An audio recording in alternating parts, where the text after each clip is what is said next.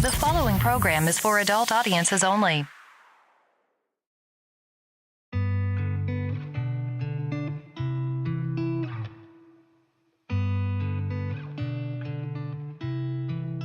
She said I won't be back in a while, don't wait. Already packed her bags, called a cab, made space. And she said I won't answer if you call me when you're lonely. I guess I let her go, never mind, it's too late. But I can't believe I let you slip. I think about it 7 days a week and this just can't be how it's supposed to end. And maybe time will make you fade, but I don't know if I'm ready to just let you go away like my friends think I should. Cause what if I just wanna be with you? I don't know what the hell I'm gonna do, but honestly I can't remember if you love me, or maybe I'm just feeling lonely, I don't know. Just let her go. She got herself a guy, and he's good, no he's great. Everything she wanted packed behind the pretty face. But I kinda hope he breaks her heart into little pieces and let me pick them all back up and put them back together. But I can't believe I let you slip. I think about it 7 days a week and this just can't be how it's supposed to end up.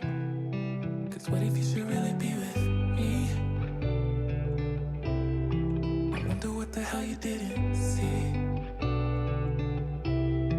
But honestly I can't remember if I loved you, but it feels like I did when I think about you now.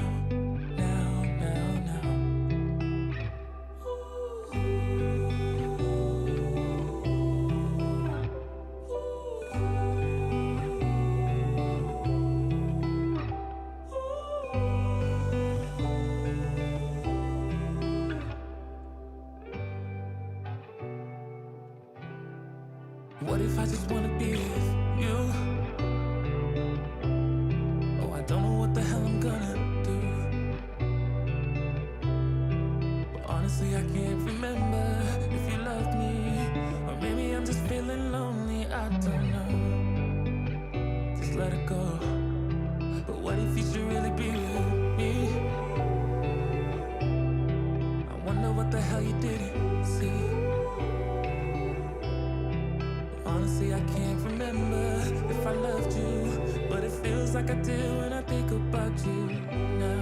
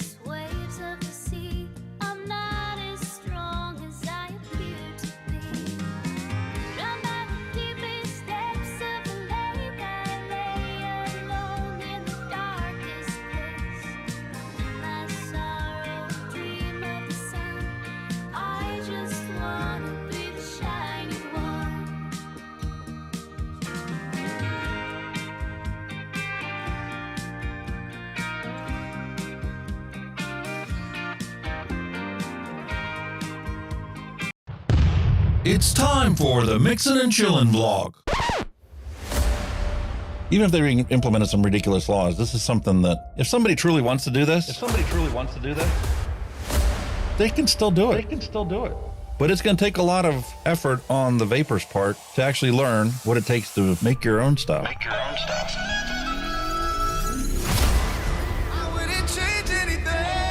I don't know what the heck happened to the last hour of my life, but it certainly wasn't streamed on YouTube like I thought it was. Restrictive policies block progress towards smoke-free world. Many people incorrectly think that very little nicotine content cigarettes are less carcinogenic than current cigarettes.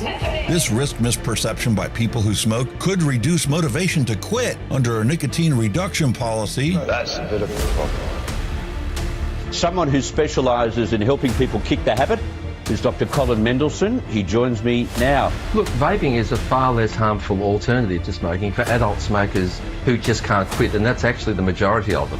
The road to quitting smoking is paved with candy. Double chocolate clear from TFA. Published in the Vaping Post, we have long-term study. Vaping increases odds of quitting heavy smoking. This is Kenny Thompson, the Vaping Heed. He's got a YouTube channel. He's been on here a lot longer than I have. I'm not going to stop until this is legal and available for everyone. You know, I cover things from all around the globe, but that's because science has no boundary. I mean, you know, the FDA and everything would know that vaping is safer than smoking, but they'll have the pressure off the tobacco companies or the states that are on the MSA and all that. It's just a financial thing, and unfortunately that takes precedence against everything. And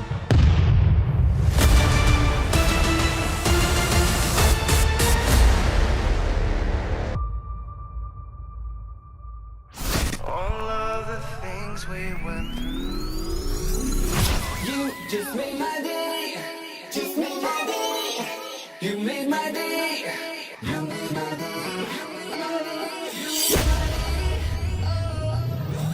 Grab your juice, grab your vape. It's time to get this party started. It's time for the Mixin and Chillin vlog.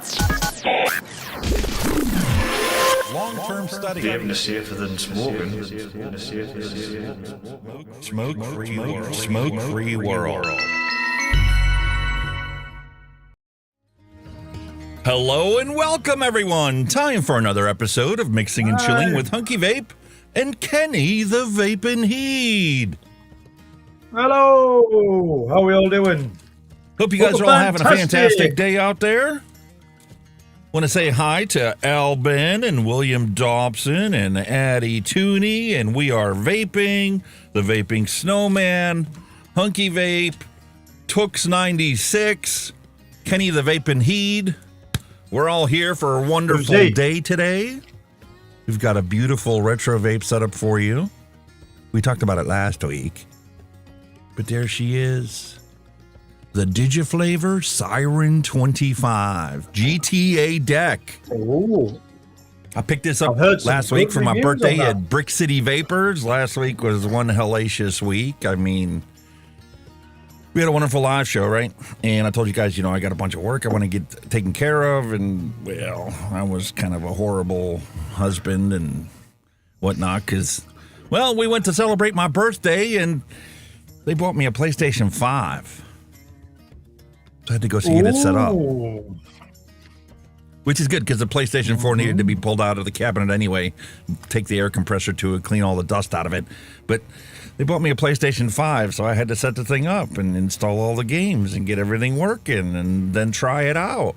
As you do. As you do. Of course. So I spent all of last Thursday playing with the PlayStation 5. And then I got, you know, Ghost Recon Wildlands installed on there and started working my way through the missions. And, well, that there went the maintenance on the vehicles, and then the weather turned to crap, and we got snow last night. I mean, it's melting, but we had almost an inch of snow on the ground. It's crazy. Yeah, I mean, here we are the second half of March, and, well, there's snow outside. It was absolutely nuts, isn't it? Yeah. Pam Spraggins, hello and welcome to the stream. And as you guys can see, I got my new microphone set up, the RE20. And I've got the old microphone still there, just in case, this thing didn't quite work out the way it's supposed to. Kenny's having some static on his end, but I mean, the workaround I had to do to get it to go to him and be recorded in here. I set it up in OBS and, everything's working fantastic in OBS. I recorded myself. I listened to the playback. I'm like, oh, that sounds really good. Sounds a lot more natural than the other microphone. And then Kenny comes on. He's like, hey, man, I'm hearing some static every time you talk. I'm like, yeah, I know. I could see the meters bouncing around. Why Wavelink is picking up static when OBS isn't? I don't know. Mallery Gates has commented that there is a buzz happening. Oh, so she hears the buzz Are too. you hearing it? Can you hear it on the stream, people? That, whenever I talk, they would hear it, as opposed to not hearing it otherwise. I also did notice during our recording last week, see, I've got these inline microphone preamps, right? And they're called mic activators because when you get these old dynamic microphones, they require a lot of boosting, a lot of power, right? And the preamps inside these consumer-grade electronics just aren't enough to drive them. So I noticed it the other day, and I'm like, every time I touched the microphone, I would get all kinds of noise in the line. So if that's still an issue, I don't know. I bought 3 different brands of them. New pet. New pet. Oh yes, an uninvited pet will grow new pet. But after your intro, I'll show you the uninvited pet. I will show you it. No, go ahead, mate. I want to see this. What's this new pet? Oh, it's not wanted. It's on my phone, mine, so you'll have to hope it's up. Are you ready for this? That little fecker on the wall. Nice. See that little... It is a rat. We've got a rat running around in our yard. I was going off it. And he perched himself up on that wall and was going, yoo-hoo, come get me. I'm going to purchase a shotgun. I don't blame you. I said, you little peck, because the dog was going nuts the other day in the garden. It was going off it. And I thought, what's the matter with him? And now I know he's been chasing rats. He's been chasing rats. And while we're on the subject of automobiles, you're going to have to get yourself a cat, mate. No. I'm allergic to them. There's loads of alley cats. There's loads of alley cats out there, and they've all disappeared. I'll tell you what else, when you talk about automobiles. Yeah. Have you ever seen a fucking bolt like that? What a bastard. Yeah. It's a Torx key. Yeah. Torx bit. bit. See how many notches is in it? Yeah. Well, that is a specialised key for Audi because I was going to do the gearbox mount yesterday, and then when I looked at that, I went, how the fuck am I going to get that out without a special key? Did you find the key yet? You have to buy it. Nope. Know how much it is? For one little key that you actually put in your socket set? 50 quid. I went, what? You can't get some Chinese key knockoff on Amazon? It's a specialist size. It's just like the Ford. You know when you do the brake calipers on a Ford? It's a special 7mm Allen key. It's a special Ford 7mm Allen key. Can't get many. It's the same with Audi with all them Torx keys. They're all for them. You've got to buy them. I thought you can get decked. So it's going in the garage tomorrow. I'm paying a nice little gentleman to go and do it for us. That's horrible, dude. And when he does that, while he's doing that, his garage is located next to a nice beach. So I'm going to rag my camera off my stand. I'm going to charge my battery up, and I'm going to take my camera down and a bit play with it on the beach. There you go. That's before or after you go buy your new pellet rifle to take care of your little visiting mouse? Oh, long before. I'll probably get a hammer for that. Hello, Just Smile and Mallery Gates. Mallery Gates sent me a whole bunch of dad jokes. Matter of fact, I didn't even download the ones from last night and today.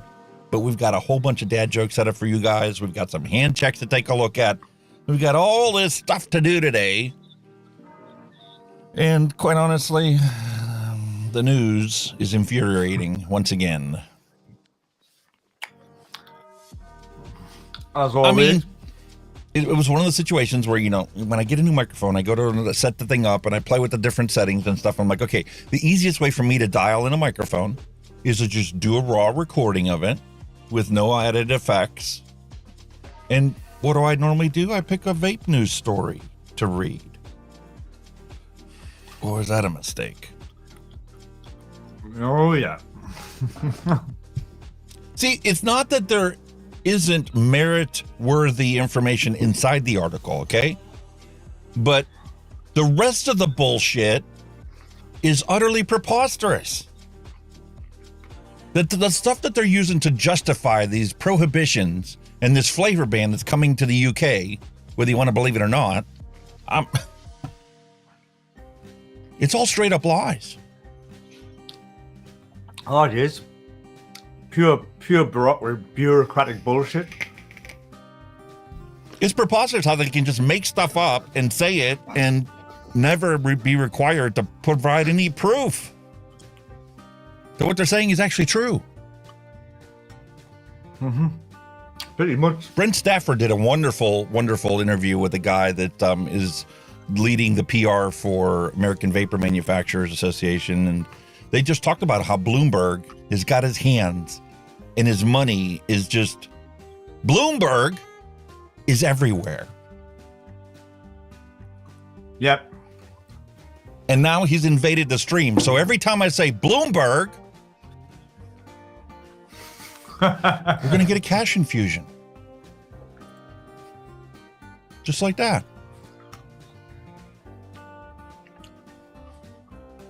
It's ridiculous. Did you try the Eco Nano? No. What's the Eco Nano? And what's your favorite pod for Saltnik? Well, right now, my favorite pod for Saltnik is this X-Slim SQ. And right now, I'm evaluating this new pod that they come out with. If you take a look at my other videos, I've said numerous times that the X-Slim is the best pro pod of 2023. Here we are, 2024. Now they've upped it once again. Bigger battery, more stylish appearance, lovely display on the front, and child-resistant certified pods that have a rubberized top fill system. I love the thing. Nick's already uploaded the review video for it, so go check out Grim Green's video for the X-Slim SQ. But I totally love this thing. Fantastic flavor. Looks very nice, sir. Delicious. The Who is getting community noted constantly. And I love the fact that, you know, us advocates are out there saying, yeah, hey, man, when you get community noted, are you running a contest right now to see which one of your branches of the Who gets the most community notes for the social media posts? Well-deserved scrutiny. Arseholes, man. The arseholes. Yes. Arseholes. And they're getting a boatload of you know cash. What it is? They're not arseholes just across the board with nicotine and vaping. With all the current wars and crap that's going on, where are they there? Not even involved in any of that either. And they don't even, you know, none of that backing of this or going for ceasefires or whatever. They're nowhere to be seen. You just hear the odd, oh, the WHO are monitoring the situation. They're nowhere. Absolute They don't garbage. care. No, did a shite. War is money to them, innit?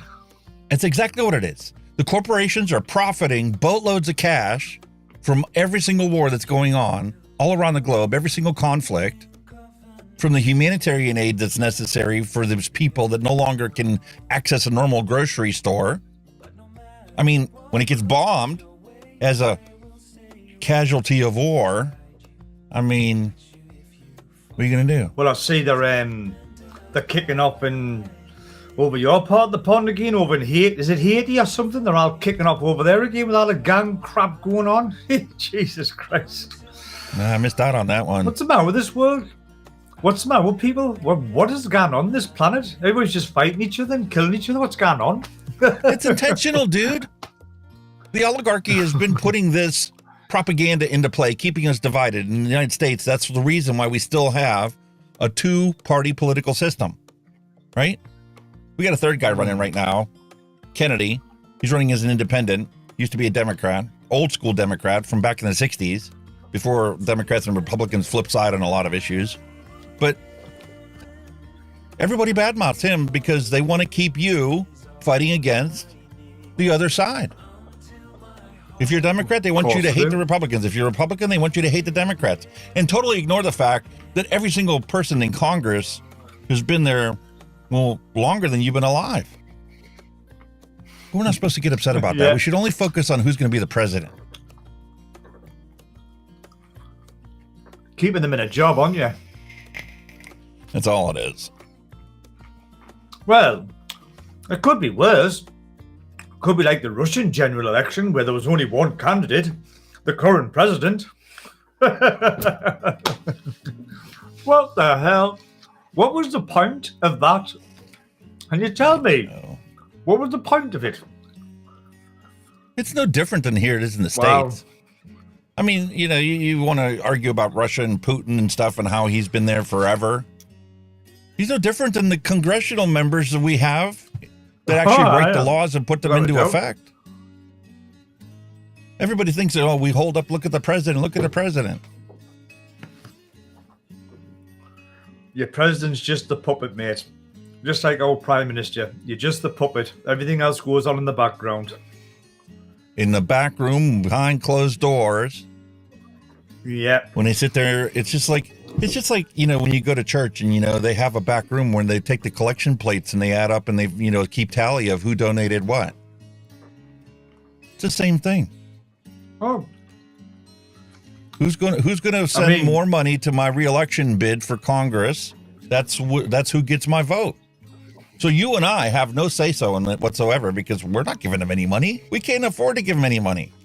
We're lucky to, you know, keep our bills paid and keep the mortgage covered and the lights on and the heat running. Exactly. We can tell the public because Putin made a statement said Russian nukes are better than the USA nukes. A nuke's a nuke, innit? Sean Lynch, I'm doing wonderful. I got a PS5 for my birthday. You shared your hand check a couple weeks back, and I saw your PS5. Well, I got one for my birthday. Yeah. He's showing up now, folks. He's showing up. I was trying to with this microphone, but it's nothing but buzz. I think it's backed by it. It's that I/O station 24C. I noticed it yesterday whenever I was using the one preamp that as soon as I touched the microphone, you know, I mean, literally just touch it, and there was all kinds of static in the audio chain. I'm like, why is there shouldn't be? It's a dynamic microphone. There's no electronics in it.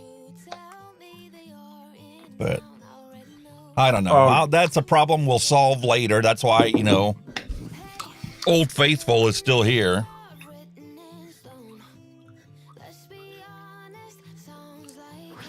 Give me working. One moment. Excuse me, one moment. I'll be right back. Well, I think that's time for us to roll the news bumper and get in to see what heck is going on around us.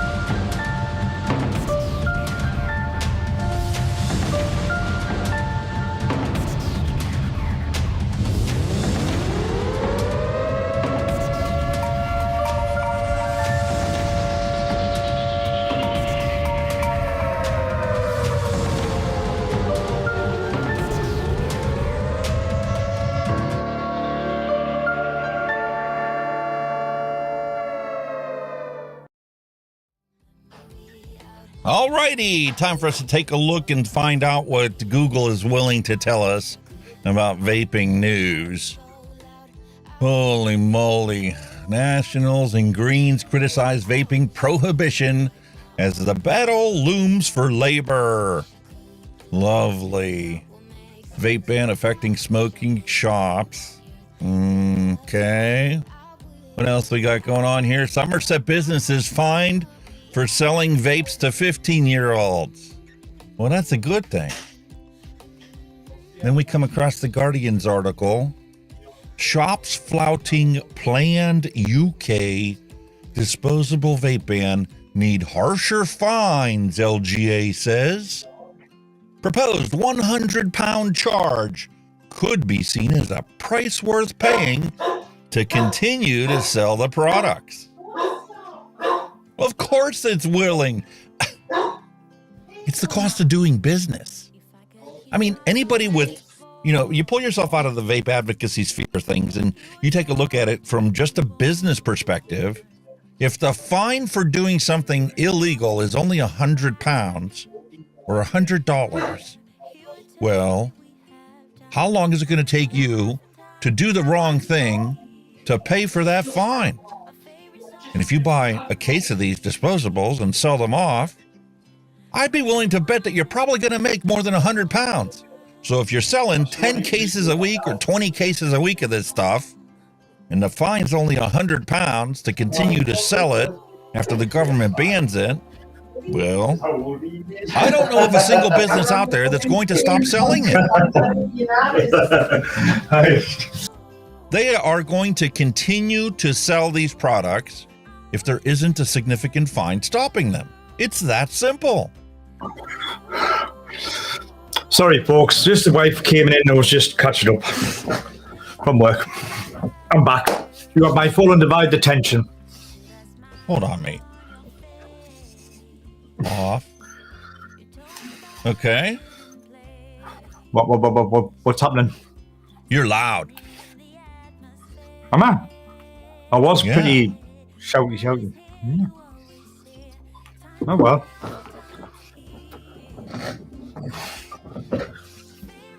Oh, wow. Hey, man, what do you think about this? Way away from there. Let's say that you're a shop owner, right? You're a corner shop owner, right? And the fine to continue selling disposables after the UK bans it is only going to be £100. Are you going to keep selling it? Well, of course I am. Why? That's a drop in the ocean, that. It's against the law, mate. It's a drop in the ocean, exactly. I just talked about how if you take a look at it as a business person and pull yourself totally out of the vape sphere of things, right? If you buy a case of this stuff and you make a profit of at least £100 on a case and you're selling 10 cases a week, are you going to stop selling if the fine's only £100? But that doesn't matter what you're selling. If you're a businessman, you could be selling cases of lager, cases of cigarettes, cases of dildos, whatever, and you'd still, you would still sell them because you got £100. There you go. I've got that in my back pocket. I'm making. It's like they don't even care. They don't want to stop it. They're just trying to do this to grandstand. Yeah. Well, this was what was mentioned last time when some of the shops were getting caught, and I think the heaviest ever fine one of them got was about £2,000, which is, even again, it's still a drop in the ocean to these people. Yeah. Nothing. So this article pissed me off because I'm taking a look at it. I'm like, firms flouting the proposed ban on disposable vapes should face harsher fines to deter unscrupulous businesses, the local government association said. First off, who the hell is this local government association? Huh? A load of shit. Never heard of them before. Is this another puppet organization somewhere, or is this a legitimate advocacy organization for the consumer shops? Well, touching on that, can I share a page? It's just like kind of that page is kind of led onto it really nicely. What I was going to show, and if you bear with it, this one here, are calling for a retail licensing scheme, right? It's a Vape UK, the part of UK VIA. They want the licensing framework in the UK vape industry to, again, the same. It's to get rid of the rogue traders and all this kind of stuff. And what they're saying, that's kind of where they're going for. Want to create a sustainable and viable funding base for enforcement and inspection functions relating to the vape sector. Want to foster a more responsible and accountable sector by tackling key concerns and challenges such as youth access and illicit product sales. To better enable regulators and trading standards to enforce existing and future legislation proactively, and to reinstate trust in the legitimate, I can never say that word, vape sector, to enable vaping to fulfill its full potential and helping the UK hit its smoke-free 2023 ambition. Now, the thing that kind of concerns us a little bit is, if I can just, where was it? They're talking about they're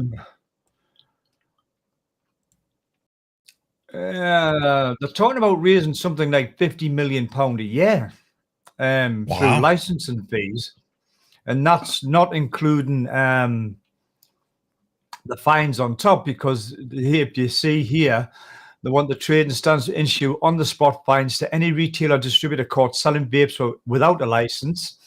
The fines will be more punitive than they currently are, with the highest fine for retailers proposed. The proposing fines up to 10k, which it's great. It's saying, you know, they're basically trying to like kill off the black market, so to speak, but you know, you'll never ever do that. You know, it just no, they're not really killing the black market. They're killing the legitimate market. Yeah. But it says like what's expected from this framework, and this paragraph here, it says this can only be achieved by proper enforcement rather than prohibition. The revenue generated from licensing fees alone, not including fines, will deliver upwards of £50 million each year to trading standards officials, so they can get tough on retailers guilty of underage and illicit vape sales. Now, this is the thing that worries me, right? Say this does happen, right?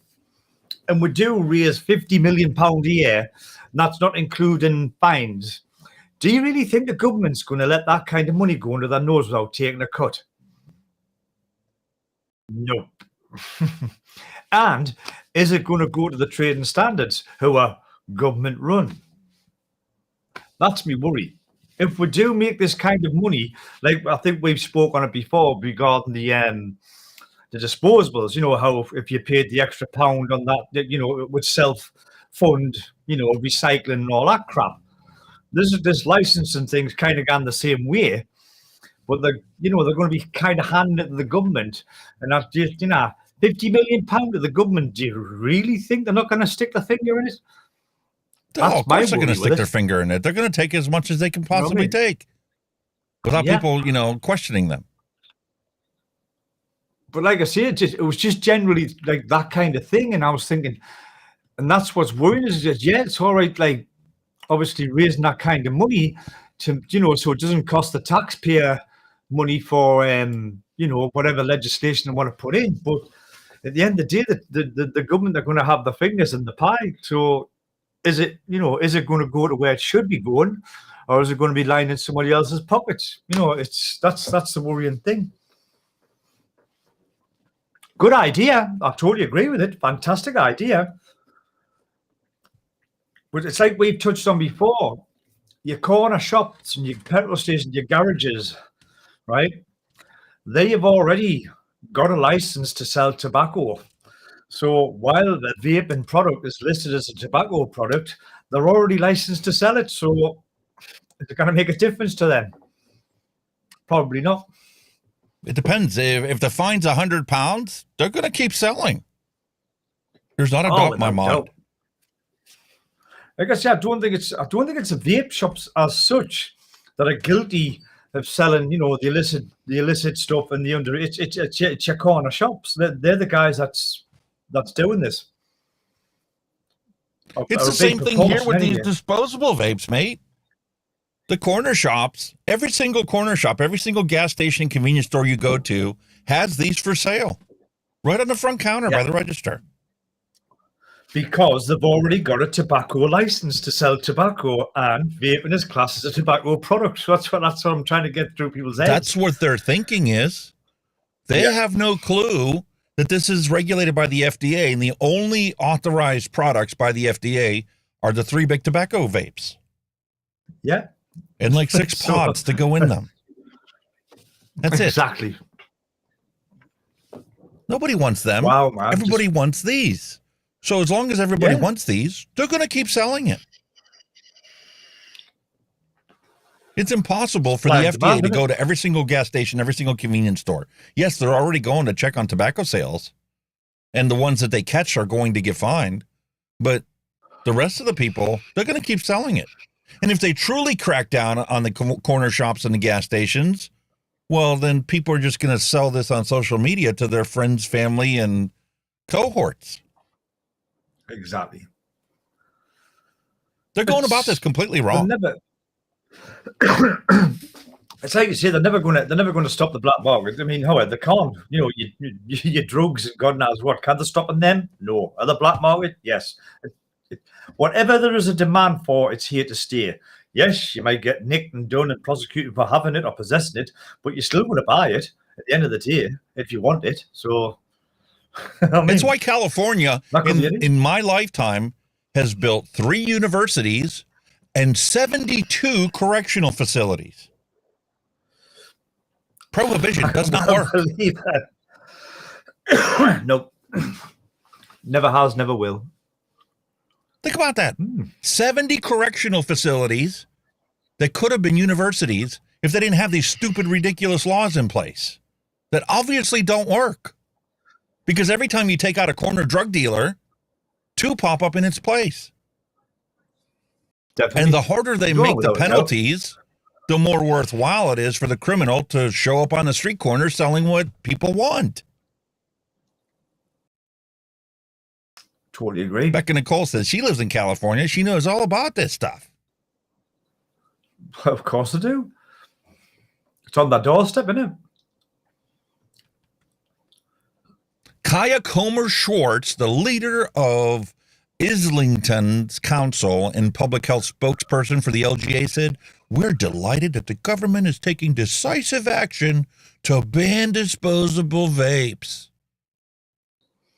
Now, here's something that I've started doing, and I'm going to consistently do this from this point forward. Matter of fact, I'm going to go into Chrome and I'm going to add a little plug-in in there that's automatically going to change the word vapes to smoking cessation product.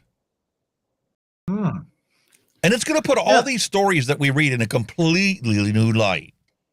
Because how ridiculous does it sound to say, we're delighted that the government is taking decisive action to ban smoking cessation products. We don't want people to quit smoking. However, proposed penalties will be a drop in the ocean to a minority of unscrupulous businesses looking to make a quick buck after they ban people quitting smoking. Because they can take that hit, because the amount of profit they're making, that's across anything. The amount of profit you make, and you can take that hit. Look at the drug smugglers. You know, the deliberately sell decoy shipments to other places, say £1 million worth of drugs, while they're going to ship £3 million worth of drugs on another coast, so they can take the hit because they're making the money. That's how it works. See with anything. But why does it have to be all about how much money can the government rake in from throwing people in jail? When are we actually going to actually come up with solutions that actually solve the problem instead of masking the problem by doing things that make us feel better, but actually make the problem worse? Well, it's not, because, like I say, I don't know if it's the same in your country, but over here, our prisons are all overcrowded. We've got serious overcrowding problems. They are here too, mate. That's the reason why they built all those new penitentiaries. They keep filling them up. They're not building here. And California even has wonderful programs where they take people that are in jail for minor offenses, nonviolent crimes and stuff. And guess what they do? They don't pay for wildfire firefighting in California.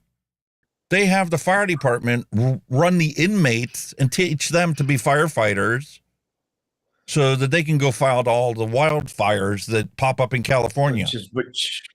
Which is a good thing in my eyes, because I think that's the solution they're trying to come over here. But obviously they're not trained. They're trying to release people or release prisoners, you know, like the petty criminals or lesser crimes. They're trying to get them out earlier, but they're just going out reoffending and then straight back in. So it's just a vicious circle. I think they never abolished slavery in the United States. They just legalized it in a different way. Probably, yeah. Yeah. So all the lowlifes in society, think about yourself like a Bloomberg, okay?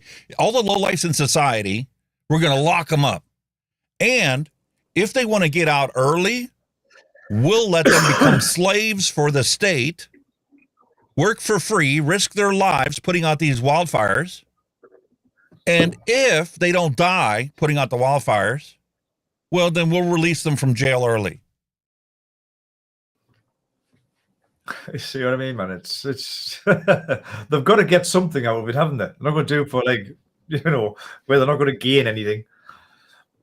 Yeah. All they did in the United States is they banned slavery for individuals to own other people, but the state can own you and can labor you to death. Well, I think you're owned anyway by all governments. You're just a number, aren't you? You're just a pawn in the game, aren't you? They all own you at the end of the day. Yeah. But I mean, I do get where this article is coming from. All right. Councils can hand out larger penalties for other offenses, right? We're going to compare the penalty for vaping is going to be 100 pounds. They can get fined 500 pounds for littering.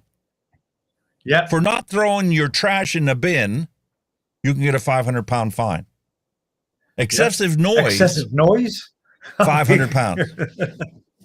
Yeah. 200 pounds for not posting no smoking signs. Up to 150 pounds for unauthorized distribution of free leaflets on public land. What? It's fucking, honestly, it's head scratching, isn't it? You're like, hang on. So them are probably what minor, say, public order offences, would you say? And yet selling a vape to an underage person, £100. It's not the crime of the century, is it? What the fuck? Because they know that it's not actually going to hurt anybody. And you would rather have them pick this up than pick up a pack of fags. Well, no, but they're kind of still contradicting themselves. You know what I mean? I mean, how many people do you see that get fined for hiding a cigarette butt on the ground? Because that's classed as littering. Nobody. There's nobody policing it. Nobody. It doesn't get policed. Do I need to play the video of the alley right by my wife's work that I walked down and walked back? That's right. Counted how many cigarette butts I saw along the way in just one alley in the city of Pittsburgh? Multiply that by how many alleys are in the city of Pittsburgh and how many city blocks there are. Mallery goes, God damn, can I scratch my own ass? Yeah. Well, you might get fined for it, Mallery. You might get fined. If you do it on public land. Yeah, it's probably a public indecency. Oh, God almighty. It is, man. It's so contradictive and so bullshit. I get where they're coming from. I really do. But the fact that they're banning vapes in the first place is utterly preposterous in my book. I can't get past that. Yeah. Old farts like you and I, and the older we get, the harder it's going to be for us to see things. And eventually we're going to get to a point where one day we're not going to do rebuildables anymore because we won't have the dexterity or the eyesight to do it. Nope. And if all these are banned, if all these are banned in 20 years, when we get to the point where this is the only way we can not smoke. But the ironic thing is, it's the old school generation, the older generation who are the die-hard smokers. They're the ones that them would appeal to. You know, that's... we'll ban them. All right, Vape Science. I'm in the process of trying to automate everything here, so I'm gonna automate it so that I don't have to put timestamps in. It's automatically going to record everything, and after the stream's over, I can just update the times that it actually recorded for our show. Because let's take a look at all these old school vapors. You know, they must be thinking, oh, the smokers 60s, 70s, they're gonna die in 10 years anyway. Don't worry about them. That's probably what the thinking is, man. That's exactly what they're thinking. Brian King even admitted to that. It's not a consideration in his mind. It's scary, isn't it? It's all about Scary. protecting the kids. That's all we worry about is making kids never pick one Protecting up. The kids, yeah. It's Yeah, bullshit. right. It's impossible. They told us when we were going through grade school, drugs are bad. Nancy Reagan, just say no. Just say no. And us Yeah, good we've had that up kids before. said no. And then eventually we got to a point in our life where we were drunk off of our gourd and we didn't say just no. Just say no. I double dog dare you. Okay, let me try it. Why is this illegal? Yeah. Didn't do nothing for It's me. great, yeah. But it's great. You spend how much for this stuff? What? And you risk going to jail for 5 years minimum? What's the big fuss about? Exactly. Wow, man. Honestly. Shit. What's the So here word you go. called? Here's some Man, vape science really? for you. Nicotine strength of e-liquids used by adult vapers in Great Britain. A population study from 2016 to 2024. Can you guess what adult nicotine usage was in the UK? Just throw a wild guess out there. In the last 8 years, what's happened to the nicotine usage for the people that do use vaping products? Top of my head, it's gone up. Yes. Why? I'll give you a hint. Disposables. And what strength are disposable sold in? 28 milligram. So what do you think the nicotine Super- concentrations went from 8 years ago till today? Yeah. It's like, It doesn't take a class of rocket 2%, but scientist to 20 milligram. understand what's going on. Yeah. Kenny's the antithesis of a scientist, and he knows exactly what happened. But here we have a scientific paper that was written to document that, well, people have been increasing the amount of nicotine that they're using. Actually, no, they haven't.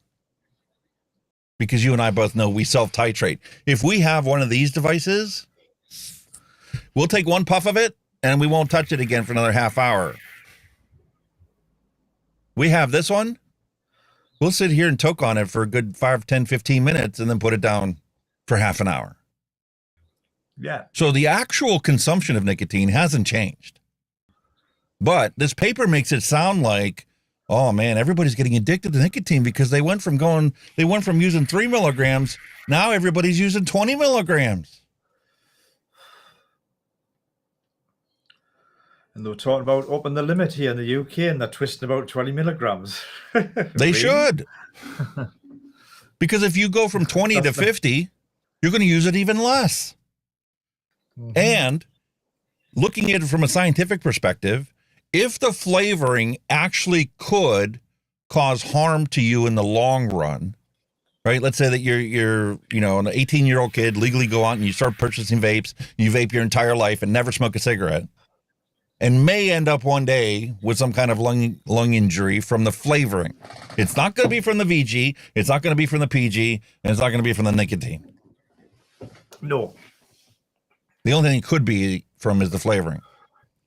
If you're using a 50 milligram, the amount of flavoring you're actually going to consume, well, you're more likely to die from smoke inhalation from the bus exhaust than you would anything in a vape. Without a doubt. Without a doubt. But these idiots keep banning things rather than creating a legal regulated market where people can choose to consume a product that's not going to hurt them.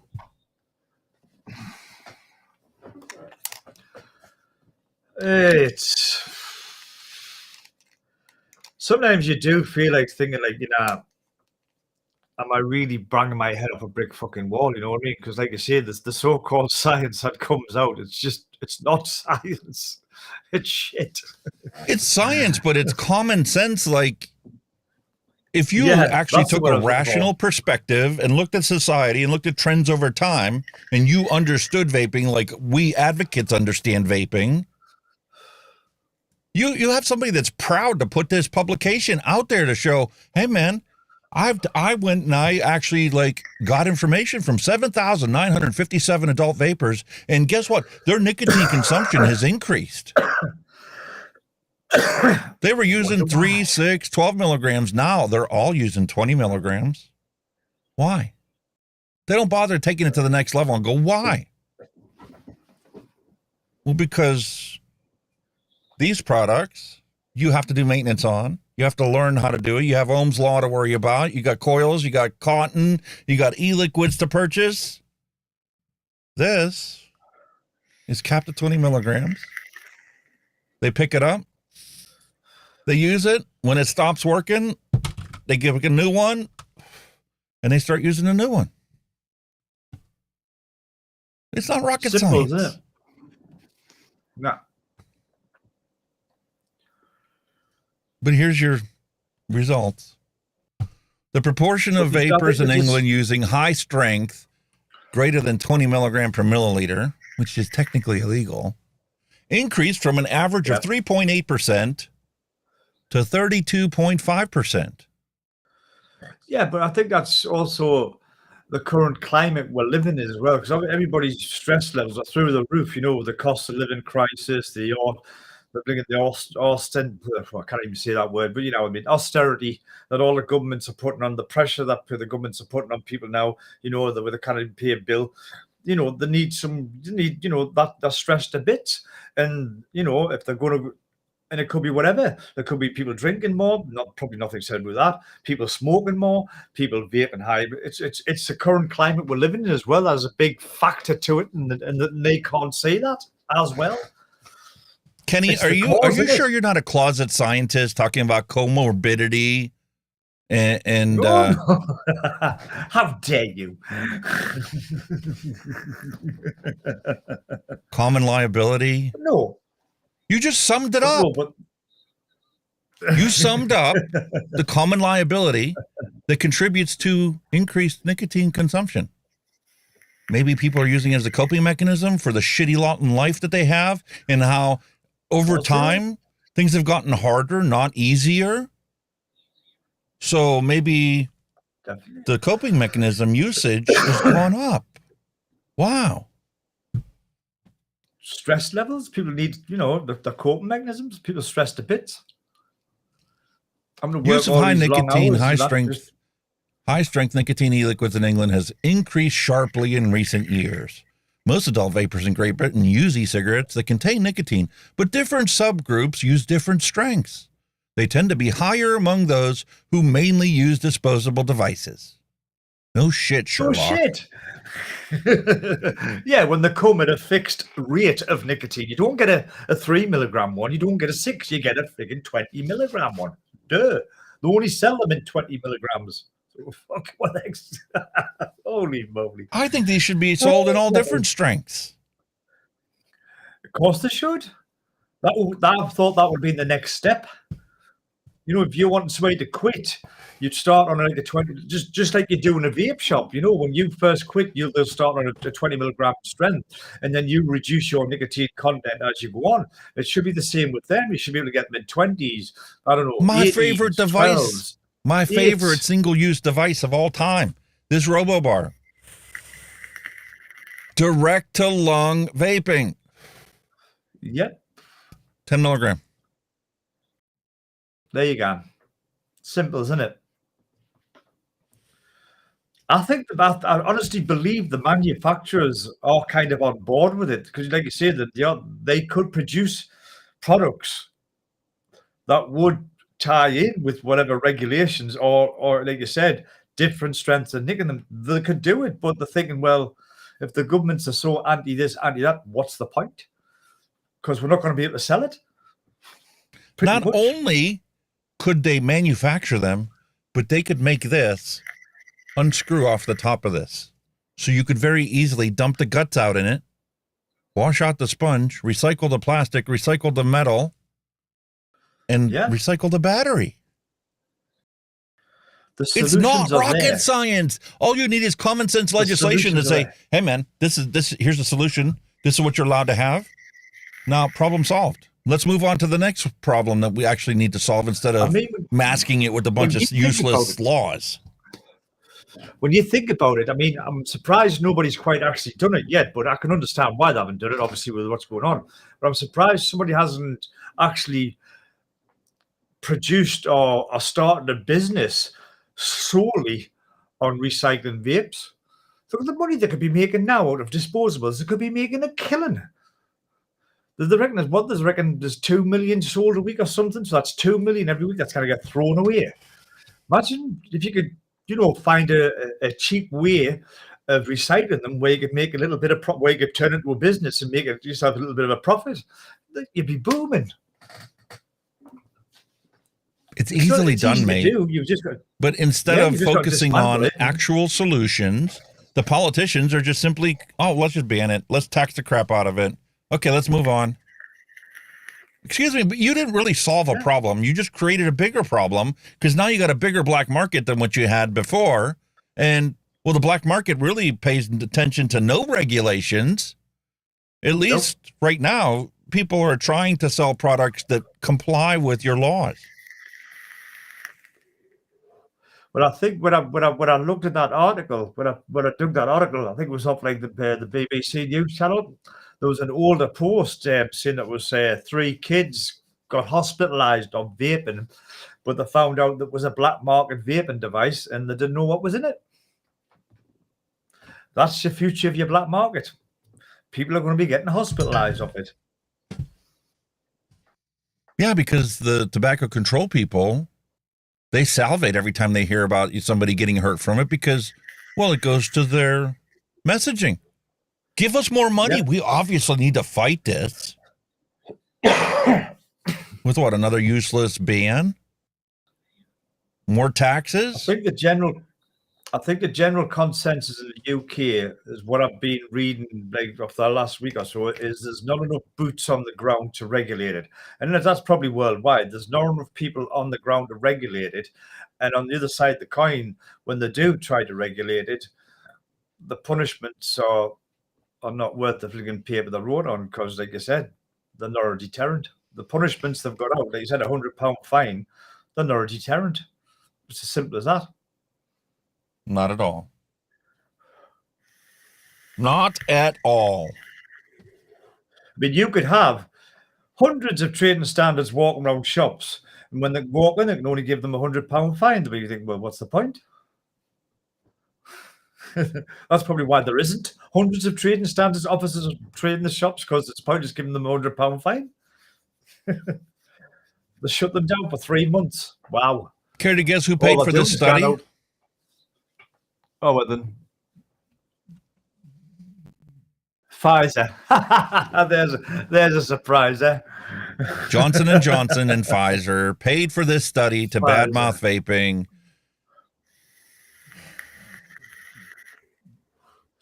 I thought it would have somebody like backing it, like that, from that kind of area, shall we say.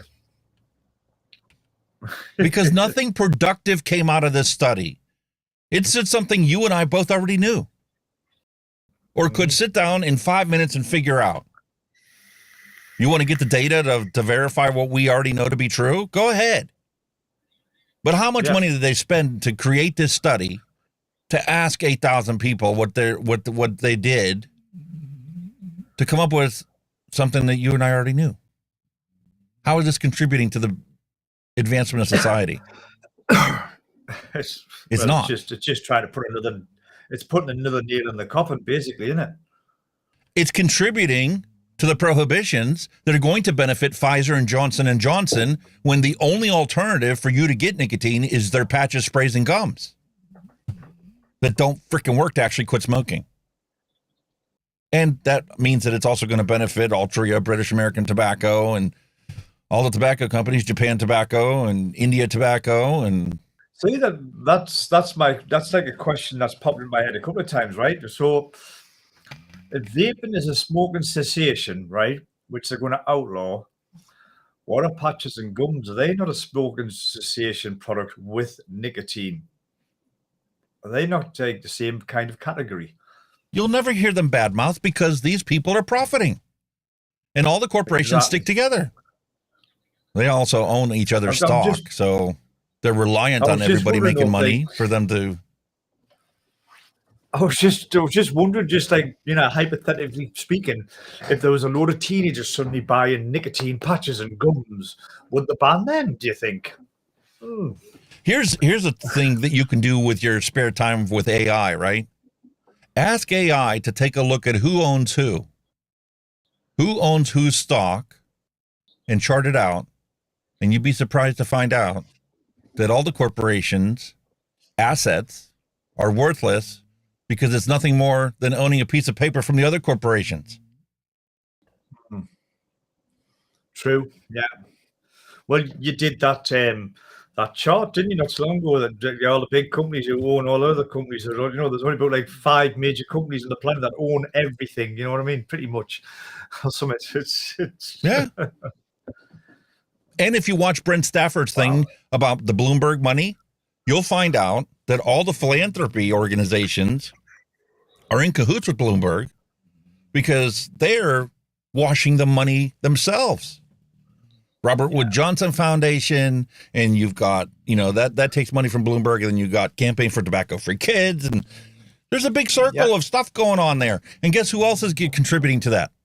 The federal government through its research studies that all come up with the same unified, useless studies, bad-mouthing it, but aren't reproducible. So it's not actually science. They're paying for junk. Well, junk in, junk out. Exactly. It's all smokes and mirrors, man. It is. So let's focus on something tangential to this topic today. Bill and Melinda Gates Foundation. Yes. Another one that washes hands with the others.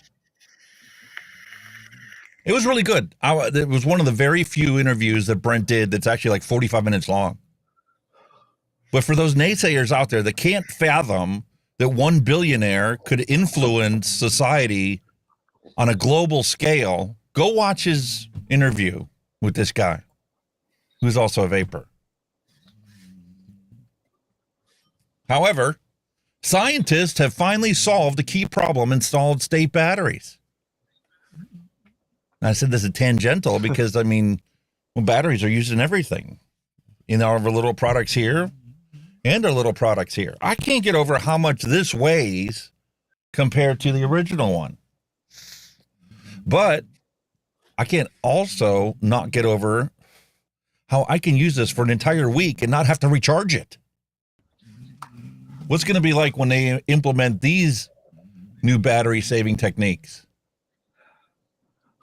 For those of you not familiar, there's a difference between a solid state battery and a lithium battery, right? You have the lithium dividing it, and then you have the lithium copolymers that blend it all together. The chemical reaction. And what ends up happening is one side of the battery gets drained continuously and never gets fully refilled. And then eventually your batteries go bad. That's why your cell phones, you know, the last generation cell phones, eventually got to the point where you had to replace the batteries. And then they passed legislation that said, you know what? The batteries cannot be removable because we need them for national security purposes, but also we don't want people wasting batteries.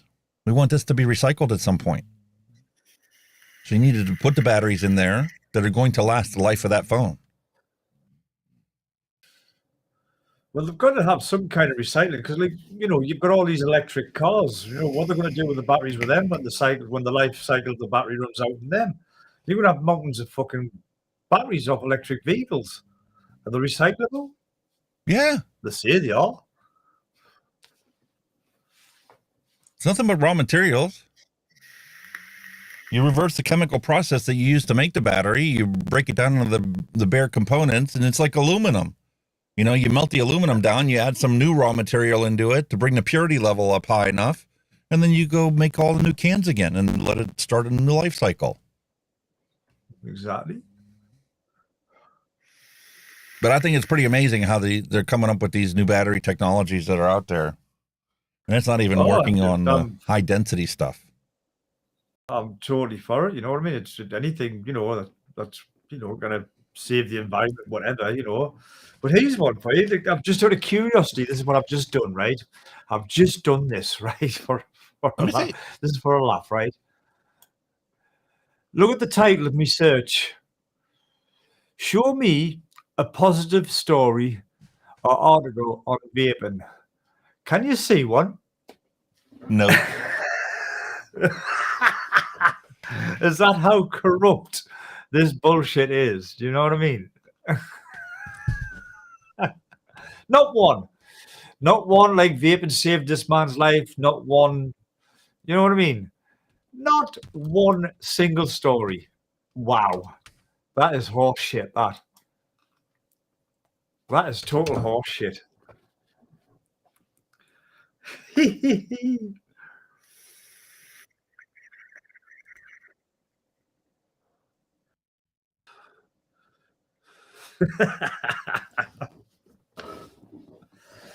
Wow.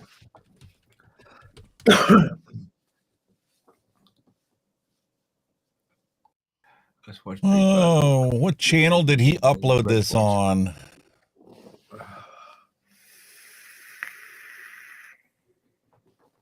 There he is. Pro vocal mixes. Let me show you something that might help. It's called Xvox, and it's by far the fastest. Narcissism and the hubris of his effort.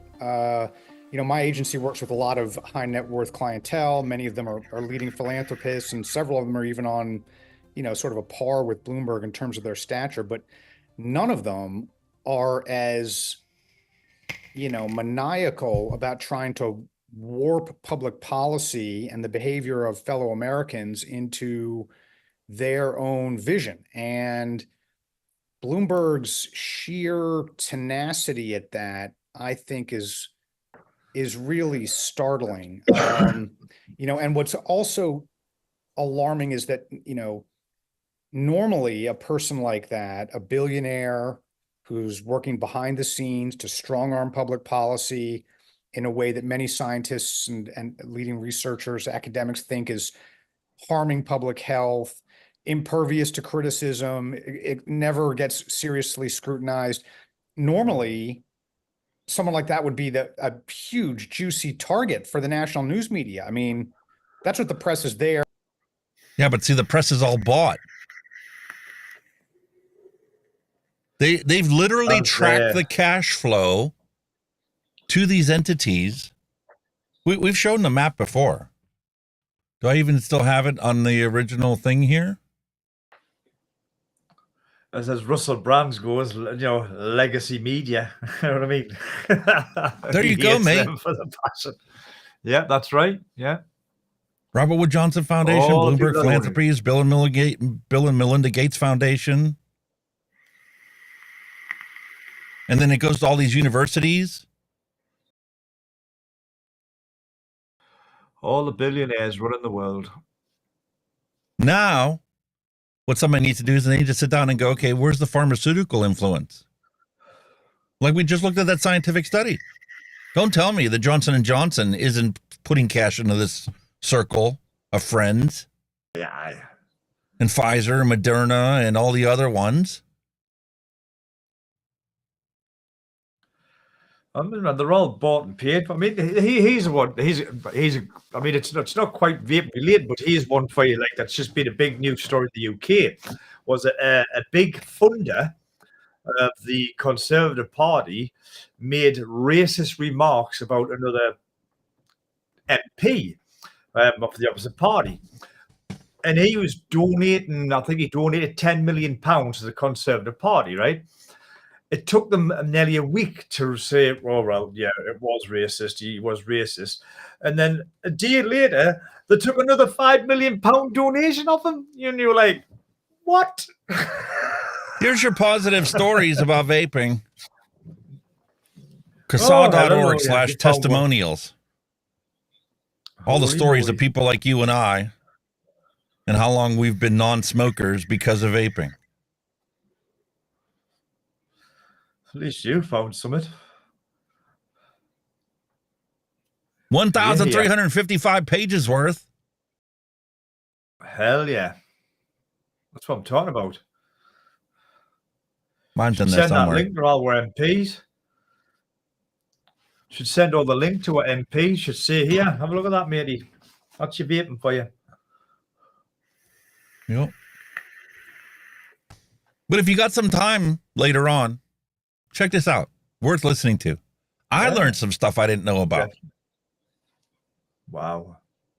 And I thought I knew a lot about him because I did my own research on a bunch of stuff. Just goes to show, you know, we're just scratching the surface, man. Us, man. You know what I mean? We are. That's it. You just don't know what else. And then when you going on find here. this information out and you reach out to journalists, they don't want to touch it. It's a third rail they will totally avoid at all costs. Yeah. Without a doubt. It's time for a flavor explosion. What do you think? Could do with a drink.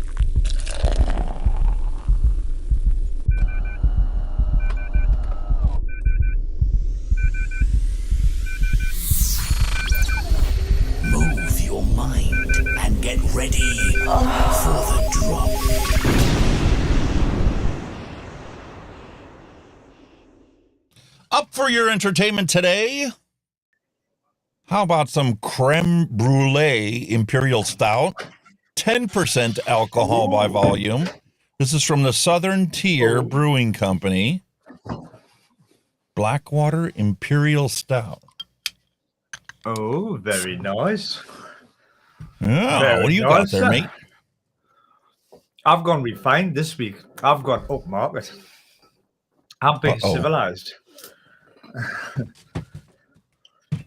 I picked up some Pacino Cabernet Sauvignon, whatever the fuck it says. Cabernet Sauvignon. A nice bottle of Italian red wine, which is actually 12% volume by bottle. And, you know, I like a bit of red, but seeing there was a deal on at the shop, I also picked up its sister, which is a Pinot Grigio, which is also 12%. And guess how much it was for them in finest English pounds? How much? 10? £7. £7. No way. For 2 bottles of wine. Yes, we. £7. 2 bottles. It's almost of like wine. they would rather us be inebriated 24/7 than bring up the hypocrisy that we find every time we actually open our eyes. Yeah.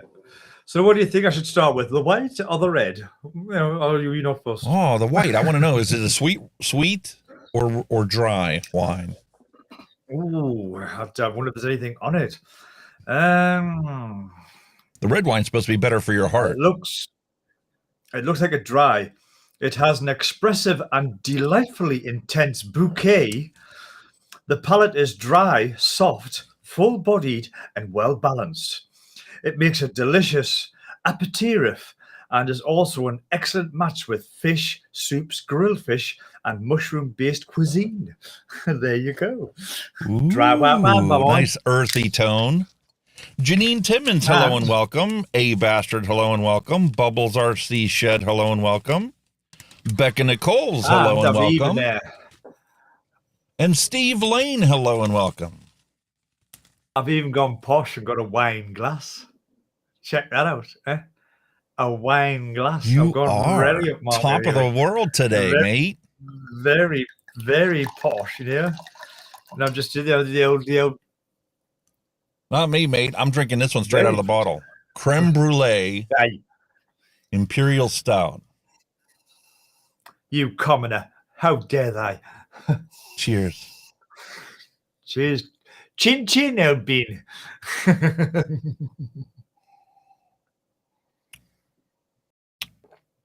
Wow. Ooh. Oh, you can tell that. Wow, you can tell that's dry.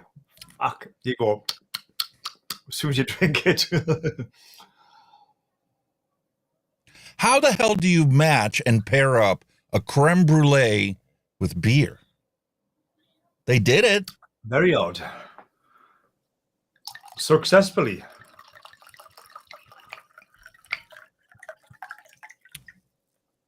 It legit tastes like I just bit into a cinnamon roll and had a bit of stout to go with it to wash it down.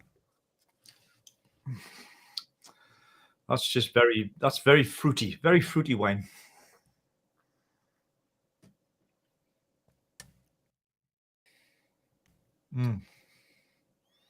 That is just so, I can't get over this. This is so bizarre.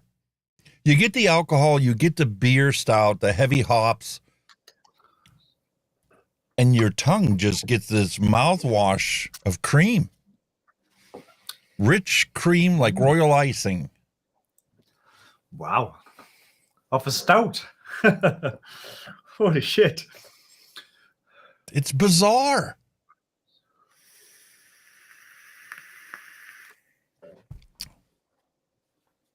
Ooh. My goodness, I forgot to put the chat overlay on today. Hope we didn't get any copyright claims and nobody's going to have their chats on featured on the stream. Oh, can't be having that, my friend. Don't forget, get your hand checks in. I didn't see anything on Facebook today. Oh, yeah, guys and girls, how I get them in. Like to see what you're William doing on or whatever. Let me reload the page again. I did grab, oh, there's Williams. I did grab Vaping Bix post that he put on last week that we missed. Oh, yes. Very good, very good, very good. What's that? There you go. Testimonials. Nice one. Yeah, that was one I pulled up earlier. Yeah. Put the music back on. Awesome, man. Awesome. Awesome. Thank you very much, Mallery. As always. Fantastic. I don't know what this glitchy stuff still. The audio thing I can write off as a ground loop because I have the new interface plugged into a different outlet than the USB connection. So I need to move that plug over to there, get behind crawl into the corner of my desk, and that'll probably fix that issue there, the static electricity issue. But what's this glitchy stuff going on with their camera? I don't understand that. Odd. Tell you, man, updates are absolutely nightmare, man. Yeah, I was just telling Kenny before the stream, OBS did an update. They're finally on 30.1 now. Voice Meter Potato came out with an update, which is actually a good thing because now people can more easily understand how to route their audio in. The top part of the thing hasn't changed. You know, you have A1 through A5, then you got B1, B2, B3. The top where the input is still called voice meter, VAIO, aux, and VAIO 3. But the output for that column is now called B1, B2, B3 output to match up with A1 through A5. So now that people have that naming convention, they can understand 3 inputs, 3 outputs. If you don't connect them, they're 6 separate ins and outs. Oh, bloody tight. Yeah, so you don't need a chart like I created so that, somebody can hook up all their audio stuff and not have a loop. You'd be surprised, mate. You'd be surprised. No Bloomberg loving cash this. needed. But if I say Bloomberg, didn't work. Oh, How about red alert? God damn it. It's gone off. It's gone on strike. It's had enough. Trying again. It's had enough, mate. Hey, we got it. So now when you see a barcode, that's what you got to type in. Exclamation point, red alert, and we'll get notified right away that something's wrong. It's enabled for everybody. Red alert. It's no fireworks or anything, Oh, fancy like that yet, but we're getting there. Yeah, it's technology for you, mate. You've got to keep up with it. I'll try. Bloomberg. Hey! Andrew Can it hear Cuomo. me? Vaping is better than smoking. Can it hear me? So if I shouted Bloomberg, would it not come up? That's pretty good. It's my camera. But now that I got everything, fundamentally set up, and I've got all the commands made, and I have all the integrations in OBS, now I can enable those commands inside of chat, so anybody can type in exclamation point Bloomberg, and cash will fall. Cool. Cash will fall from the sky. Absolutely awesome. But it's not falling into my pocket. That's the problem.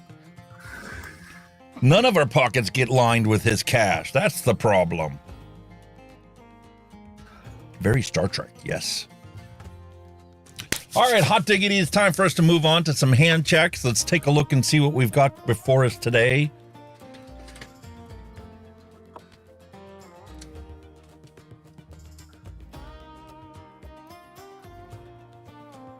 I don't think I have that one enabled. Do I? I didn't see it. Windows loaded before. Come on. Hand checks. Open. Please. There we go.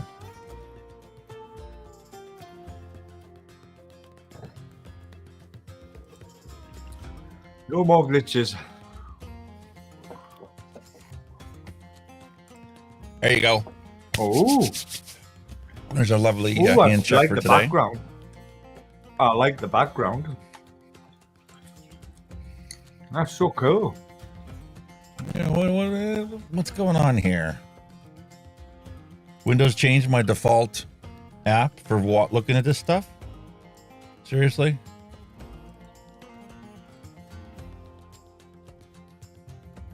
Bloody Windows again, man. Hopeless. I don't want to edit it in Paint. I didn't make Paint the default app. Dear. So frustrating.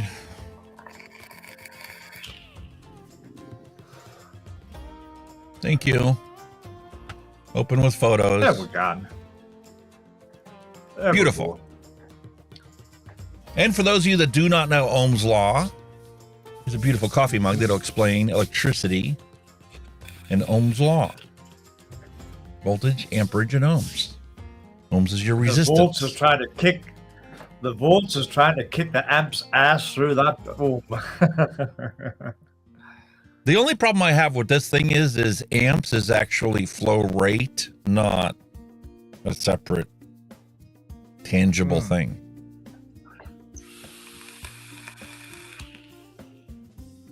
Nice one though. Because I like it though. It's actually the speed of volt, not a separate character. Yeah. Here you go. Oh. There's some coil porn for you. Them are cool, very cool spaced coils, aren't they? Simple round wire space coil. Bet that gives out some banging flavor as well. I wanted to stop vaping, but then, you know what? I remembered that the owner of the vape shop has a family to feed too. Exactly. Hell yeah. Look at that. I told you guys, the aesthetics on this have gotten so nice. I mean, it's regal. I wonder if you can get them in the UK. I've never seen them though here in the UK. Yes. Yes, it won't be the child-resistant compliant pods. You'll have the V2 pod. But yeah, they sell the X-Slim SQ Pro. Plus there'll be the 2 mil pods as well, I take it, with it being the old all the pods are TPD 2 mil compliant. Yeah. Their pods are all 2 mil. Because it's meant for salt, Nick. Nice looking things. They're absolutely Sure are. lovely, they're nice looking things. When I get mad at you, you never fight back. How do you control your anger? I rub the toilet bowl. How does that help? I use your vape cotton and then put it back in the bag.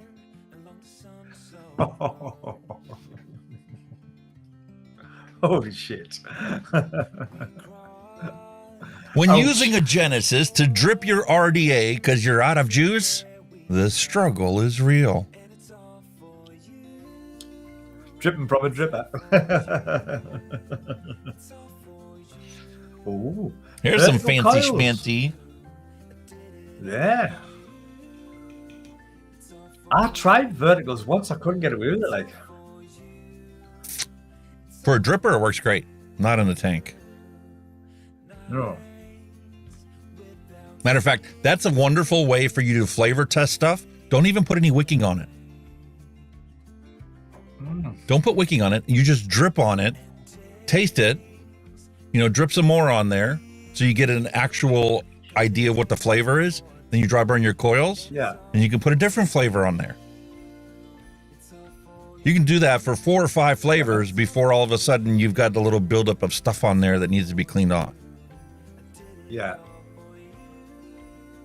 Very But nice. you can get all kinds of fancy stuff in there. There's some nice builds on that. I wonder what deck that is. I'm trying to figure out what deck it is. I don't know. Something I've never seen. Look at that one, man.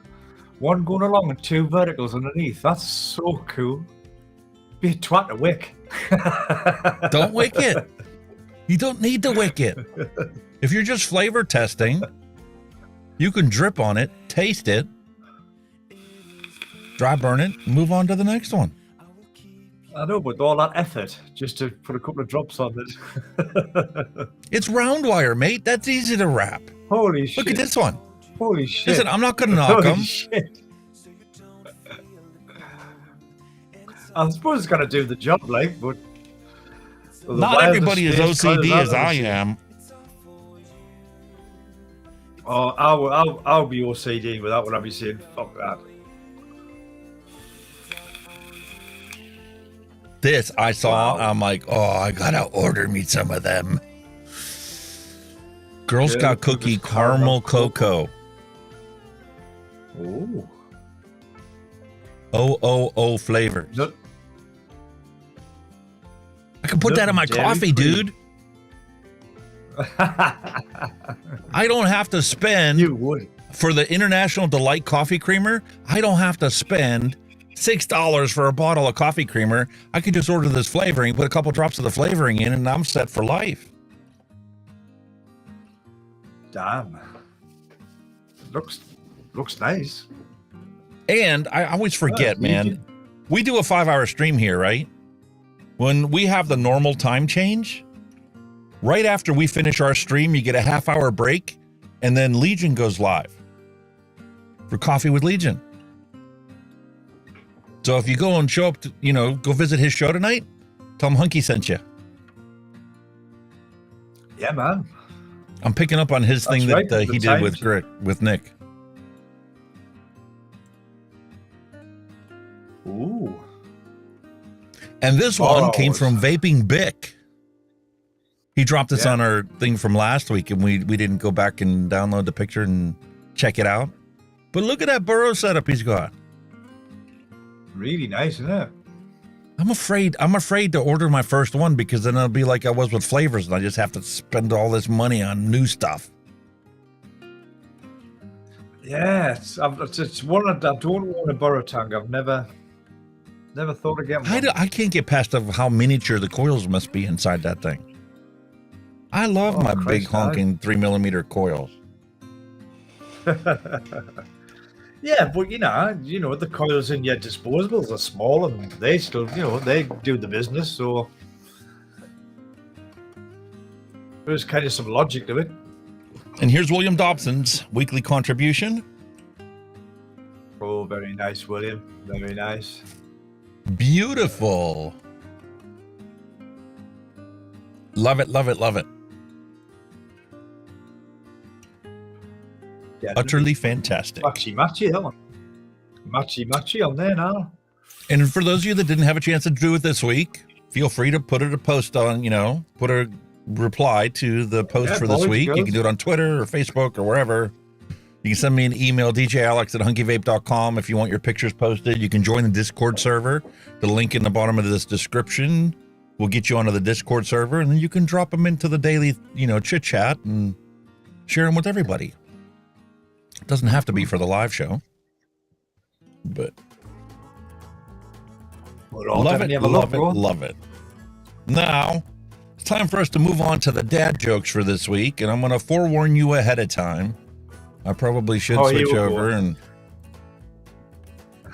let's put up our privacy policy notification for those of you that aren't aware. When you do send something to the channel, there is no privacy. It will get published and everybody will know about it.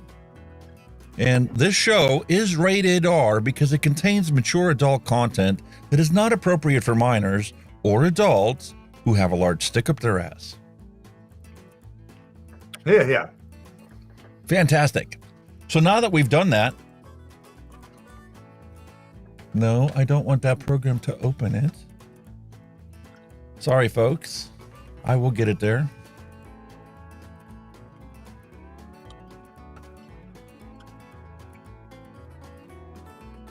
We now return you to the conclusion of the Hunky Vape show and the beginning of the dad joke segment, where we always try to impart a little bit of knowledge with our crude and sometimes rude dad jokes. Crude and rude, where did you get that from? I don't know. And if you see something you don't like, you can thank Mallery Gates for it, because she's been sending me this stuff for a week. And thank goodness she did, because after the week I had, my brother-in-law passing away, and my shenanigans on my birthday, and trying to get this microphone working, I've got nothing else accomplished. So we almost didn't have a dad joke section this week. However, a little bit of information for you. If you don't have the proper size tools, you either have Imperial or you have metric and don't have the other one, well, now you can use this chart to understand the cross compatibility between metric and Imperial. I told you week before last, about the 5/8 being 16 millimeters. I was changing the transmission cooling lines out. Well, there is a simple maths conversion, the times are divided by 25.4. Get a size. You know what? That does make sense. It's an actual 2.5 centimeters per inch. Yeah. We use that formula. 25 millimeters per inch. Yeah. It's like 25.4 if you want to be exact as an engineering. As a machinist, you need it to be. However, I do think that this is appropriate regardless of what country you live in. It's time to flush them all down the drain and start anew. Without a doubt. Without a doubt. How many of you know what this is?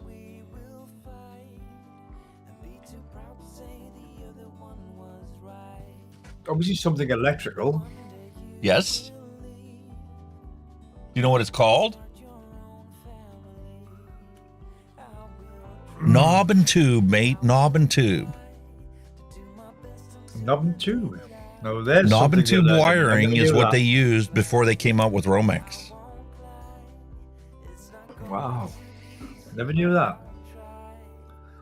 I was gonna say, like, just logically, it's a connector of some kind, and it'll have a name.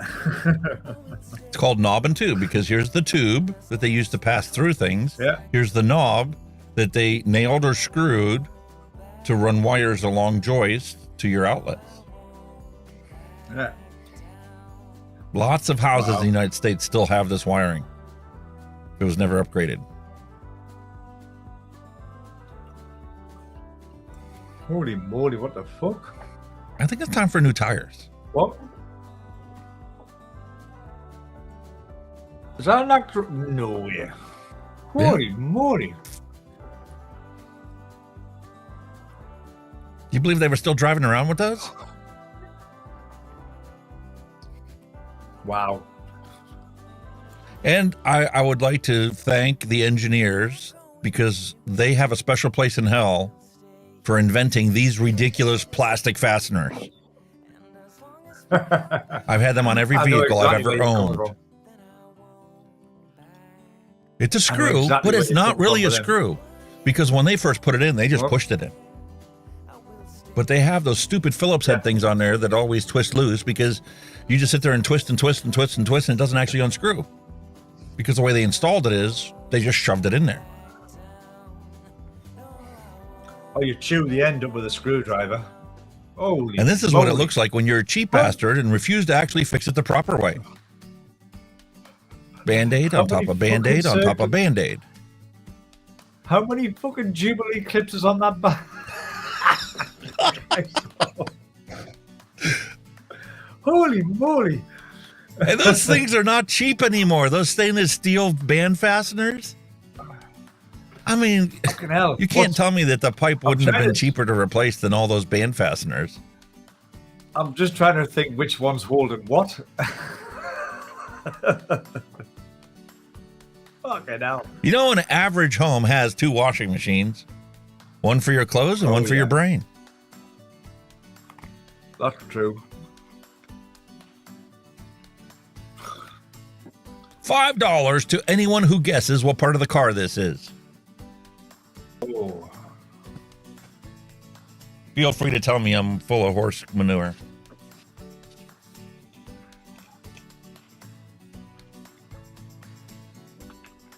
That revolves. What's something going up?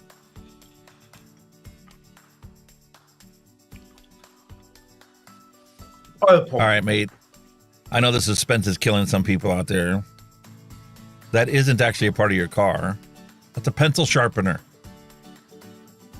Get away the fuck. That's a pencil sharpener. It kind of looks like a turbo, a set of blowers for a turbo, though.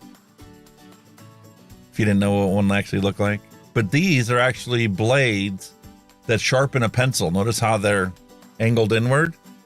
You put your pencil in the end here, and this grinds away the pencil to sharpen it. It looks savage. It looks like it's going to mash your pencil to death, not sharpen it. Jesus Christ. These are blades. Isn't it? Those are actually blades that'll shave the wood and the lead.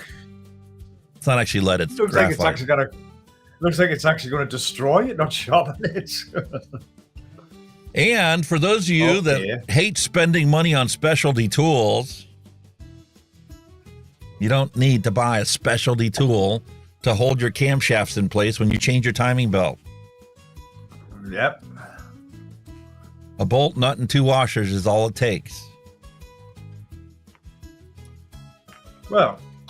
And since I just saved you $150, please feel free to hit the thank you button below and, you know, send $5 my way. So I can come up with more content. And the ones that's got the holes with the pins in, you can get a good old Phillips screwdriver that'll fit and do the same job. Straight in and lock it up.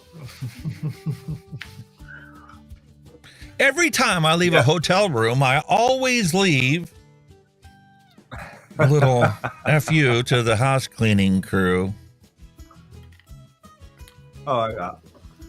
That's brilliant. I might have to do that one day. And a little piece of information from Jordan Peterson. You're going to pay a price for every bloody thing you do and everything that you don't do. You don't get to choose to not pay a price. You get to choose which poison you're going to take and when you're going to take it. And that's about it.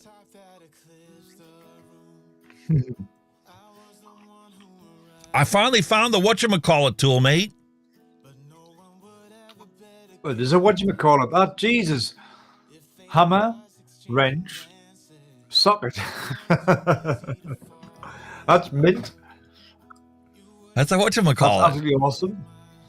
It's a thingamajig. It's a thingamajig. A thingamajig. Now, please do not worry so much, because in the end, none of us have very long to live on this beautiful earth of ours.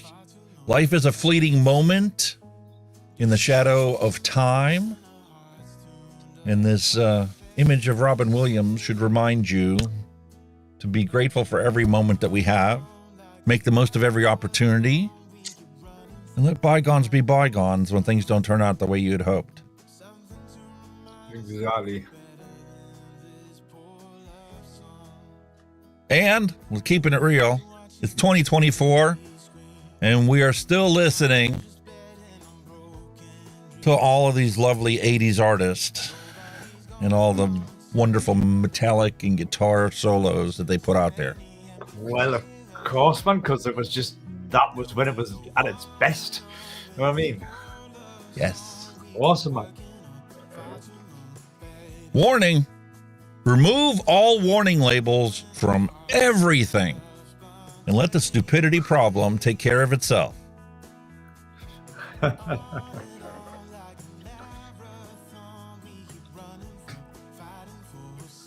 Kilts. Balls like these don't fit in trousers. Exactly. Oh, true.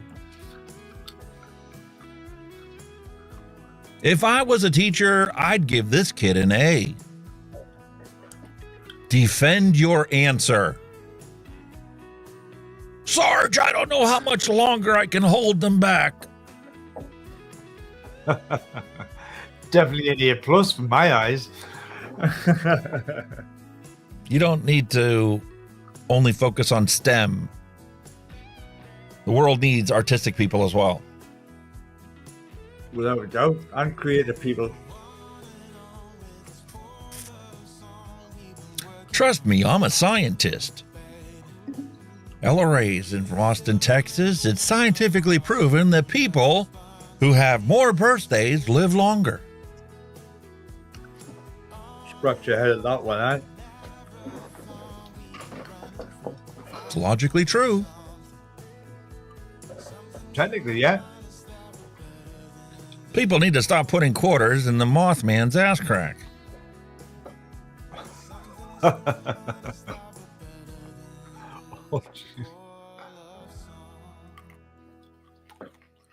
Customer said that his clutch is slipping. What do you think? fucking hell. I want to know how that's even possible. It's literally sheared every tooth off that fucking cog. I mean, how loose was that chain and it didn't pop off to wear down all the teeth on that sprocket? It's like, yeah.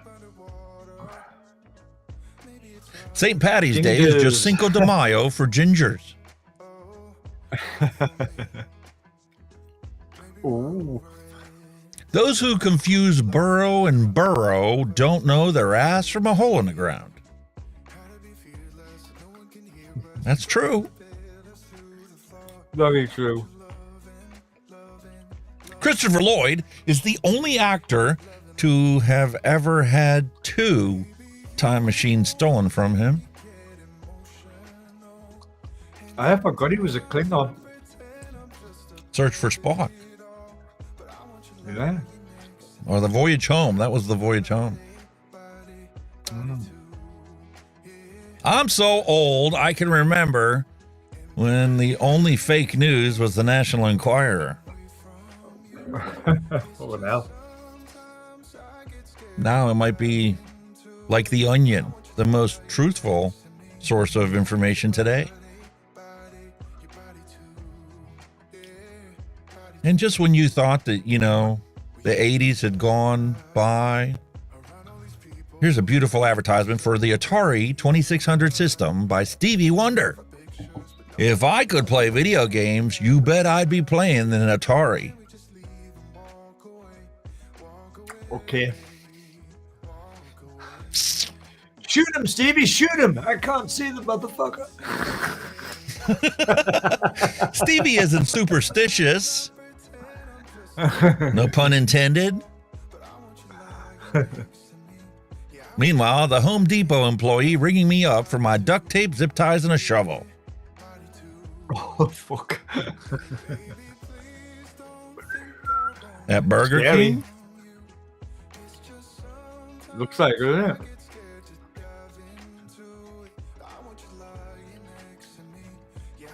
Send me a picture where I can see everything. Literally. Why is it after I press 1 for English, I still can't understand the person on the other end? That's a bloody true fact now. Jesus Christ.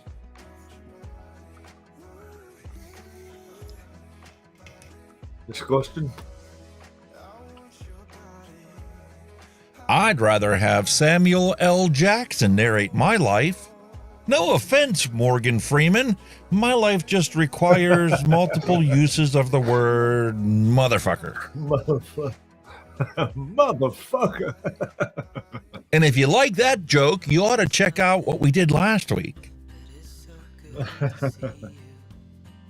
I'm Iron Van.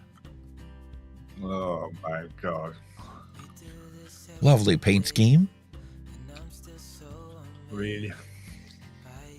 You know, this morning there was a scent of promotion in our conference room. Fucking ass cheeks on the table. Holy moly, I'll be embarrassed. Me having a discussion with most people most days. Okay, I respect your wrong opinion. Now go do what I told you to. My wife told me to start fishing again. I was told Sam had a boat and was looking for a fishing partner. Wife said, go have some fun. When I got home, she asked me how we did. So I showed her a picture of Sam holding our fish. And now I can't go fishing with Sam anymore. Very sad. Ouch.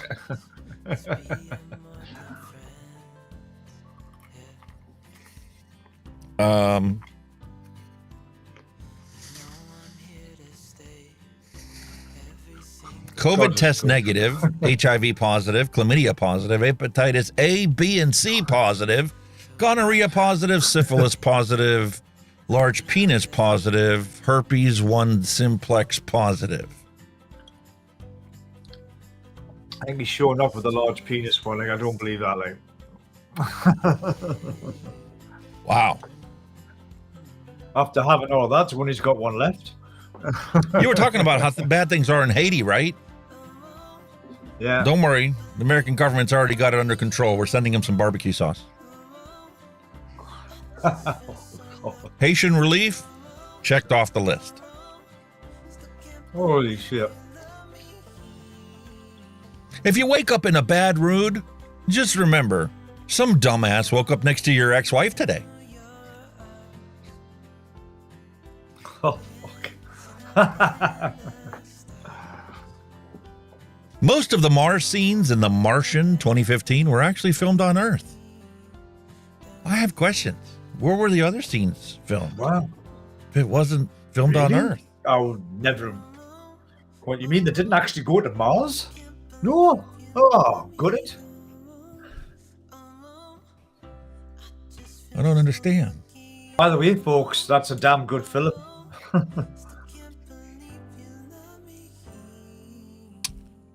By the way, folks, for those of you out there that said there isn't one place to serve them all, I invite you to go visit Cumcart Plaza,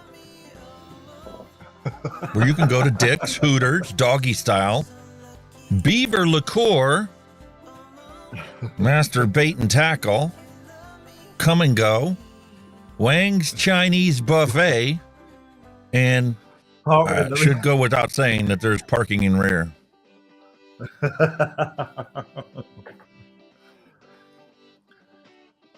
And if we haven't offended you yet, don't worry, we've got more.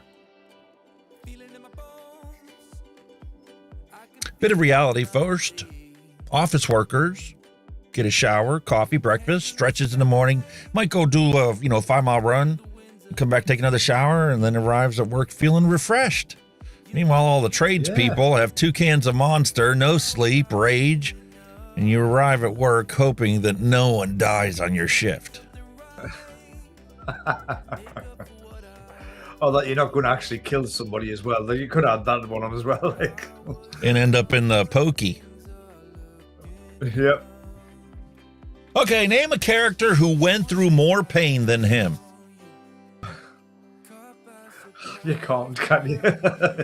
He's had some shit look, hasn't he? That poor dude, man.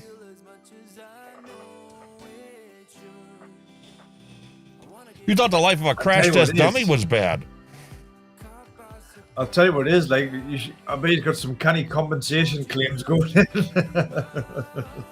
You'll be a millionaire Maybe eventually. that's why he still is at work, busting away, making more examples of what not to do. Exactly. April Fool's Day is canceled this year because no made-up prank could match the unbelievable fucking shit show that's going on in the world right now. It is unbelievable. Totally. If the human population had hands around the equator, a significant portion of them would have drowned. Obviously.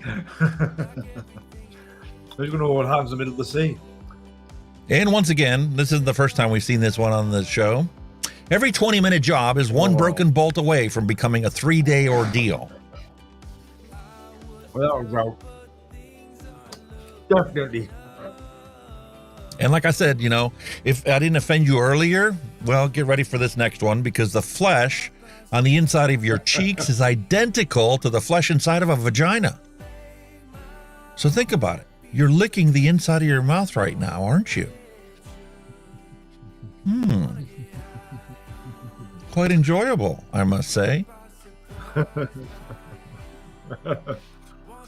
At any given time, the urge to sing "A Lion Sleeps Tonight" is just a whim away, a whim away, a whim away, a whim away, a whim away, a whim away, a whim away.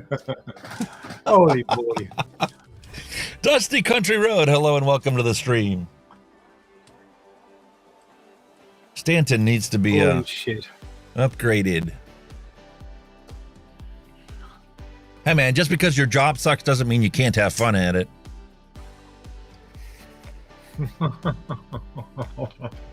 I'll do like that. Ding, ding, ding, ding, ding. And remember, these jokes all come from Mallery. Legendary.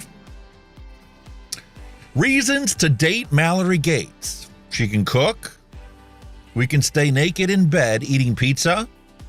She's hilarious. If you're not sold on 1, 2, and 3, look at her butt. And if that doesn't work, you like men. Pretty much true, isn't it? Plant-based healthy steaks made from 100% vegan cows. Whoa, whoa, whoa, whoa, whoa. Whoa, whoa. Whoa. People who think that the COVID vaccine will modify their genetic makeup should welcome the opportunity. Took them right. And then you find out that it wasn't actually a vaccine. It's actually more like experimental DNA manipulation. Not a traditional vaccine. Oh, yeah. Shh, not supposed to talk about that. 2 of my friends have met each other. Before they spoke, I told both of them that the other is a bit deaf. They shot at each other for a few minutes before they realized that I'm the asshole. That's a good trick. That I like that. We're gonna have to try some of this shit. I got sick of my son complaining that the car battery doesn't have a handle, so I made him this. Soft shade. Okay, now.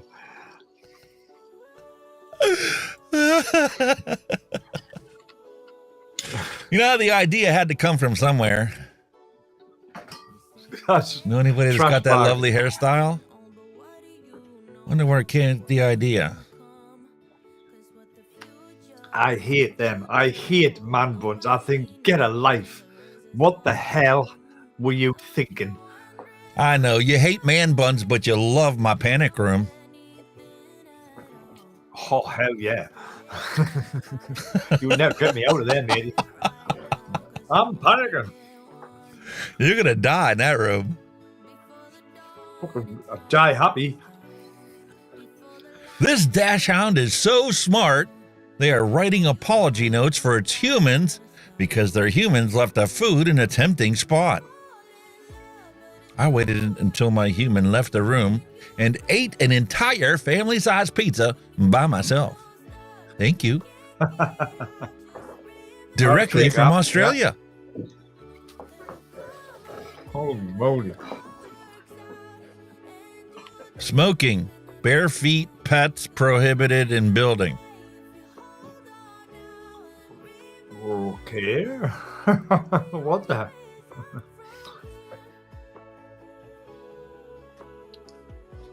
You know, the first step is admitting you got a problem. Job done. Little peepee. Little peepee. Definitely. I got a little peepee. Why must I prove that I am me to pay bills over the phone? Do strangers call and pay my bills on a regular basis or try to? And if they do, why aren't you letting them? Exactly. Pay me bill. Isn't that the dumbest thing in the world? I'm calling the mortgage company. I'd like to make a payment. We need to verify it's you before we make a payment. But I got the account number right here. Can I just give you the account number and tell you, to make a payment? No, we need to verify that it's you first making your payment. Why? Are there people that want to make my mortgage payment for me? And if so, why aren't you letting them? Only some people will get this. Give it back. The eye of the tiger. Yeah.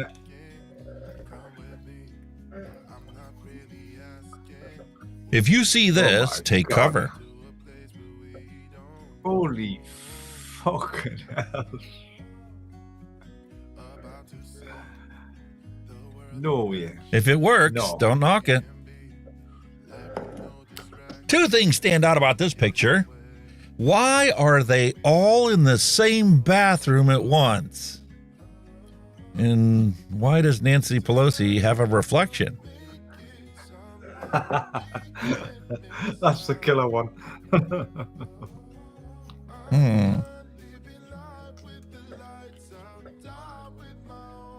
Staying in bed screaming, "Oh God," does not constitute going to church.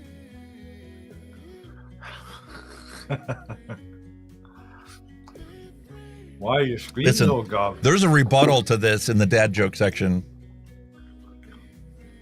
Matter of fact, I might have to load it up first.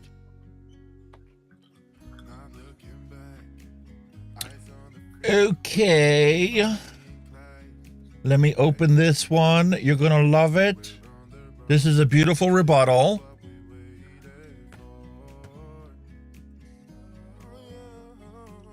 Absolutely no one is an atheist 30 seconds before an orgasm.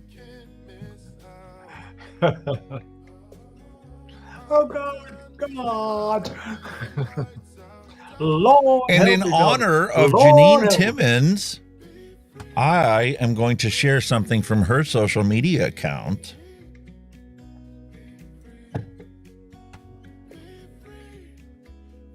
The truth does not require your participation in order to exist.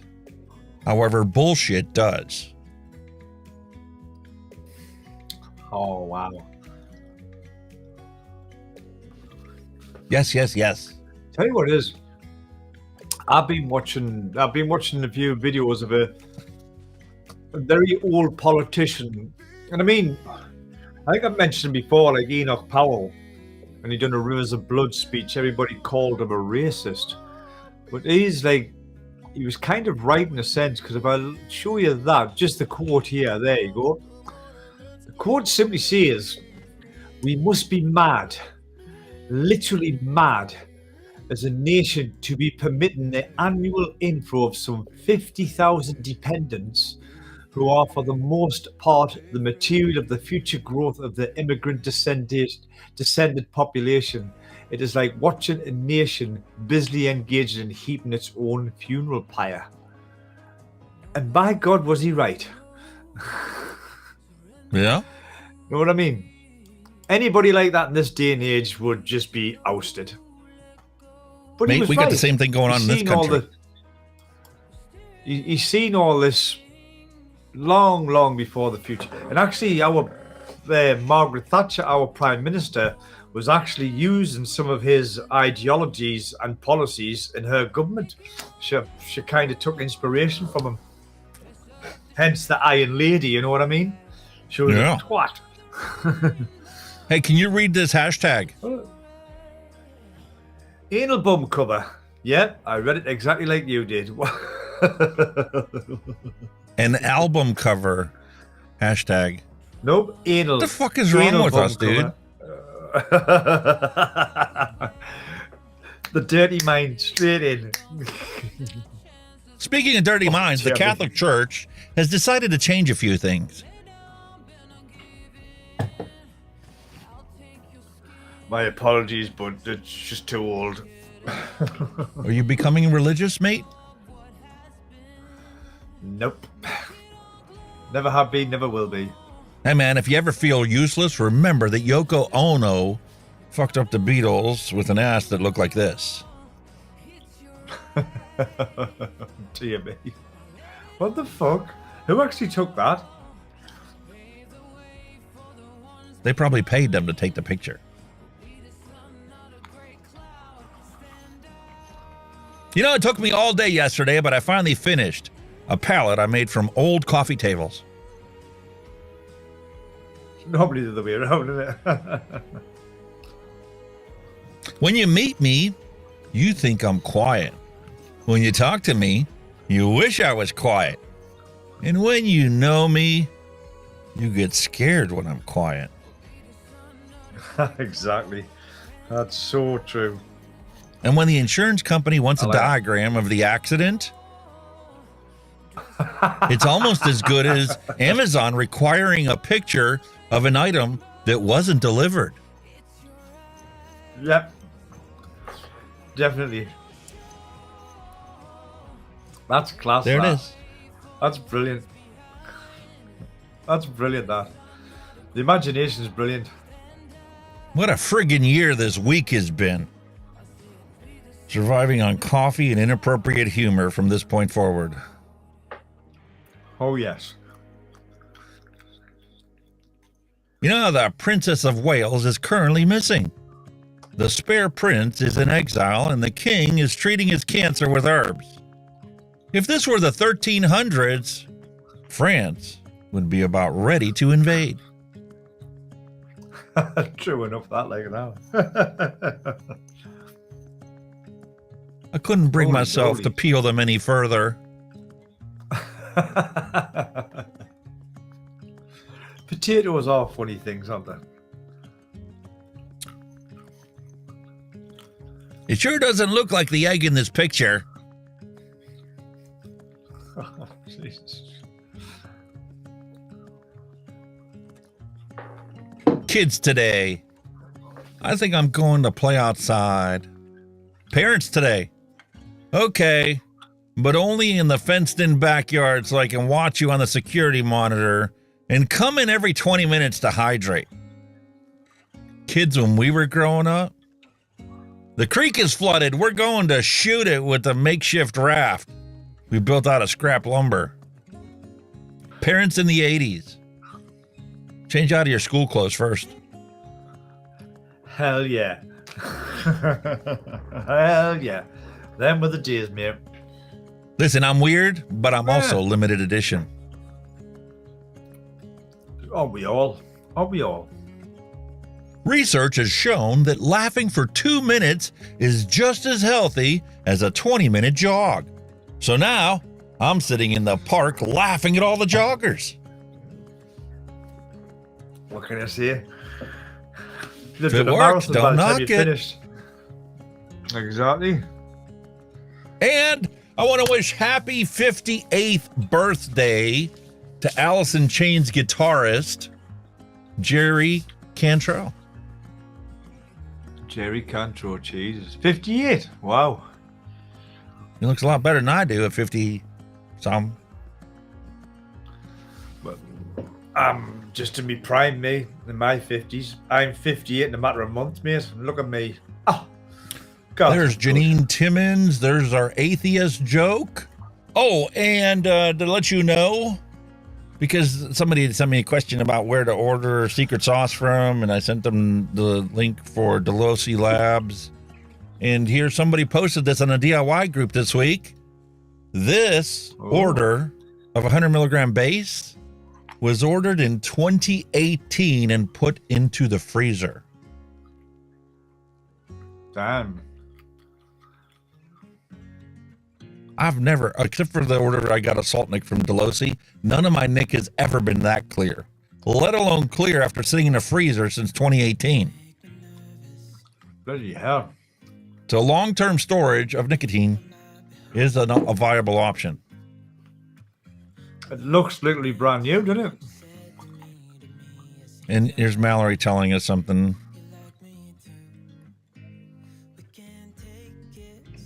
We are not normal. You're right. You're right. We're not. Define. I always say define normality. What would you define as normal? Somebody does something with their Nobody's life other normal. than trying to defend the single best way to quit smoking. Yeah. A pretty half decent definition. You know, I could have bought a brand new camper with all the money I've spent creating this YouTube channel.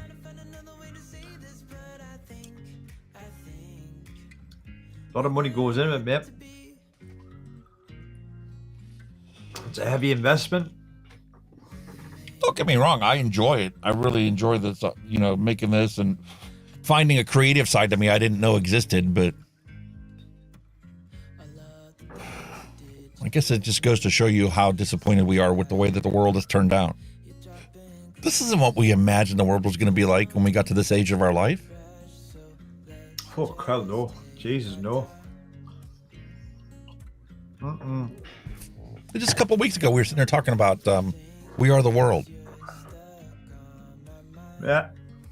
We thought that, people were finally going to get past this desire for the acquisition of wealth and actually focus on solving humanity's real problems. None of that ever came to fruition. None of it. That's all it is, man. It's just wealth. I put down to wealth, greed, and power. Them's the three things. How the world has run the day. Nothing, man. Sad. That's absolutely disgusting. The thing is, the ironic thing is, when you die, you don't take it with you. You go exactly the same way as everybody else. Well, fuck all. You go with absolutely nothing. Doesn't make any sense. And we're such a... I think as a species, humans are such a self-destructive species. They're just so fucking self-destructive. Greed. That's all it is. It's not that. It's, it's like we're the only mammal on the planet that can happily kill another human being and just nothing of it. For no reason. Not to eat, to survive, just because they can. And think nothing of it. I suppose. You can. Most animals in the animal kingdom will either eat or kill or something to survive, to eat, to, you know, to live life, or, you know, the fight for breeding rights and all that kind of shit. And, you know, so we're just going, don't like you, bang, bored with it, and that's it. Don't do it for no other reason, just because we can. So destructive. Yes, it is. All right, well, absolutely. We're going to do a retro vape, or we're going to do a random recipe? Because I'm interested. I've been using this and literally have it upside down now because, well, it's kind of gone. 200 mils. I plowed through 200 mils. How long? I can't believe. How long? 2 weeks. Oh, nasty. Oh, you nasty man, you. Holy Mulberry shit. mess. I love it. It's a coil killer. It's reminded me 5 days in that the coils need to be dry burned and new cotton put in. And I put it off for 7 and then changed it. But I know that this definitely needs to be rewicked and something fresh go in there. You've done it again. I've only got one left.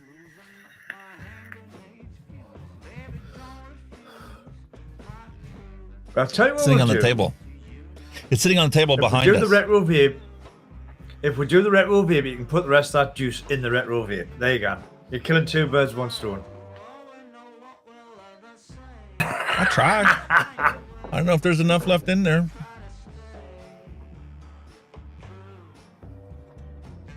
Hell, give it a go.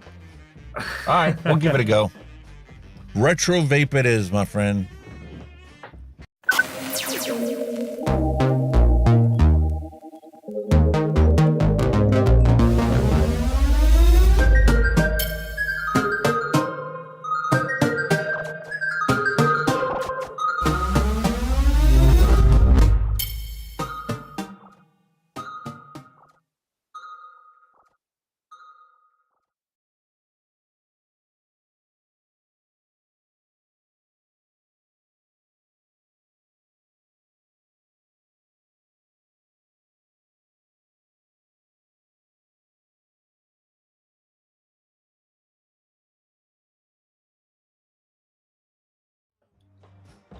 My apologies. I had to do a little lube break there. That's the problem with stouts.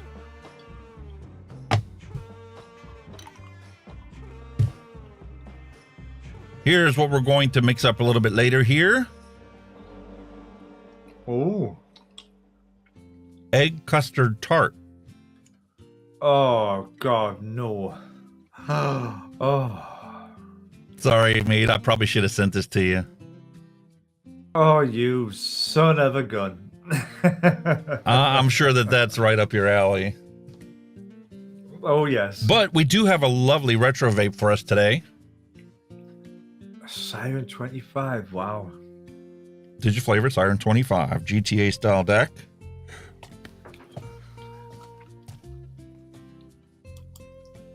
Look at that. I heard some good write-ups on that, like.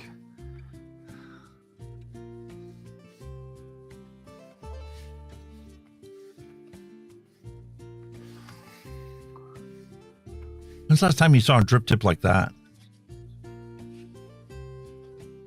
Wow, man. Jesus. And if you didn't like that as a drip tip, look at this one. I like them tips because they've got the nice curvature and they're so comfortable. Yeah. Comfortable mouthfeel. Well, you're looking at what? 2017 technology, mate. No, it's an old one.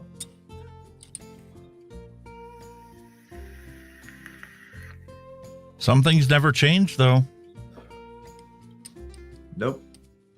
I mean, we've gone to the quarter turn top cap because I'm sure it's a lot easier than, you know, this threaded in design.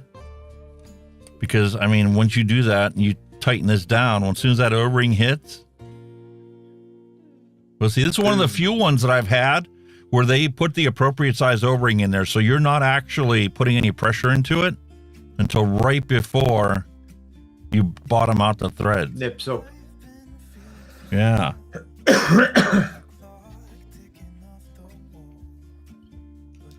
Wow, man.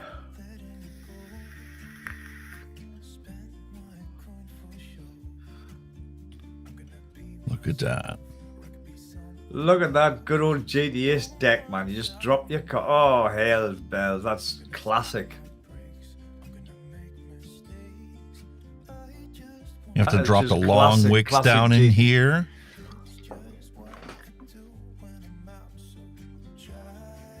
Truly is a classic. What else we get in the box? The only thing is your coils on. The only thing is your coils aren't going to be very big in there, like. No, it's not. It's meant to be mouth to lung, but you put the appropriate size coils in there, it'll work just fine. Well. Nice tri-tool, spare O-ring, some spare screws. No coil.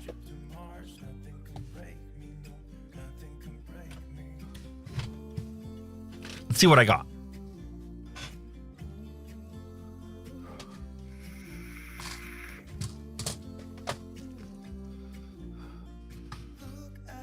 Is there anything in here that's going to fit this little tank? Too big. Those are all too big. How many 2.5 millimeter stuff in here? You're going to be looking at 2.5 for that. 3. All threes in them, man.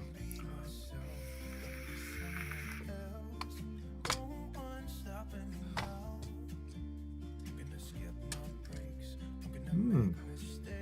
2.8 millimeter. Simple Clapton coil. The only thing I don't like about this is Canthal A1. I know I'm not going to like the flavor. That, man. Canthal's old school.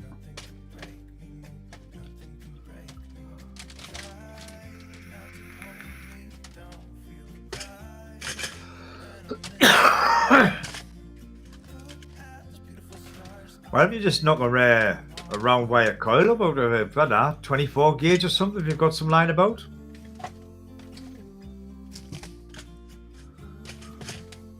I would, but I have a set of coils here from Coilology. Stainless steel 316. Stainless, wow. Look at that box. Ooh, very nice. I like stainless coils and drippers. I think they're fantastic in drippers. 2.5 millimeter, 2.5 ohm resistance. That is stainless steel 316 wrapped in 40. And we've got these ones here. Mouth to lung fuse Clapton. And these are 2.5 millimeter coils as well. Yes, spoil for choice. Clapton.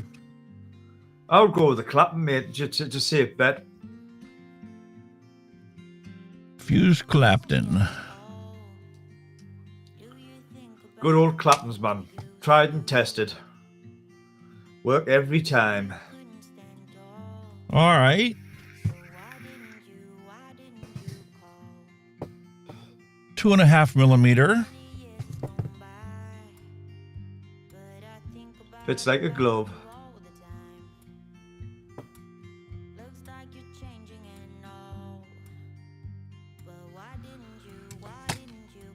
It's been so long since I ordered these things. Finally get a chance to try them out.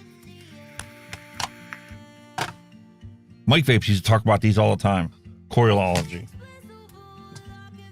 Do some good stuff, man.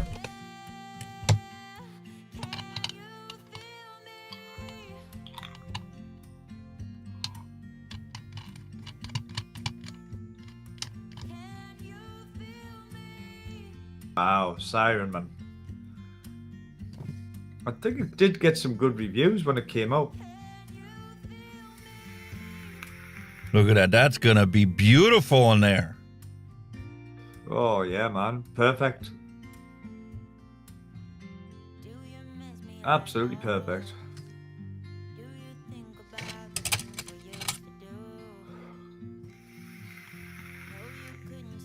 Uh-oh.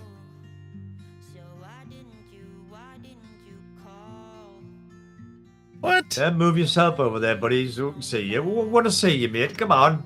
Come on. I'll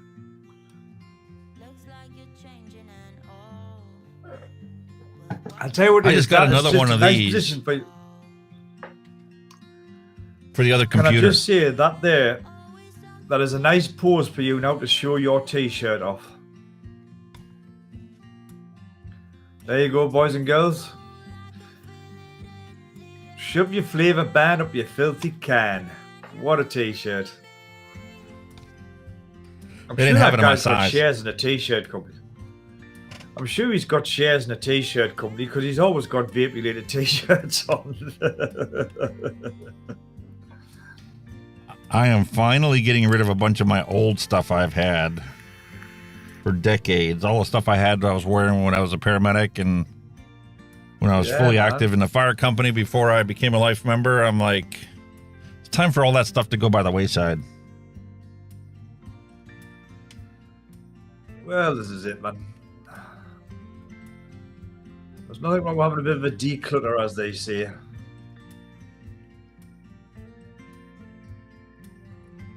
Alrighty. Oh, the bugger's alive.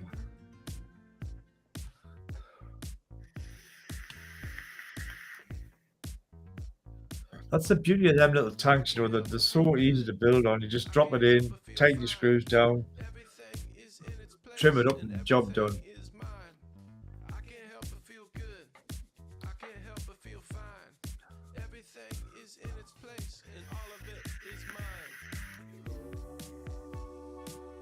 Wow.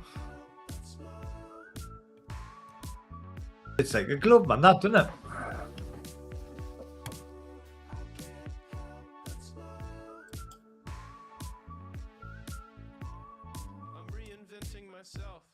Ha! You see? Before you found them coils, bastard agreed with me there, look. He said, go on, wrap some ribbon round the rod.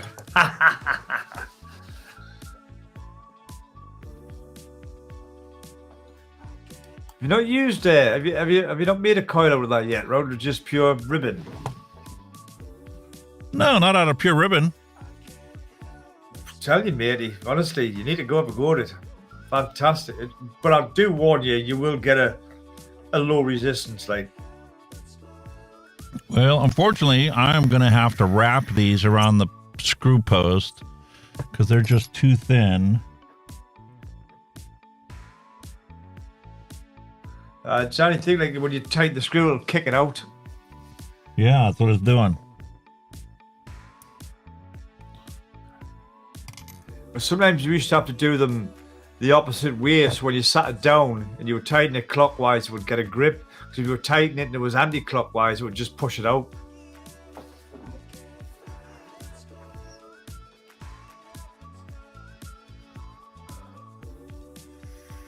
I can't believe they don't have legs on or ledges on these screw posts. Well, it's 2017 technology. It was, I think it was just before they decided to do that.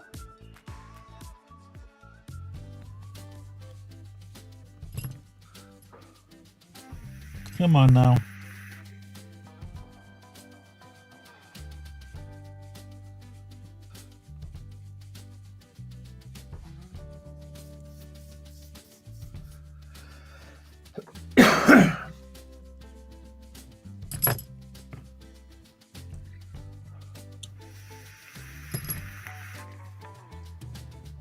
I'm butchering these coils.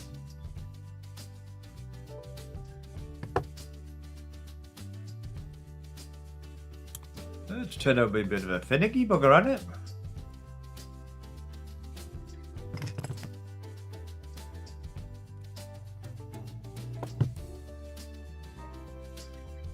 I'm gonna get it one more day. I'm gonna wrap the sucker around the damn screw post.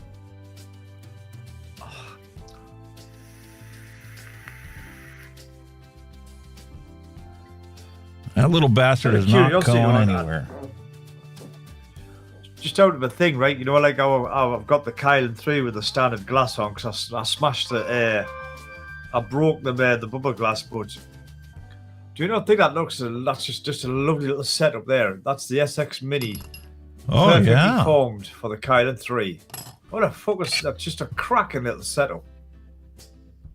So nice. I just want to look at it. I don't want to vape it. I just want to stare at it.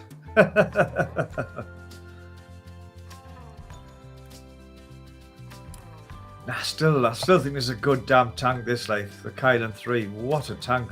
Brilliant.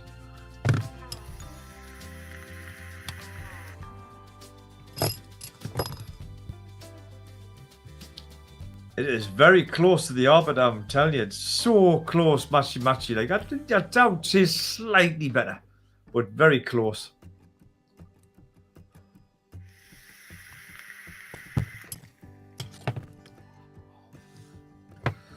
What a vape. Tremendous. Yum, num, num, num, num. Love it.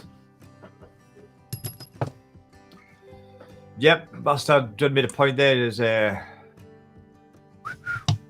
oh, thank you for that, William. I'll have a look on there. I've never seen any kind of official bubble glass yet for the Chillin 3 as a replacement. I've hunted high and low for one, but I'll definitely try that, mate.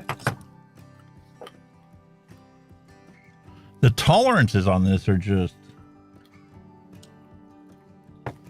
That's why I never wanted to get into the burrows.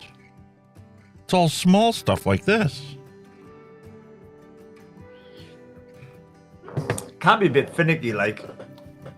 But I reckon, you know, you do get a good reward for all the work. You know, the flavour on them is supposed to be fantastic. Yeah, but you don't want it touching the airflow. It's going to ground out over there. No.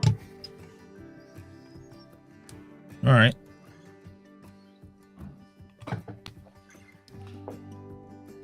As much as I would love to try this,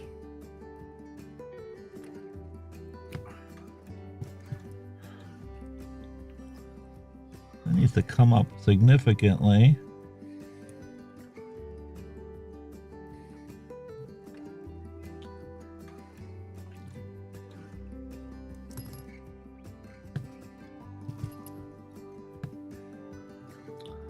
I think the fucking main job's just trying to get the little bigger clamped.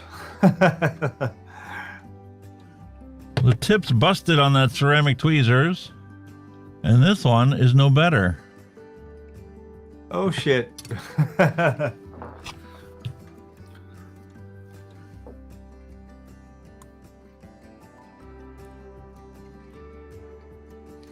I'm very surprised you haven't got a little box of them somewhere, because that's what I did the last time I bought a pack of them.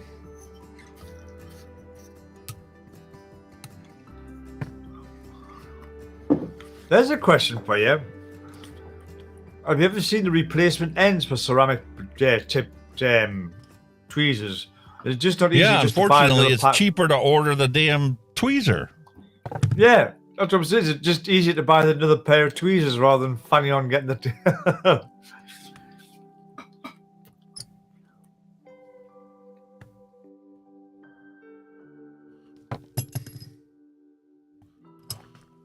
Finally.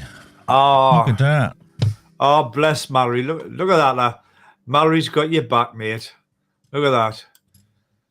Mallery said, Hunky, take your time, sir. Thank you. And then after that, she's put, this is not a race. Oh, bless. Isn't that cool, man? Just a good... Thank you for your patience, guys, and chat. You know, this guy's doing a live build, you know, and it's probably the first time he's built on this device. See it. It's like,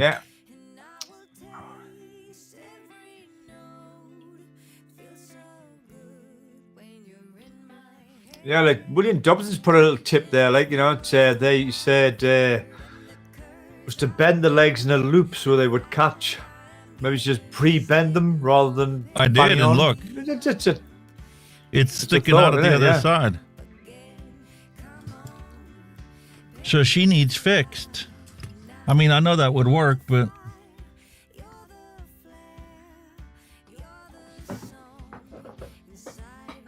yeah, guys, like I was just saying there before, you know, we're doing a live build on a device he's never used before, so you know, you're seeing it how it is.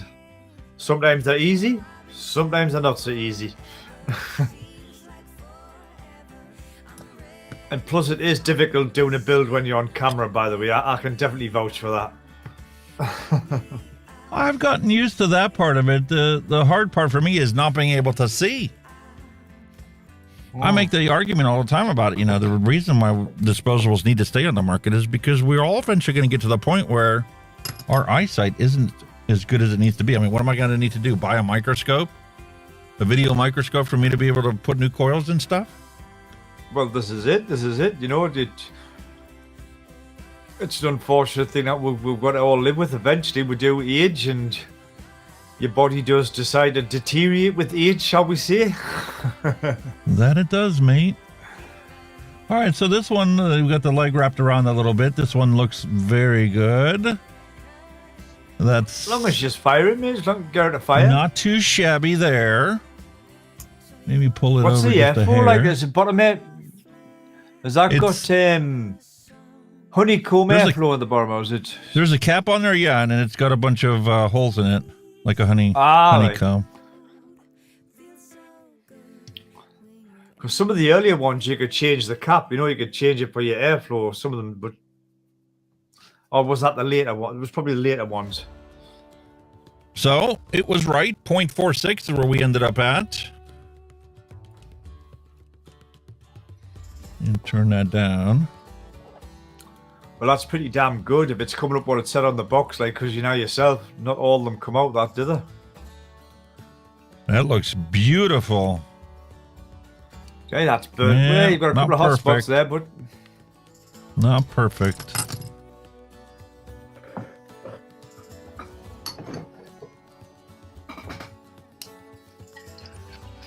wow, that is really. I'm quite impressed with that.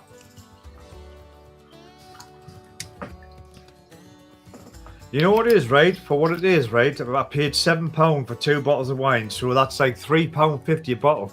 For a £3.50 bottle of wine, that's not too bad. And I'm not going to knock it. My question is, how much of it is actually real wine and how much of it is just watered down, sugared up wine? I don't know, like, to 12%, it's fucking doing the job. I bet it is, mate. You'd be like I was the other day with that strawberries and cream. Oh, that was funny, that. I never thought I'd see the day when you'd be slightly intoxicated on a live stream. It happens to us all, mate. It happens to us all. Hey, man, whenever I was DJing, that was quite a common occurrence. Not in the beginning of the night, but by the end of the night, for sure. I remember when I was doing Bargain Vapes live, right? And I'd had a few drinks. But I laughed so hard. I think we had, oh, Christ, who was it again? I think I had Little Bro Vapes on as a guest on the show. And me and him, for whatever reason, would just have such a giggle. And I laughed so hard, I actually passed out and bust my nose. Live on air. What? I actually passed out with laughing. I laughed that hard, I literally blanked out for a couple of seconds. And I went down. And I bashed my nose off the table and I bust my nose. Live on stream. Because I laughed that hard. Just pure lack of oxygen. It was just lack of oxygen to the brain, wasn't it? You know what I mean? Just laughing so hard and then that was it. I went... I think our friend in Canada, Herb, did a thing on us about it. We done one of these little... commentaries on it when I done it, and I just laughed. It's hilarious when I watch it back. It's absolutely hilarious. I actually passed out with laughing. Hey, what's wrong with that? You know what I mean? There's nothing wrong with that, man. No. Do you know how many people put that on their bucket list? Laugh so hard you pass out? I literally did, honestly. I bashed my nose. I mean, a lot of people just stop at laugh so hard that you cry. But I mean, that's pretty much the same thing. Oh, I passed that stage. I was crying as well. I've totally passed it. I didn't have it. I don't know what it was that set us off, but I think, like I say, with fucking, what do you call him? I forgot his name already. Sorry, mate. My little bro, Aiden, they call him. For whatever reason, me and him just had like the same kind of sense of humor, and we just clicked type of thing. And honestly, he had me literally passed out lying. I could say crying with laughter, but I literally went further. I keeled out. We're laughing. It was all right. I hurt my nose. I'm glad you were okay, though. It was like, it was just a split second. I think it was like, I must have passed, and when I hit my nose, it brung us round straight away within like a millisecond. You know what I mean? Yeah. It just, and I thought, and I come to the point and says I didn't pass out. I just slipped. I thought I'd actually just slipped. But everybody said when you look back at it, you says you actually keeled over. We're laughing. I went, fucking hell, what a way to go, eh? I want to die like that. I want to die. If I die, I'm going to die laughing. Listen, I would love to put that on there, but unfortunately, I think that I'm not going to have enough of it there. I'd rather, I think, stick with Mystic Strawberry Apple from last week. Go, hey, if it did not, whatever, mate. I thought with it being an MTL, it might have been a small tank, you might have gotten away with it, but you know, not a problem, mate. Rated this a 5-star last week. Hell yeah.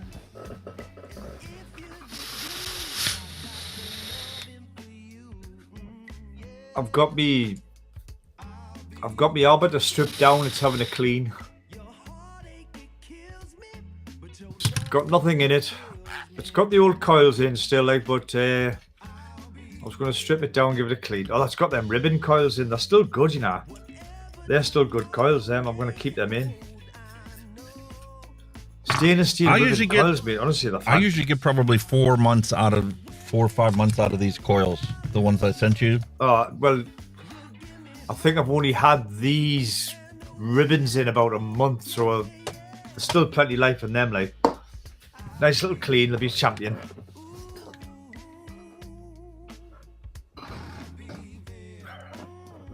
But that, like I said, thank you very much for putting on that, because that arbiter is my daily driver at this moment in time, without a doubt. I wish I could get more of them. But I have revitalized another one. I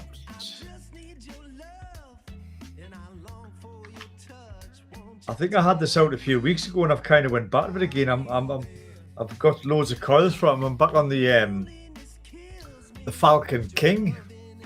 Ooh, yeah. God, this is such a good tank. This is such a good tank. Even as a sub-ohm, it's probably one of the best sub-ohms I've ever had.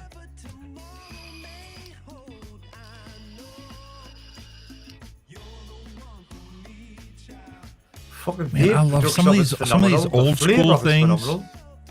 They put just enough tolerances in the threads that, I mean, it's near impossible to get it wrong.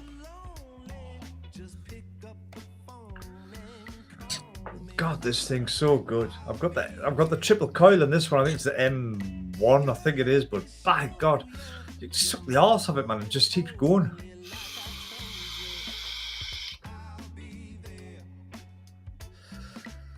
That's airflow fully open. Jesus Christ. The fucking clouds off this thing. Bloody hell. So airflow openings on the bottom, we have a ring that we can adjust down. And there's stainless steel balls in there, locking it into position. That's wonderful precision. like a nice little click just to lock it in. Yeah. Oh, what am I going to put this on? How about this Geek Vape Aegis Max? But it wants something with nice low voltage because it ain't going to take much to run that one.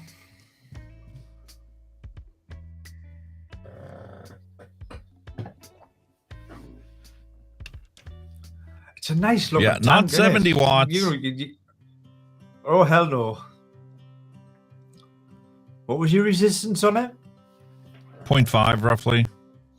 What's it saying now? 0.22? That doesn't sound right. Nope. It's 0.44 when you put any voltage to it. Hold on, let's reset this thing.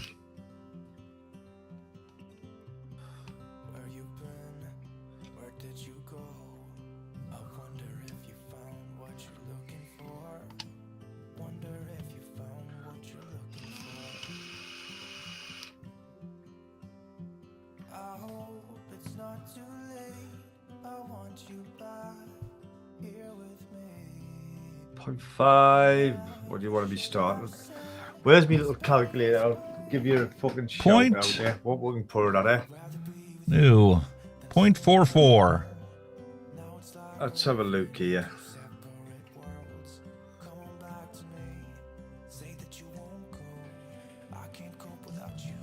Where are you, little fucker? There we are. 0.5.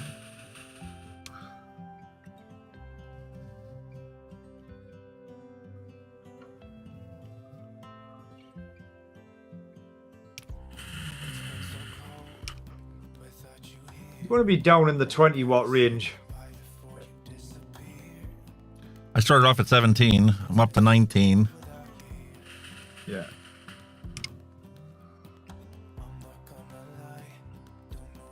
This calculator says you can probably go to 35 watts on a 0.5 coil. Yeah, it also depends on airflow. You have to really calculate that into the that would equation. Be very, it's saying like 30.6 is kind of your middle. But again, yeah, well, I think that's at 20 watts, high. it's already starting to get a little warm. Yeah, I think that's a little high.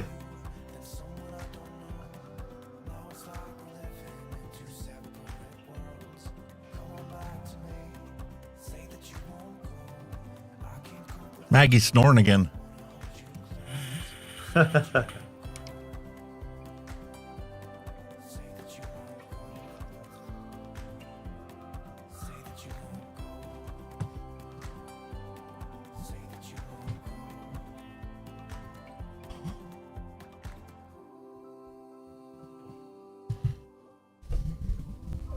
Yes.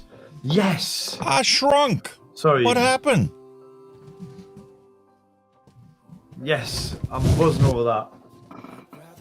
There we go. Yes, yes, yes. What are you buzzing over? What's going on? I'm just getting a message off me older brother. There is a Rush tribute band playing at the Riverside Newcastle on the 10th of August, and he's got us tickets. Yes. Nice. I love Rush. Today's mate. Tom Sawyer. I'm a big fan of Rush. Mean I'm Pride. a big fan of Rush. I used to love listening to Rush. Love Rush. Fantastic band. God rest Neil Peart. Rest your soul, matey. Fantastic drummer. The Professor.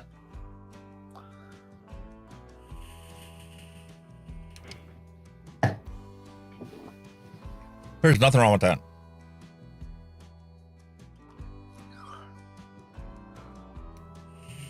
Has the resistance settled down now? It's not all that one, is it? 0.44. I had to reset it. That's one of the intricacies things, issues with this.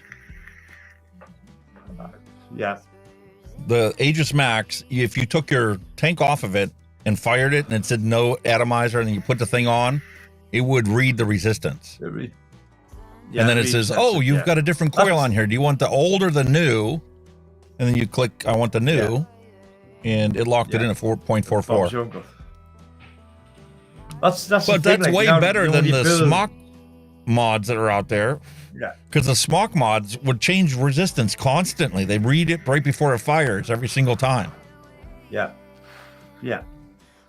It's the only downside now when you're building it. That's where I want it. And then you put it on a mod and the mod's gone blah, blah, blah. Whoa. There's loads. I mean, my average build is about 0.1 ohms, right? It's fucking, that's kind of where I like to be. Or maybe it's 0.12. And yet you put something on some of the mods and it'll go resistance too low. Get the fuck.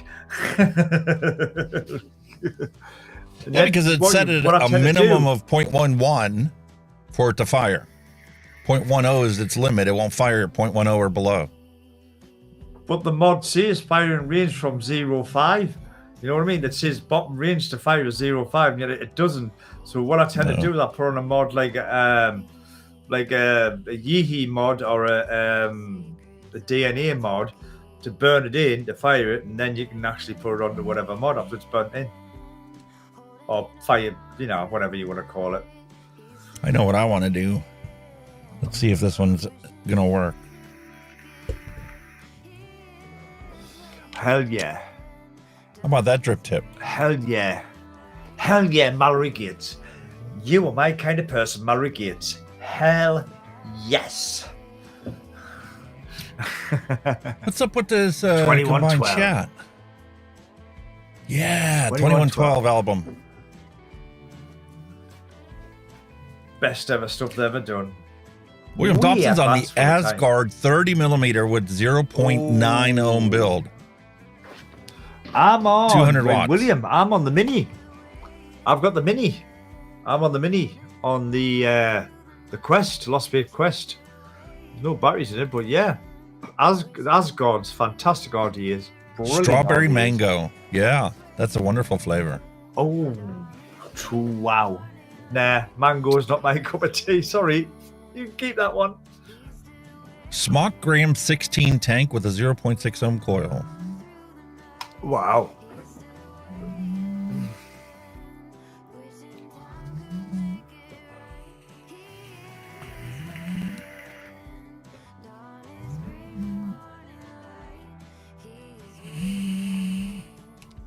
Are you actually fucking direct lunging that?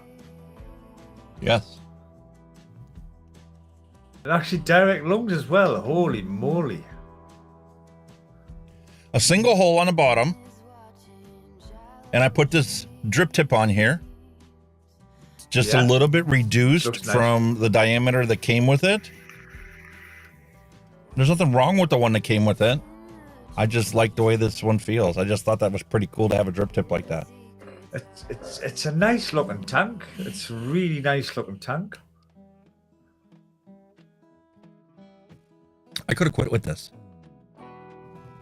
I could have quit smoking with this. No question about it. Puts the Atlantis kit to shame.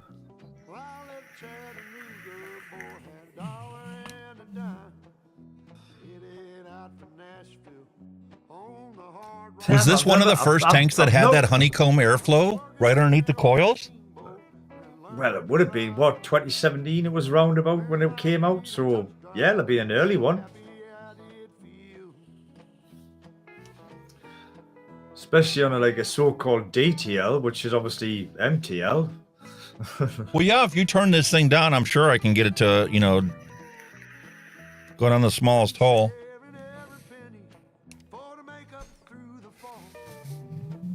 Yeah. Is it tight though, or is it loose? Relatively loose. I mean,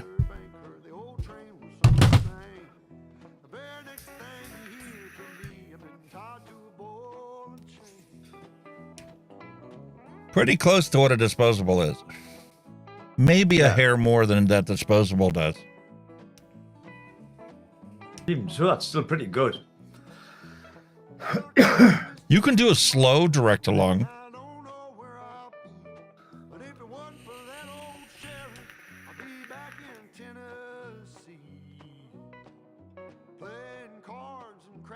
That would have worked for me. I would have kept seeking out, more vapor. But I feel enough of the nick. It's not like some of the older tanks where you get it and it destroys the nick in your juice. You might get some flavor, but you don't ever feel the nick. That's a 6. And it works. I've drank, a third of the juice in this tank already. Oh, like a drink, especially if your mouth alone in it. But those Coilology coils inside this tank, inside this DigiFlavor, you're getting the flavor, you're getting the nick. It's a comfortable vaping experience that's very similar to, like what your cigarette would have been. I was never a fan of, the mouth to lung like a cigarette was. When I got into vaping, I wanted to go direct to lung right away. I don't want to have to learn to use it. That was that way as well. I want to be detailed. I mean, I've got some MTL tanks, and yeah, they're okay, but they're not something I would naturally go to. The only thing that is absent in this is the sweetness of this juice. Yeah. And that's probably because it's formulated for a direct-to-lung tank like the Arbiter. Yeah. You know what I mean? So you're going to get a massive amount of vapor, and the amount of sweetness in that extra volume of vapor would give you the sweetness to match the flavoring. I mean, plus, MTLs, you kind of lose the thinner juice anyway, didn't you? Kind of, 50-50-ish, something like that, or 60-40, give it a push. Yeah, but it works fantastic with this that we've got. 70-30. Where's the recipe for this? 70-30? Wait, most are 70-30 nowadays, aren't they? Pretty much. That's what this is, 70-30. Yeah. It's a 5. Hey, if it runs a 70-30, if it runs a 70-30 like that, kudos, you know what I mean? For an oldish tank. See the thing, that's a thought, right? You think the technology was there back then, but maybe the juices weren't up with the technology. You know what I mean? Oh, I'm sure the flavorings have come a long way since then. Yeah. But that's 10% flavoring, total flavoring. Sweet strawberry Capella 6% and double apple 4%. That's it. Yeah. 10% Simple. flavoring. It works. Sometimes the simplest of recipes are normally the best, aren't they? If you don't overcomplicate it. Now, I want to go back and I want to revisit Neil Pitt's recipe. His white grape tangerine that he gave us. Mm.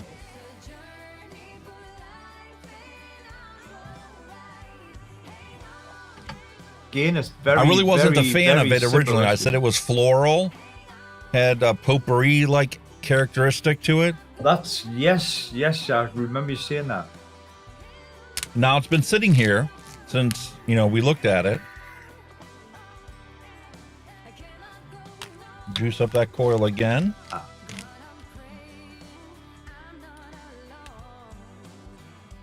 Cut the airflow down halfway.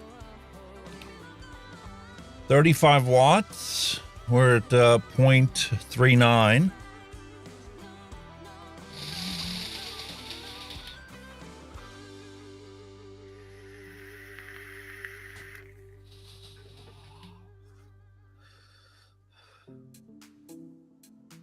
The potpourri aspect is really gone now. Nah, not 100% yet. Yeah.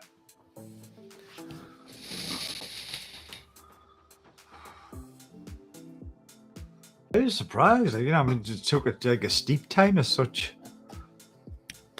But I am now getting the grape and the tangerine.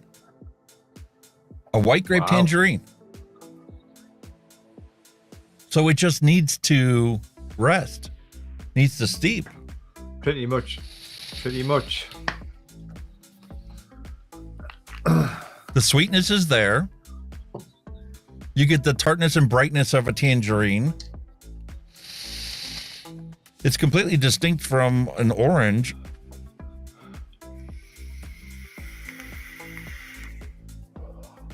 That's not bad. Last week I would have given right? this a 1 out of 5. We're at 3 out of 5 now. What's it going to be in another week? Well, an update on this, because you asked me to try this, didn't you? To see what I thought. Yes. Right. Because we're going for Ribena, when we were trying to Ribena, I think we were going for. It is a fantastic black currant. It is a fantastic black currant flavored juice. You've absolutely nailed it on the black currant. Really? But you put too much fucking. But you put too much Too much nicotine in for me.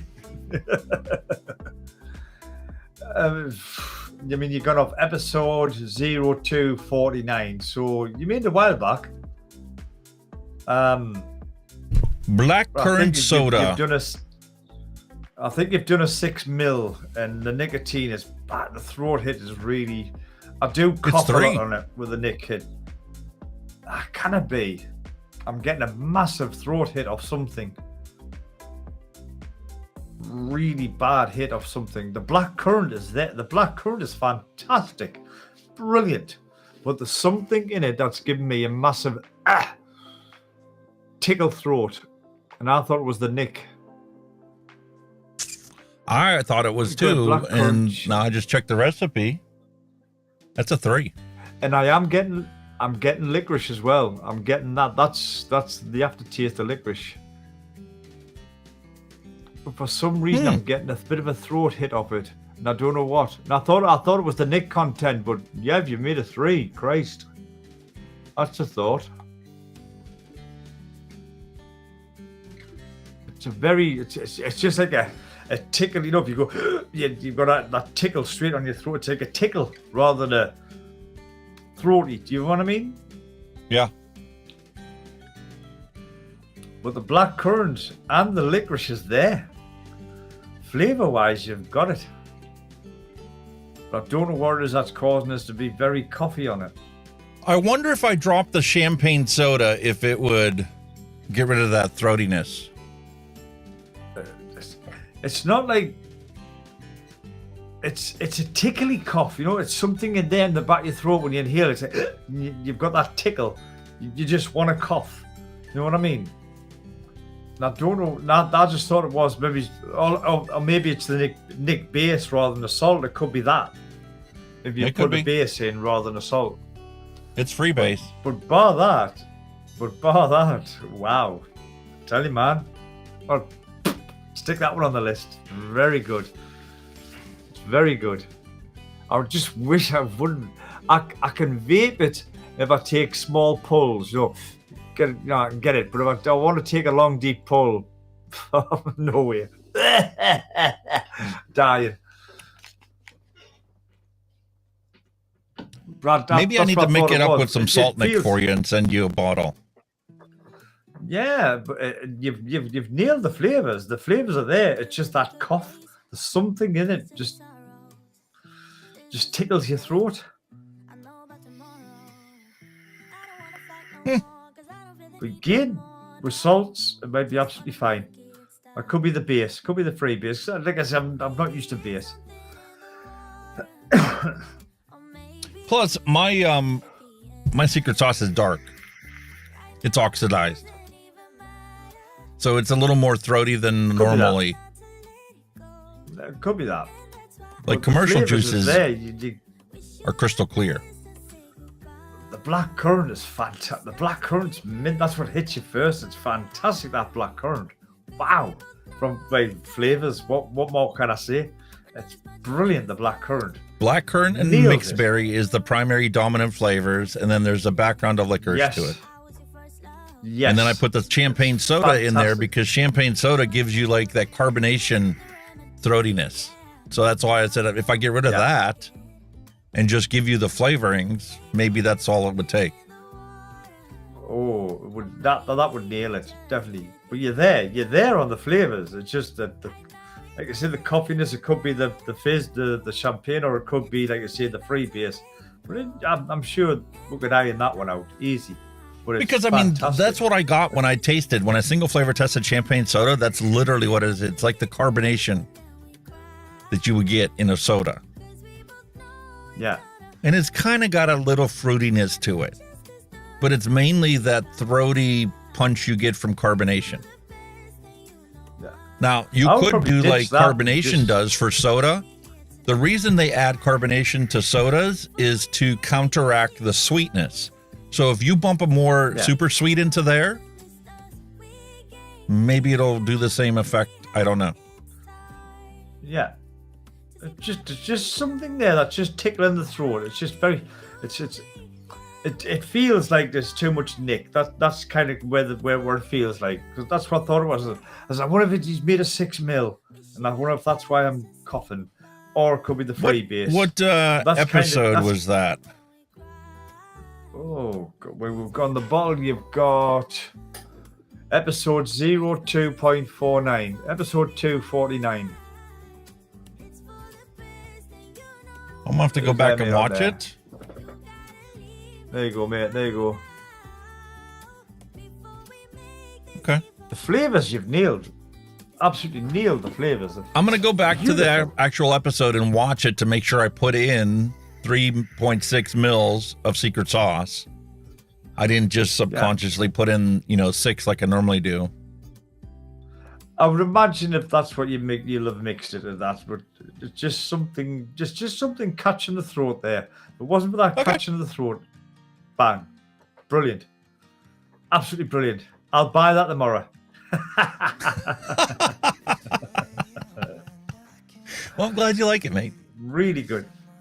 You've got the blackcurrant, you've got the licorice. It's bang on, flavor-wise. See, if I take small hits on it, I can do it. You can, it's fantastic. Anybody else in your household a vapor? Sherelle or anybody else? Your wife's bit of jewel. She's hitty missy. Yeah, I've heard give it a shot. Give her a go and you see what she thinks of it. See if it's throaty for her too. I mean, because the other possibility is you might not an allergy, but you might have a sensitivity to a certain flavoring compound that other people don't. Possible. Just like some people can't taste strawberry no matter what strawberry they try. There's other people that have sensitivity to certain chemical agents that are used in the flavoring. Like I said, the flavors there. You've got that. You've got the. Get the flavor profile. The flavor profile is there. It's just that. That throatiness. Thing, oh, I know. I've had some e-liquids that were like that too. Which one? Just because like that one from Keep It 100. I mean, this is 0 milligram and it's still throaty. It's frustrating because when you're enjoying it that much and you just want to take a nice deep pull. Well, I can't do that. You know what I mean? It's like, that's a peach punch. I had another brand of peach flavor. I forget. It was a black bottle. I don't know who made it, but it was so throaty for me all the time. Like I doubled the volume of it, just adding VG and PG to it, and it was still too throaty for me. I came back to it a year later, and it's still throaty. Mallery Gates put a comment there saying, is it peppery? I wouldn't say it's peppery. Yeah, my nick is peppery because of an oxidation on it. But it doesn't bother me because I use it all the time. It feels like it's over nick. That's the kind of reaction I'm getting. It feels like there's too much nick. But obviously if it's 3. Assuming I mixed it properly. I'm sure you did. The flavor's there. The flavors are there. Mallery says that strawberry tastes like fresh mowed lawn to her, no matter what strawberry brand she tries. Fresh mowed lawn? God, I wouldn't. I think I can taste strawberry. Like I'm pretty much lucky in that one. I can taste strawberry. I taste it. It's not as pungent as I would expect it to be. Then again, there were some recipes and some e-juices that I've mixed up that the strawberry was really forefront. But it is not like biting into a fresh strawberry. I think that's the problem with strawberry. It's very difficult to get that fresh strawberry taste. You can get loads of candy strawberries. I've had loads of candy strawberries. You can taste them. Yeah, you can taste it. But that actual fresh strawberry, I think that's a difficult one to get to. Like, it's one of them weird ones, isn't it? It's a bit hard to get to. Even if you just mix fresh strawberry on its own and some VG, you'll still think it's not quite there. You know what I mean? It's a difficult flavor to master. I'm gonna have to retry this grape tangerine again next week. It's a lot better than it was. The potpourri aspect of it is gone. I mean, it's not floral anymore, but it's like, I don't even know how to describe it. Too pungent. Nah, I think I'd have to stick with it. Still has a reminiscent floral aspect to the flavoring. But it's not like in your face potpourri like it was when I first mixed it, and even last week when I tried it a week later. So this might be something that just simply requires to mix it up a month ahead of time or something. Yeah, it needs to sit a while, which is fair enough. You know, you know yourself, some juices are like that. You know, it's very interesting, though. I mean, I've never seen anybody that's taken tangerine and white grape and used it. It is an odd one. It's definitely an odd one, isn't it? Something different, isn't it? So I did send you that Salty Man. You do have the Salty Man Purple Rain. I do. There it is. Nice. I thought we were all going fucking mad. I thought you must have. And then I saw me box it and I thought, oh look, it's there. Like I say, and the strawberry the salty. It's a grape. It's a grape. It's period just a grape.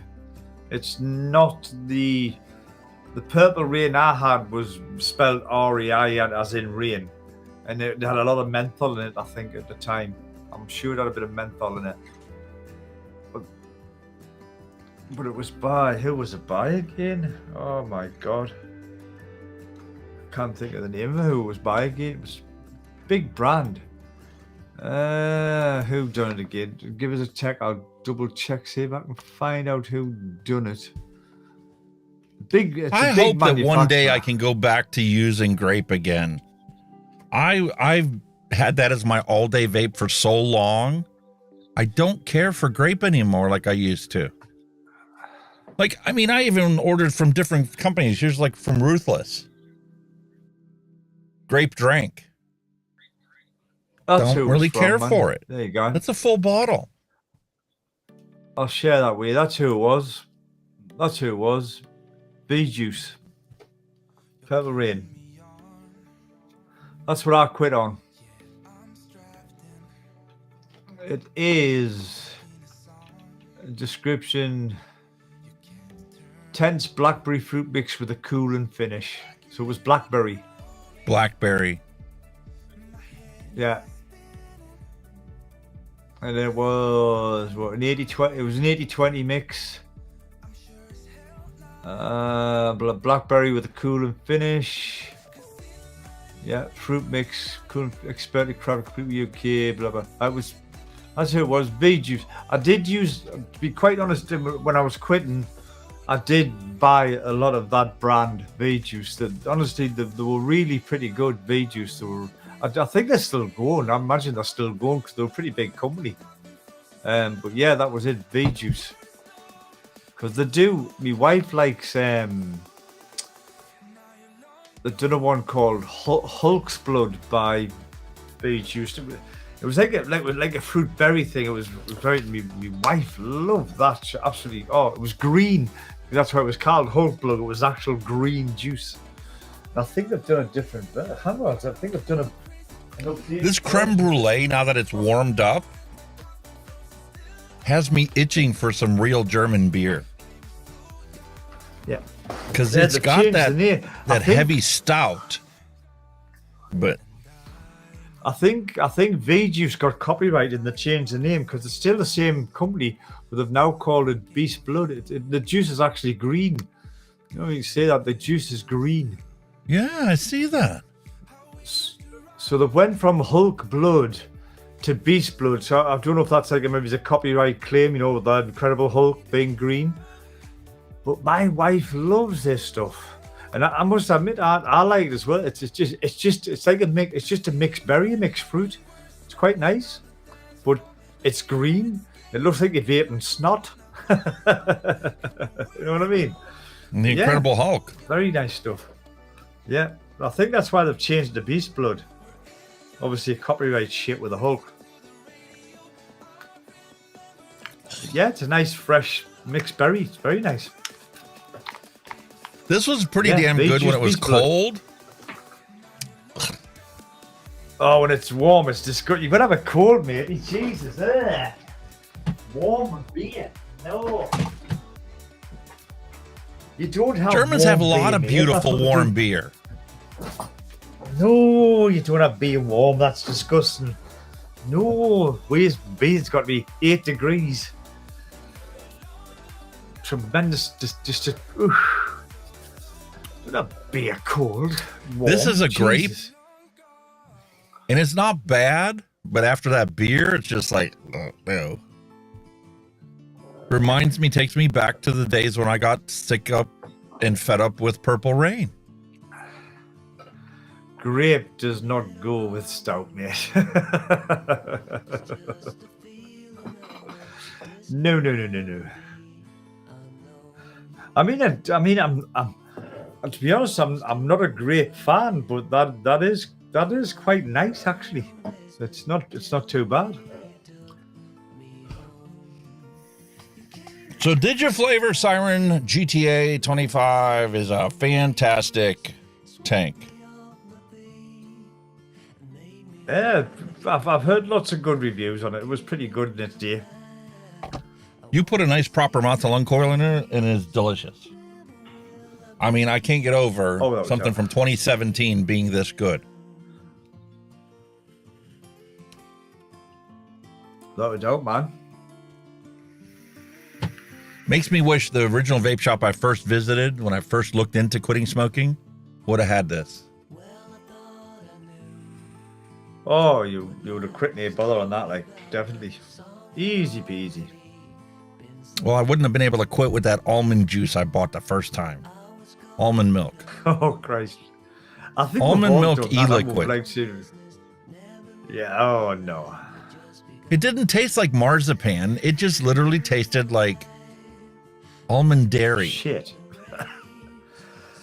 I think when we all went through that, I mean, when I first bought me very first device, he'd give us something called pear drops. Fucking pear drops was nowhere. It was fucking rank. There was no pear at all. Nothing. It was just, it was chemically. It was very chemically. There was no flavor. It was just chemically. And you're like, oh God Almighty, what's that? And you were coughing like a banshee on it. It was horrible. But at the time, I think they were just trying to make money in them days, you know what I mean? But, oh no, it was bad. It was bad. Pear drops, no, not fucking pear drops. Because pear drops like a candy sweet over here. Pear drop candy. Nope, nothing like it. I'm going to have to update our social stream ninja for our chat. Oh. I missed a couple updates on that. Mallery. No, it's not as floral as musk. Thank goodness. By the way, if anybody wants some musk flavoring for DIY e-liquid, send me a message, djalex@hunkyvape.com, and you can have it on the house. It is me thinking you absolutely loved it. No. How anybody would enjoy that flavor? No. The Aussies love it, mate. They've got that freaking musk candy. It's nothing but like Twizzlers with musk scent and flavoring. Oh, no. Mallery loves you. Really? Yeah. No, don't even go there. I'll tell you. As the old Elvis track guns, it will be returned to sender. Listen, I almost threw it in your box, but I'm like, no, I don't want to lose a co-host of the show over a fucking bottle of musk. I'll tell you, I'll be gone. Be gone. You could hand it to your granny. She can use it as her perfume. Put it in her mist. Put it in her atomizer. No. I wouldn't even put anybody through that shame. Not a soul. You just carry on with me. You could probably sell it to your corner shop for $1,000. Old lady perfume. Put it in a different bottle. Tell them, it's Chanel number 13 hidden recipe. They're like, Chanel 13? I ain't never heard of Chanel 13. I got Chanel number 5 on the thing. Yeah, well, this one's $1,000 a bottle. It's that good. Oh yeah. You want to smell like you want to smell like a moose's testicle sack. That's exactly what it smells like. A buck's testicles. I will definitely pass on that one, mate. I am not vaping any testicles of any animal. I'm sorry. Come on now. You'd love it. Nope. Addie's like, you would love a couple muskmelons. Don't even fucking go there. Trust us. Don't even go there. Oh, typo. You wouldn't love a couple of muskmelons? No. N-O. No. It's better than cow chips. Oh, fuck.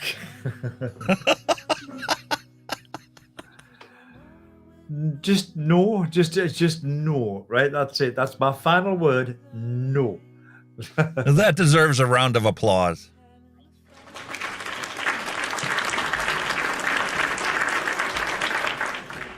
I'll take that. I'll take out my encore. I will take that. Rocky Mountain oysters? Oh, God, hell. No. All right. Time for some random recipe mixing.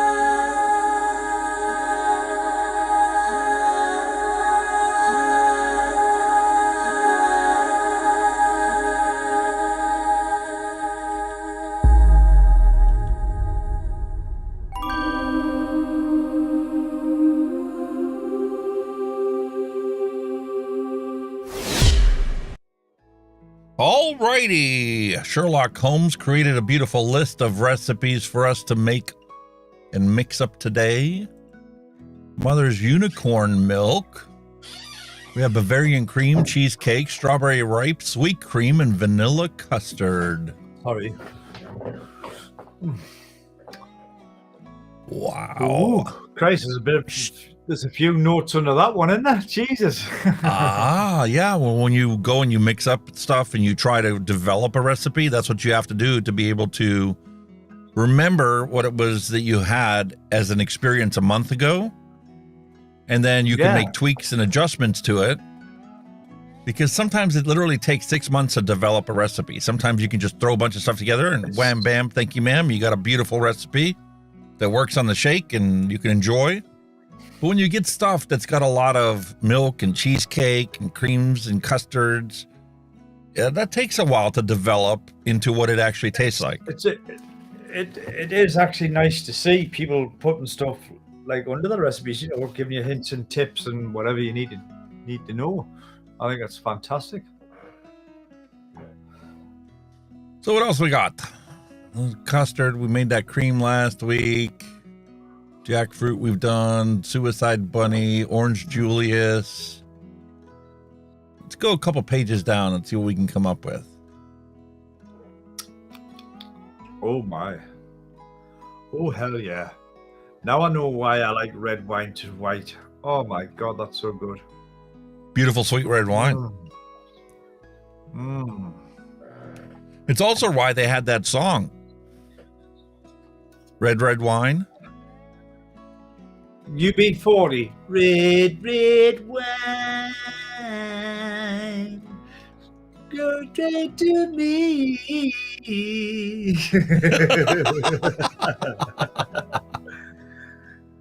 Copyright. We've been singing my song. Copyright strike. No, as long as you're the one singing it, we won't get a copyright claim. Hawaiian pineapple orange guava. Dragon fruit, juicy orange, passion fruit, sweet guava, and sweet tangerine. All right. Oh my God, that's so good. Holy shit, that would is tickle good. the wife's fancy. Very much so. Can I actually read you the flavor profile on this, and it's bang on? Yes, sir. Your mouth is gonna water at this, right? This fantastic blend of wine is aromatic, pleasant and balanced with hints of both sweet and sour cherries, harmonious full-bodied taste and persistent finish, ideal with red grilled meats. Cherry wine, bloody delicious. It is. It's really nice. You can taste the cherry. Wow. Really? Very nice. Like a cherry juice. It's very nice.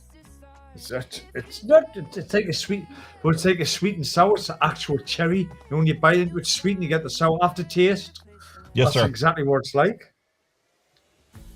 Holy fuck. I tell you what it is. For £3.50 a bottle, I'm not knocking that, like. I ain't knocking that at all, my friend. Juicy orange, sweet tangerine.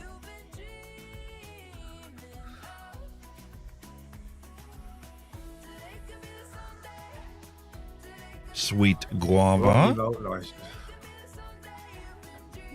Oh God! So we got fruit, juicy orange, TPA, sweet guava, juicy sweet orange, tangerine. flavor our passion fruit.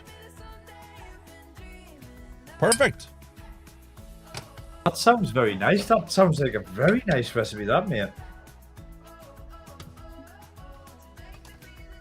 Fruity and refreshing. It's right up the wife's alley.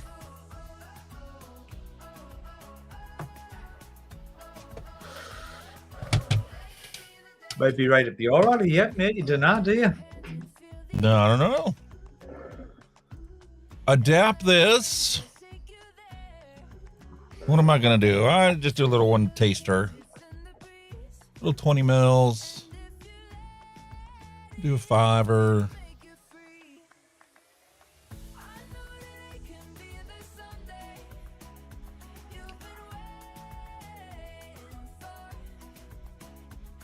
So what are we looking at? 65-35.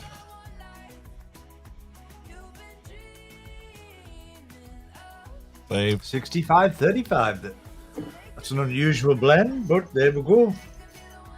Well, they're pushing the guava at 9.5% and the juicy orange at 8.75%.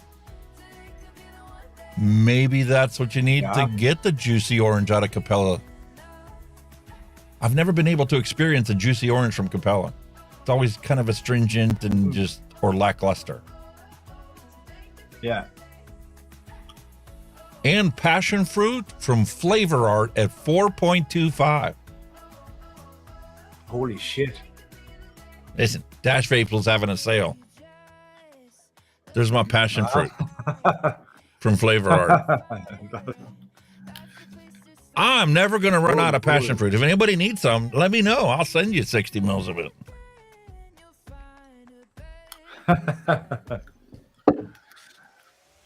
Whatever.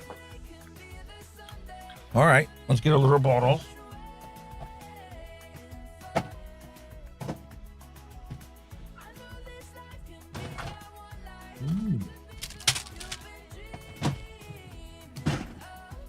Like I said, there was a few high percentages in there, isn't there?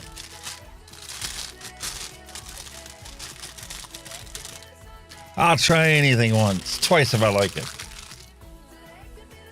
Listen to me trying to sound like I'm some kind of fucking expert. Here, there's high percentages of some of the flavors in there, oh boy.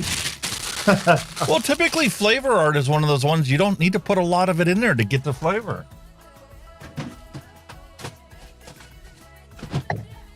But you never know, man. We've been proven wrong before. Nevin's proved us wrong with whipped cream from SSA. Oh, yeah.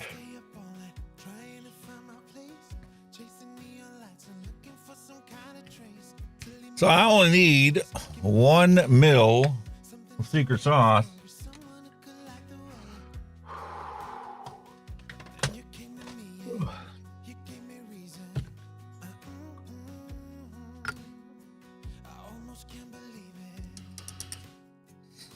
Put that in first.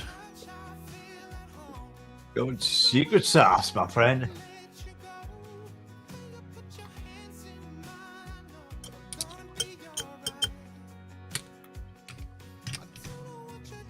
And now I've done that, you can see what's going on here. Come here.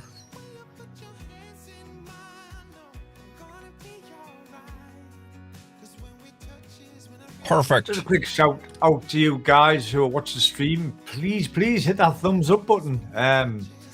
Help us out with the old algorithms of YouTube, even though they don't like vapors. But yeah, if you hit that thumbs up button, much appreciated, boys and girls. Same with you guys on the replay. If any of you guys watch on the replay, we are thinking about you. We don't just ignore you. Leave your comments, all that stuff, and hit the thumbs up.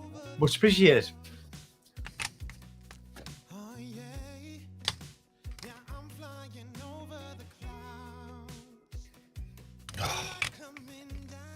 The secret ingredient in so many recipes. Dragon fruit. Yeah.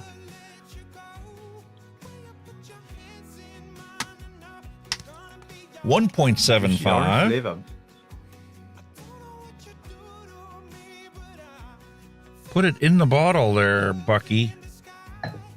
That's what I was going to say, mate. Hit the hole. Hit the hole, mate. He hit the fucking hole. Put some hair around it or something.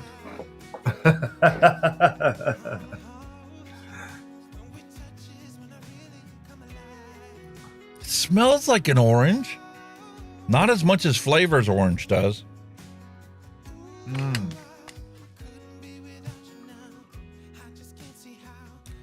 All right, passion fruit. Definitely. Passion fruit. Flavor Art. Passion fruit. 0.89. Wow.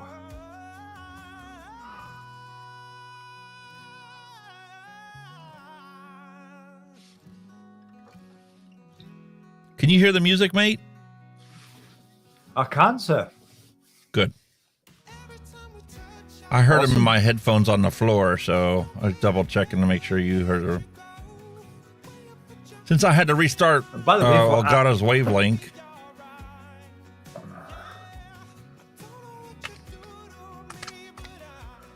I dropped too much. I've been making music, folks. I've been making music. I've been making a protest song. I have. I give Alex a little blast before I come on air. I need to add a video to it and some lyrics to it, but once it's done, I think I might post on my channel. Just to be, running low on the guava. Anti-establishment. That's what we are. We're not quite anarchists, are we, Alex? We're not there as anarchy, are we? No, we're not looking for anarchy. We're looking for reasonable, logical responses. Exactly. Yeah. That respect our human right to make choices in what we put into our body. Exactly.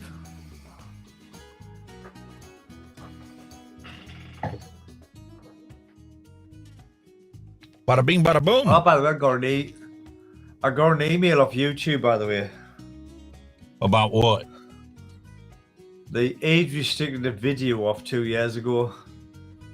It cracks me up. Why are you when they telling do us that? that? Nobody's watching it anyway. Why are you age restricting it?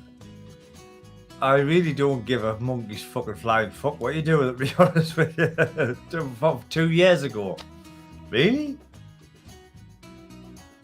Holy moly, man. Listen, history like is what you're not saying. going to judge them kindly in the future. When some researcher looks back into time and says, you know, why did they do this? Did that help or hurt the situation? The fact of the matter is going to come out that a lot of the stuff they didn't do anything except hurt the emotional health of the creators that were creating content, but didn't actually influence society in a positive manner. The ironic thing is, though, I know they're bringing in all these like these age restriction rules and everything regarding current content, but you know, you're looking at content from 2-3 years ago where YouTube's rules were totally fucking different. So you were adhering to the rules at the time, but all of a sudden they updated and say you're not adhering to the rules of today and now. Well, fuck me. I'm not a fucking some kind of forecaster or some crystal ball where I can forecast the future where you're going to fucking age restrict everything I fucking do. You know what I mean? You pricks. You know what I'm saying? Bullshit, man. Absolute bullshit. I tell you, mark my words, all these vape channels on YouTube, your fucking days are numbered. They're just gonna fucking knock them off eventually. I really do believe that. The way the world is going.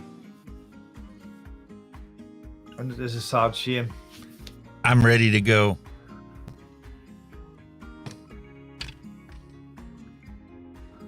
Gone. Used up. SG. Here's its replacement. God, you've used it. I kind of had a feeling you were going to say that. Listen, I still got to label all that stuff I just ordered from Bull City and all that new stuff. Yeah, you refreshed your order, didn't you? A sticky bun was the main purpose of it. And then I realized they've got some new. There you go. Like your style, mate. Like your style.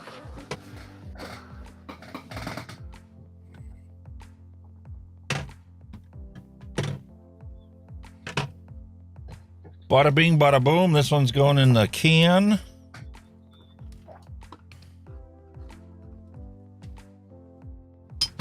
Probably should recycle it, but whatever. What's missing? Super sweet. Yeah.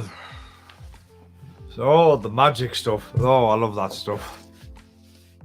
I do like a bit of the old SS.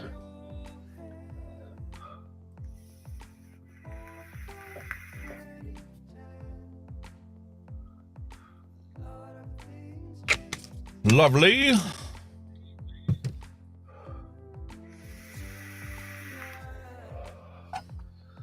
Damn, that's good.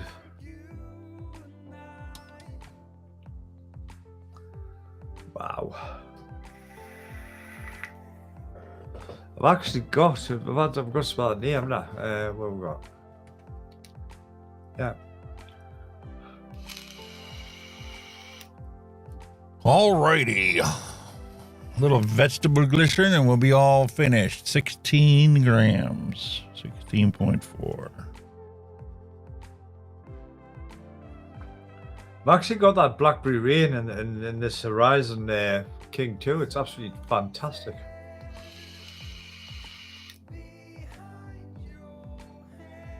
I've never been a fan of grape, but for some reason that is really nice, that grape. Really nice. This doesn't make any sense. Oh. Dummy. It's a 15 ml bottle. That's a 15 ml bottle. You were making 20 ml, weren't you? Yeah.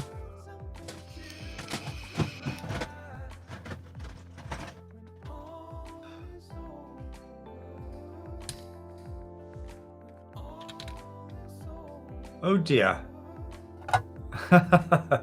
Oh shit. God damn it.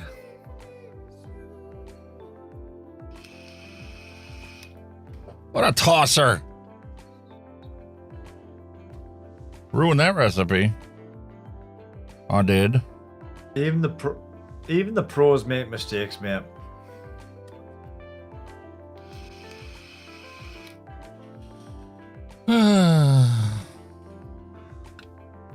See, I should have listened to Mallery earlier when she said, just chill out, relax. There's no rush, there's no itinerary. Nope. Hey man, if it suits you, start again. We're all easy with that, mate. Gotta start again, mate. Not a problem. I am going to. Shit happens, my friend. Shit happens. All right.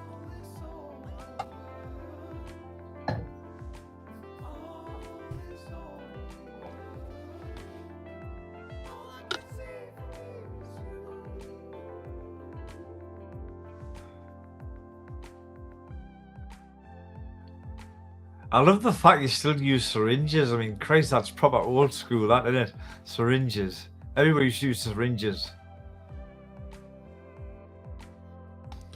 Yeah, because, I mean, as a medic, I mean, it's secondhand nature for me to deal with them.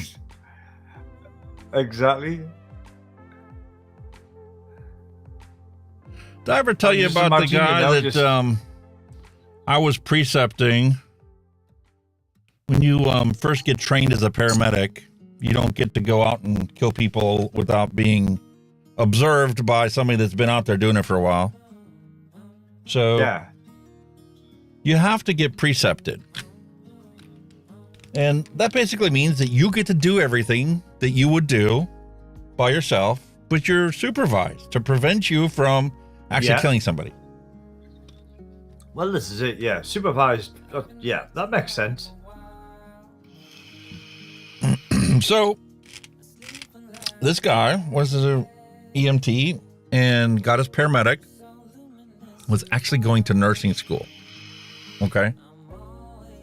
So being how much knowledge had already been imparted on this person, I didn't watch him as closely as I would somebody that, you know, was just an EMT and went straight to med school, straight to paramedic school after they got their certification for EMT. People that have been out in the field doing it for years and then goes back to school again, they've seen enough and done enough to know the ins and outs of certain lines you never cross. Yeah, you'd expect to have some kind of basic knowledge, so to speak.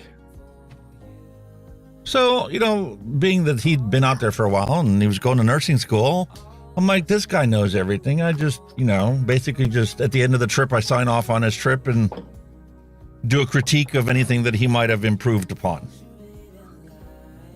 So this person was having trouble breathing, right? And it was congestive heart failure and was really bad. And he did the typical protocol, you know, give them the nitroglycerin to try and lower their blood pressure, to try and pull some of the fluid out of their lungs and give them a breathing treatment and oxygen, the whole 9 yards. And then you get down into the protocols where when that didn't work or the breathing is so severe that they're literally anxious and they're hyperventilating not because of a lack of oxygen, but because they're so upset about not being able to breathe. Because the most terrifying feeling in the world is not being able to breathe, to catch your breath. Yeah, they're pretty much panicking. They're just pretty much panicking. So part of our protocol is you give them some morphine, which helps them calm down. And the sedative effect of it that calms you and relaxes you and makes you feel a little euphoric counteracts the effect of being terrified, right? Yeah. So I watched the guy prepare the morphine, draw it up into a syringe, and put it into the IV. And the next thing I know, he takes the IV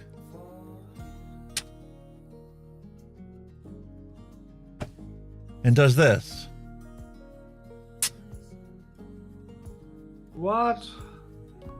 He literally shoved it in as fast as possible. You never, ever do that with morphine. So me being an experienced paramedic and an experienced preceptor, I conveniently just stood up, reached over his head, and grabbed the ambu bag and the endotracheal intubation kit out to prepare to put a tube down this person's throat.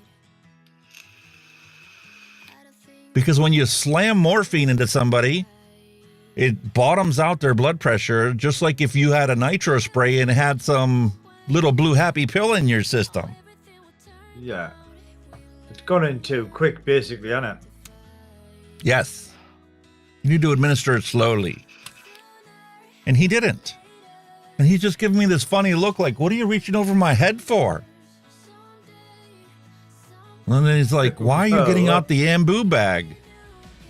And why are you laying out the intubation kit on the shelf and putting the things together and opening the package of the intubation tube? The patient's still breathing. Because a minute later, the patient stopped breathing because their blood pressure bottomed out. And I had to put the tube in and intubate him and bag the patient. And he's like, how did you know that was going to happen?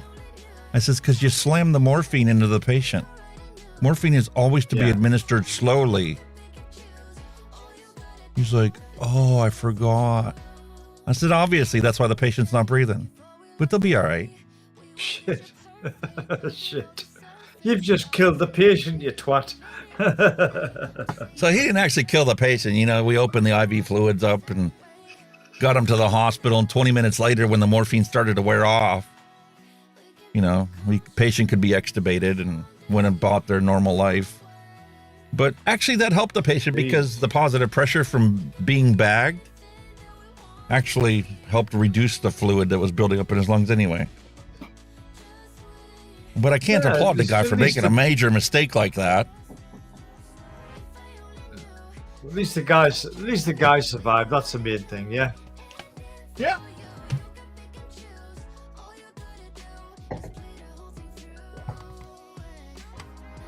Okay, so let's try this again. I'm gonna do this the right way. First off, I am gonna go in here and edit this, and we're not gonna make 30 mils because there's what's the point in making a 20 mil bottle of it? I don't have, you know what I mean? There you go. There's Mallery Gates. See, air and sex are not important unless you're not getting any. It's a very good point. Would you agree with that? Would you agree with that statement, sir? Yes. And then obviously Becca Nicole. Really agree with Hunky. What's wrong with people nowadays? Obviously, things can concern and risk people's lives. They shouldn't have certain spots with them. What job they have. There you go.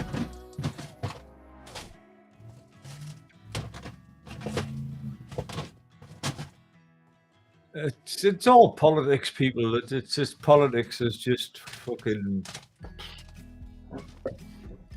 just fucked everybody up, man.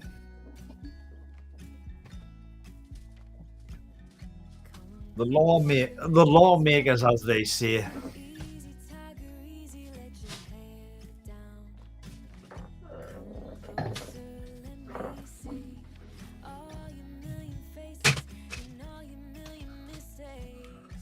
I've seen a Hunky before, guys and girls. I'm taking the wife's car to the garage tomorrow, and it's near the coast. So I am going to unmount my camera from its resident place where it's been there for fucking months not touched. I'm gonna go out and take my camera out and go down to the seaside and have a play with it. So if you guys want to see any footage or pickies, I will certainly upload them next week and we'll have a look. Yeah, it sounds good. South Shields. The wonderful South Shields over here in the northeast of England. Weather permitting, because basically at the moment we are quite mild for this time of year, but it is constantly raining. We are absolutely inundated with rain. Mate, if you get 5 minutes of footage, we'll run it as the intro to the show next week. Yeah, we'll have a go. I mean, you know what it is? I bought it. Oh, shite. What the fuck? Now that you've got all this OBS stuff, down straight, down pat, you just create a scene that you just have the movie playing, and I'll put that on as the background for the intro part. Yeah, we'll have a look. We'll see what can. Well, that's weather permitting, of course, folks. If it's paying down rain, I'll probably go in the. If it's paying down rain, I'll probably go in the local pub and have a pub meal and a pint. Alrighty, let's see if we can get this done properly. We'll get something. We'll see. I need 1.5 grams of this now. Don't have any 30 ml bottles. I should have ordered some of that from Bull City. I've got some 60s, I got some 120s, and I got those 15s.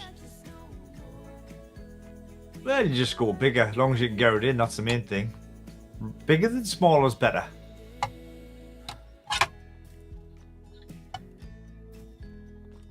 Come on now. That's close enough. Yeah, not far away, mate. You're not far away. See, 1.5. The joys of live streaming. Or as the live TV, as sometimes they call it. You know what I mean? Yeah. Never work with animals. You work with one, mate. Me. Okay, 2.5% is going to be 0.77 for the dragon fruit.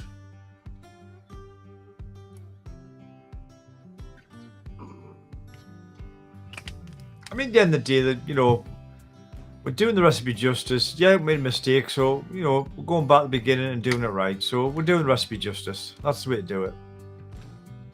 Well, I'll tell you what, it smells good.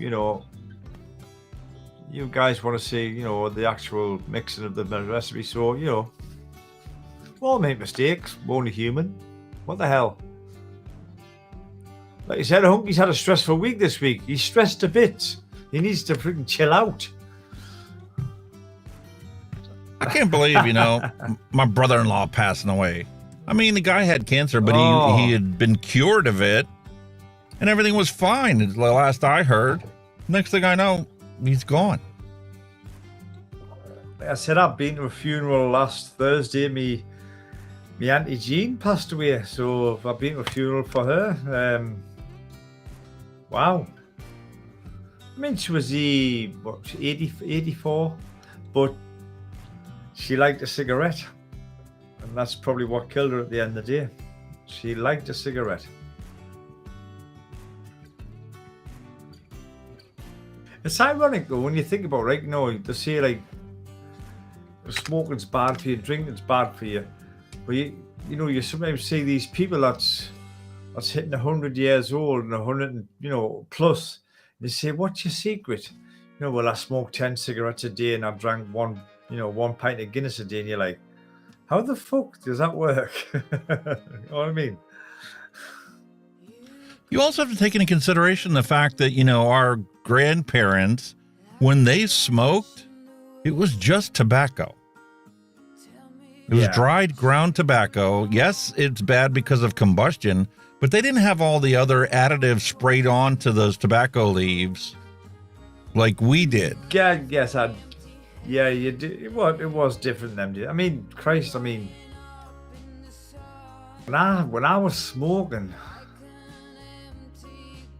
I mean, I was active at the same time, and that's I think that's probably what's kind of like saved as kind of long-term illnesses, because when I was smoking, I was running marathons. I was playing football, like soccer, as you guys in America call. I was playing football 7 days a week. I was active, you know. I was really, you know, I was physically active for years and years and years. And the smoking was just, I don't think I felt it as much then, obviously, because of being a young man. You don't, you know, your body can kind of deal with it at that age. But I was really active, and I think that kind of stuff has kind of saved us in the later years. You know, I've never suffered from any kind of like illnesses as such from smoking. I think, you know, I think I quit at the kind of like the right time in my life. That's kind of when I quit. I think if I was still smoking now, I would probably be a physical wreck. But I think sometimes, you know, your earlier life, if you're active and all that, it does help to combat this kind of stuff. I mean, I could be wrong, but I'm just going off my experience. You know, I was very active. I wasn't a couch potato who, you know, overate and sat and smoked. You know, I was active as hell. I was a big footballer. Enjoyed running. I used to run for miles. So I don't know. It's kind of a lifestyle thing as well. You know, your lifestyle does catch up with you, whether it's a good lifestyle or a bad lifestyle. You know, I think I'm a good believer in that.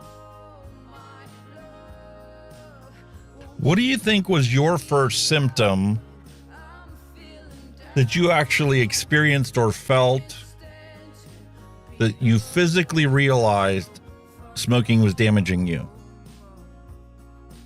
Was it the coughing? Was it the breathing? Was it something else? No, it wasn't. It wasn't a symptom thing. It was more children. When my children arrived, and I had more concerns for my children's health. You know, I mean, you know, in the early days, we used to smoke in the house. We used to smoke all over in the house, kitchen, bed, whatever. Then I stopped smoking in the house when the children came along. And I think when I stopped smoking in the house, I kind of reduced smoking because, you know, yourself, when you had to go outside or go at the back door for a cigarette and it was freezing cold, you know, you tend to avoid it. So I think I smoked less as such. So I think with the kids, when the kids came along, that was kind of like a kick up the backside for us, like for a start, to say, like, you know, it's unfair for you to be smoking in the house, especially with newborns and all that. You know, nah, it was just a no for me. You know, I couldn't smoke in front of me kids when they were that small. You know, especially newborns. It was just a big no. You know, and I just couldn't do it. So, you know, and like you say, when you're sitting there relaxed on the couch or settee, whatever, you watched a good movie or a good TV program, you just couldn't be bothered to go at the back door for a cigarette. So I think it reduced me smoking in a sense. But to actually feel it years on is probably when I stopped playing football and I stopped being very physical. Then it started to kick in, you know, as I started, like, you know, when I was like climbing stairs and stuff, and I'm like, you know, I was never like this, you know, a bit of breath. I was never like this. And that's like kind of when I thought something needs to be done here, you know what I mean? But I think when my kids arrived, that was my first conscious thought on smoking. Before you didn't then, you know, you didn't when you were young and you're daft and you were healthy, you didn't think anything, you know. But when you know, like I said, in later life, when you get responsibilities with your children, then you did kind of think. And me and the wife did smoke. We both smoke. The wife still smokes. She's a bit of a dual user, and we never smoked in front of the kids in the house. As soon as the kids were born, we never smoked in the house. Always went outside or at the door. I think that was Apathy Miller. Hello and welcome. Hi, Apathy buddy. Yeah, I think it was when the children were born. That's when we kind of started to realize, well, this stuff's not not good. You know what I mean?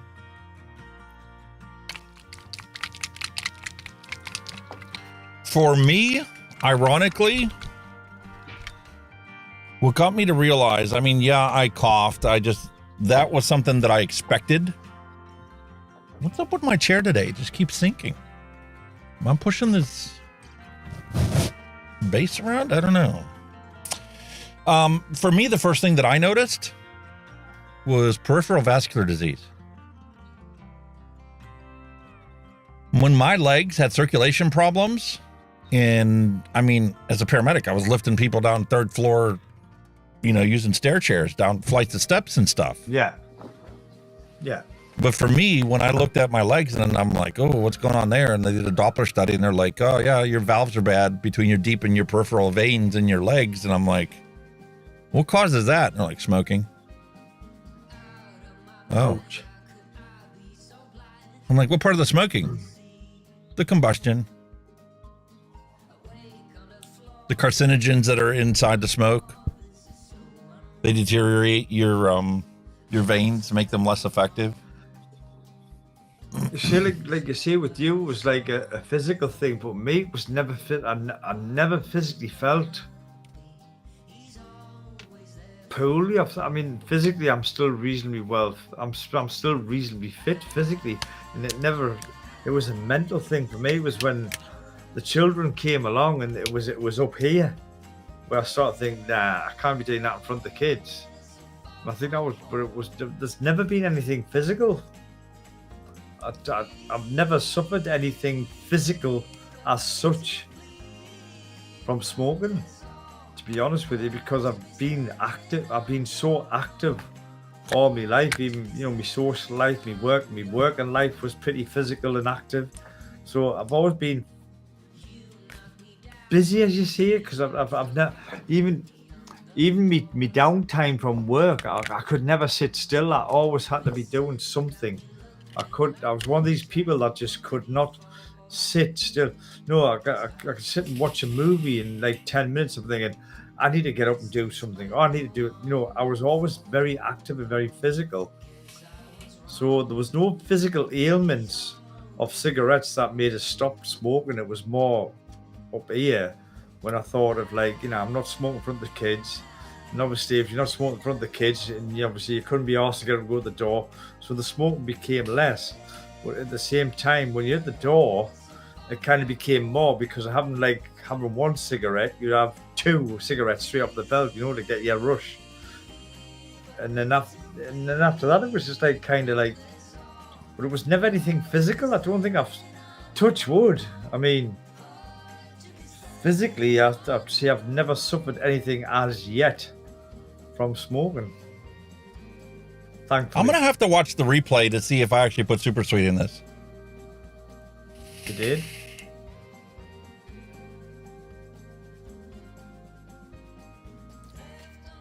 Plus, why you did? It doesn't taste bad. It's just not what I expected. Ah. But then again, it's a shake. So, I mean, with this many flavoring components in there, it's going to have to reach equilibrium before I can fairly judge it. Quite a bit in there. Like, there's a little, yeah.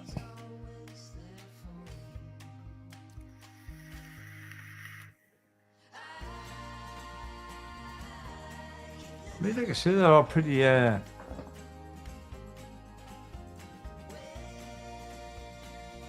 no notes. No notes in it, no. This person does have a lot of, maybe not a lot. A few under his belt, though, hasn't he? Or he or she. Yeah. 19 recipes that are public. 2022 September. We've got pretty good star ratings. Well, I don't see any ratings yet. Most of them are. None of them are rated. Most of them are You'd 5 see them stars. gold. You'd see them gold if they were voted on. None of them have been voted on. That's why I do these random recipes, so they go back and then put actual reviews on the people's recipes, and it's probably the biggest failing I've had so far. I've got the bottles. I just need to go back and actually publish the recipe review. I know, but at the same time, you're doing these guys like a favor as well, because you're reviewing the recipe they put out. That's probably getting very little or no feedback, and you're enhancing that in a sense, by saying, "Well, look, we're going to do it. We'll see how it happens." You know what I mean? Yeah. It's on my to-do list. There could be. I mean, there could be so many hidden gems out there that are just undiscovered. You know what I mean? Kind of like Rocky Tooney's cinnamon Danish swirl muffin. Yeah, that is for that. Wow, that's phenomenal. Hell yeah, it's out of this world. In fact, I need to mix up a bottle of that. That is out. Fucking go for it, mate, because you've got the old the extra flavor now, haven't you? Yeah, I ordered 60 ml bottles of all those. Phenomenal. I would expect another bottle of that in me parcel, like definitely. Fucking wow. There's no off notes to this recipe. It is. I get the idea that it's Hawaiian pineapple orange guava thing, but it's like I'm not getting very much orange yet. The guava's there. The passion fruit's bending it a little, but that's like that tangerine that I mixed up with Neil Pitt's recipe. Maybe it's that tangerine that's going to require a couple weeks before it comes to full flavor. Yeah, you're probably looking at this. You're probably looking at a steeper. It's just a shame that people don't put these in the notes. When they do it, just say, "Look, it requires blah blah blah steep time." It would help.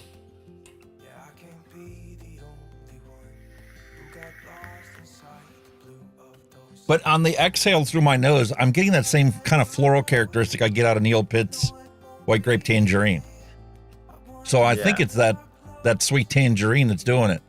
And here we are 2 weeks later, and his recipe is now no longer floral because it only had 2 ingredients in it. And I'm getting that tangerine flavor finally present, and I'm getting a white grape. So maybe by next week, his recipe is actually going to taste like a white grape tangerine.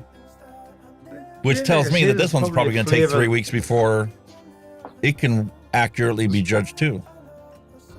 It's it's probably a bit of a steeper. That's the thing, isn't it? Which surprises me because everything in there is a fruit. The biggest misnomer they tell you in DIY is, "Oh, you can taste fruits right away. You can shake and vape them." I can't do that with juicy orange. Much, yeah. When I single flavor tested that, I'm like, I don't get any orange. No. Now with flavors, I did a 5%. I still got the freaking thing here. It's like a freaking orange soda. Straight up, 5% flavors orange. 0.5% super sweet. Bang, done. Apathy Miller's like, yeah, with that much flavoring, it's going to take 3 weeks to get it.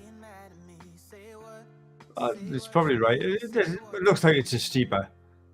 I mean, you've seen it. He's added there. It's like it's 30%, 30% flavoring. So, yeah, that's a lot. Like I said, there's no off notes to it. The taste is nice, but it's a lot subdued, a lot more subdued than I would have expected it to be.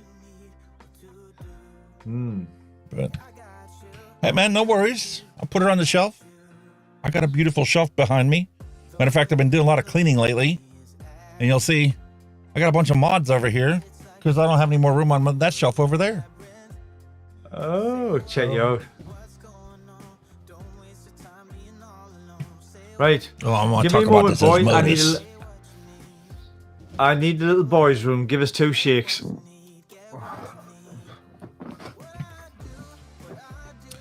So this Asmodus Luna Squonker, it's a beautiful little squonker until you need to remove the bottle to try and clean it. It was so hard to get this bottle released from that pin in there. I mean, I thought I was going to destroy the silicone bottle trying to yank it out of this mod. It's like, it's nice, but with this, you know, little tiny access point here, it's like there needs to be an easier way to remove these bottles, or a better seal system or something for it. But yeah, I've been cleaning up a lot of my stuff here. Matter of fact, today, right before the stream, I put like 12 tanks together that had been cleaned out, and some of them were stock coilers, some of them were rebuildables, and I'm like, yeah, I got a 14 mod sitting on my desk here. Let me pair up those tanks and throw them on the shelf behind me. Time to clean that out over there and get rid of some of those boxes that I have. But that is the way it goes when you've got all this stuff going on. Battery. Needs a battery.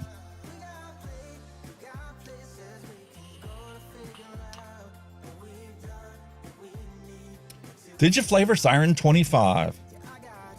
Thank you, Brick City Vapers, North Olmsted, Ohio. I know she tried to talk me out of it because she's like, that's a mouth to lung. And I'm like, yeah, but I've never really built on that kind of a deck before. So I'm really excited to try and do that. Thank you for the great deal on a 2017 rebuildable.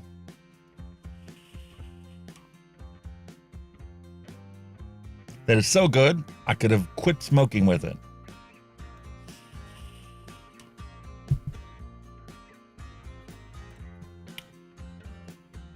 Yeah, with my squonkers, I don't use the bottle until I know what liquid is going to live in them. I put my all-day vape in them. Rarely do I take it out. Fill them with a 510 refill bottle. Ooh, that's a good idea. I never thought about that. Very interesting. You could technically do that. You could flip it over upside down and put a vacuum on it and then insert the new juice into the bottle to fill it up. That was one of those ones where I tried it, but I didn't get a chance to actually use it very much.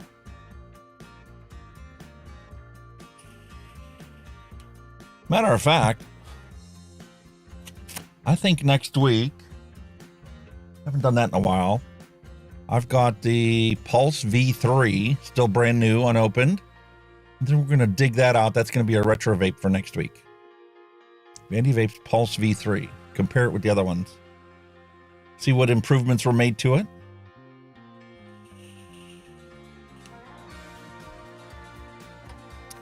The one that I found interesting from Watofo, they had a squonker that was either a squonker or a dual 18650 mod. You could pull the squonk bottle out and you can put another battery in. I think I did a review on that too. I forget what it was called. Watofo something profile, or I don't know.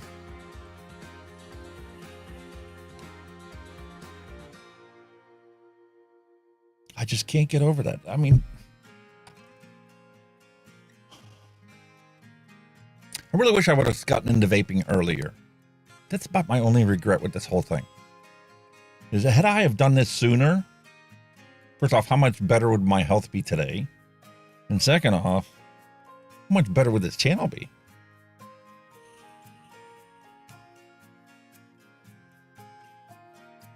Unbelievable. 2017 technology. All right, where are we at? 4 hours and 10 minutes. I know what I wanted to do. Time for us to mix up this FLAVORSHOC from Flavour Labs. This is an egg custard tart. Definitely going to be a steeper. It's time for us to finally get around to mixing this one up.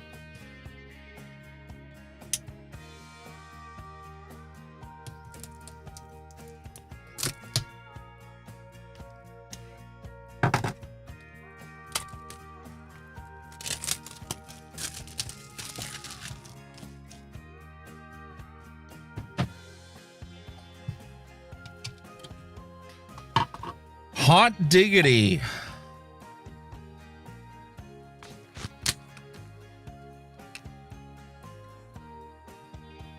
Ooh.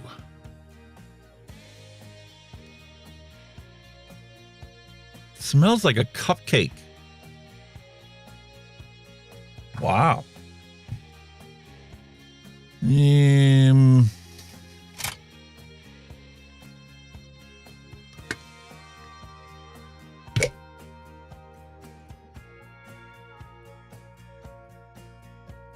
Beautiful. All right, let's figure this out. Create a recipe. We're going to make 200 mils. We'll do a 6 in there.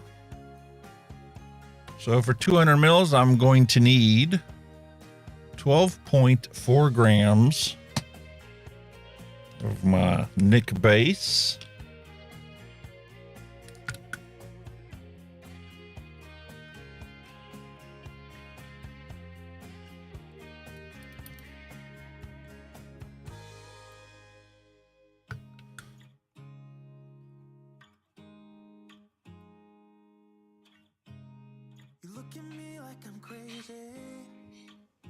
Shut my feelings out.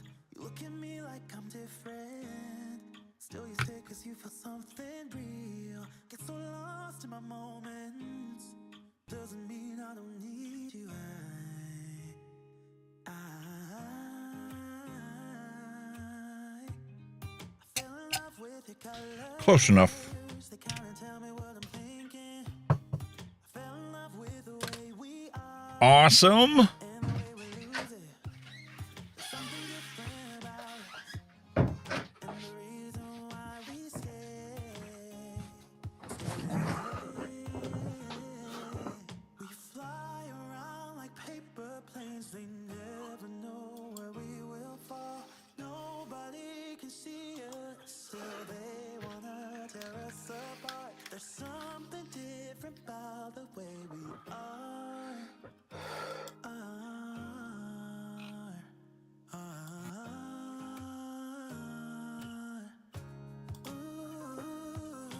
And it's that simple to make a FLAVORSHOC.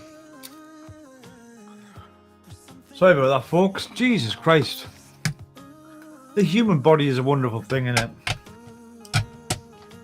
Sure is. How you can take so little and pee so much. Just like that. One FLAVORSHOC mixed up, ready to go. Egg custard tart. Give her a good you shake. Mix her up, you devil, you.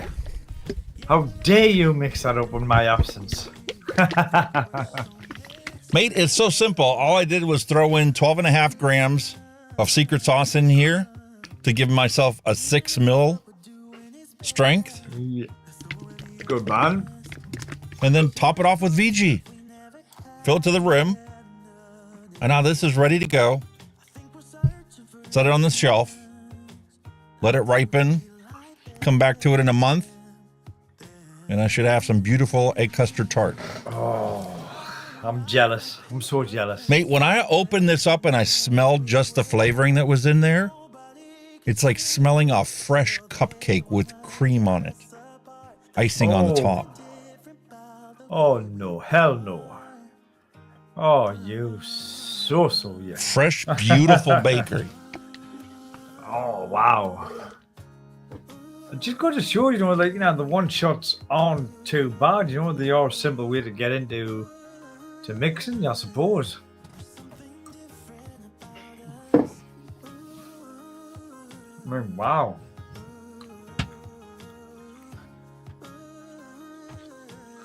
You have any of the one shots left that he sent you? Gone. Remember this one?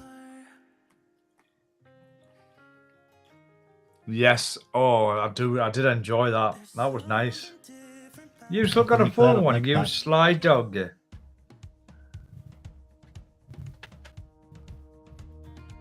Here's one that we haven't done. Coffee tobacco. Very interesting. Notice I didn't mix that one up because I'm like, oh, I don't want anything tobacco. Yeah, you had that phobia against. And then I tobacco, used some didn't you? recipes that had tobacco in it, and I'm like, you know what? It's not what I thought it was going to be. No.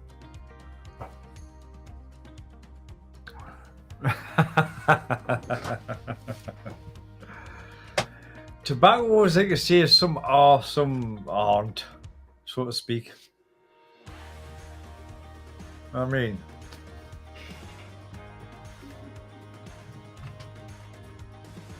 my daughter gave me that sign for Christmas, and I didn't realize until just now that the one-shots are sitting behind there. Most of them are gone. They're just empty bottles. I mean, I hammered mine. I mean, but that splice is, it's really nice, that splice one. I did enjoy that. Really nice. And that's what I said. I've just had them as a one shot. I didn't mix them with anything or any, I just had them as they were out the bottle, and wow. Easy way to get into DIY. The thing is, I just can't understand like why his market's not so big as it should be, because you don't see much of them in the UK,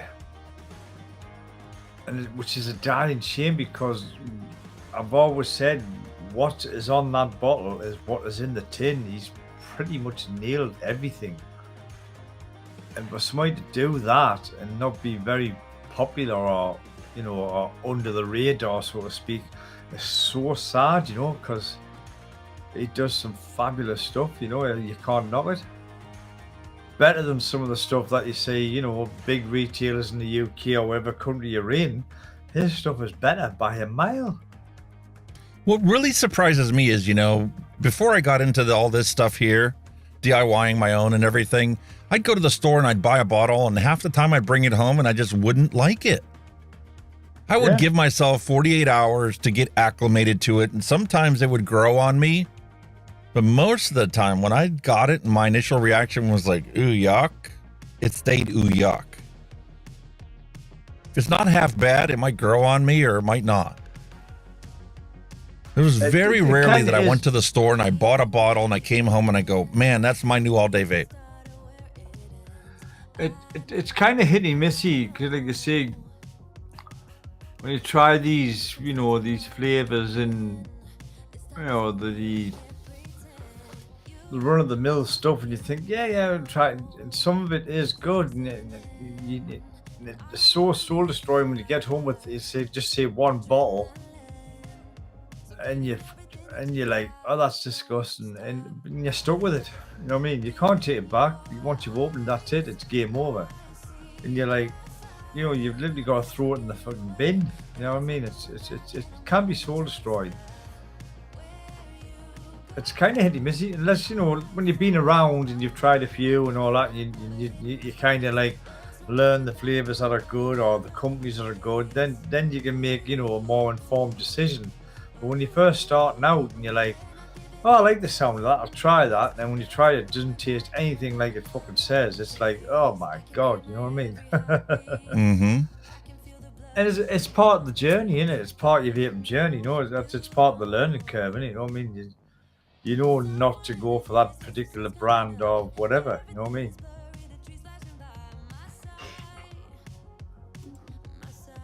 Well, at least like you said, was when you're DIY and you say, well, it's so, but I can improve, and you can play about with it.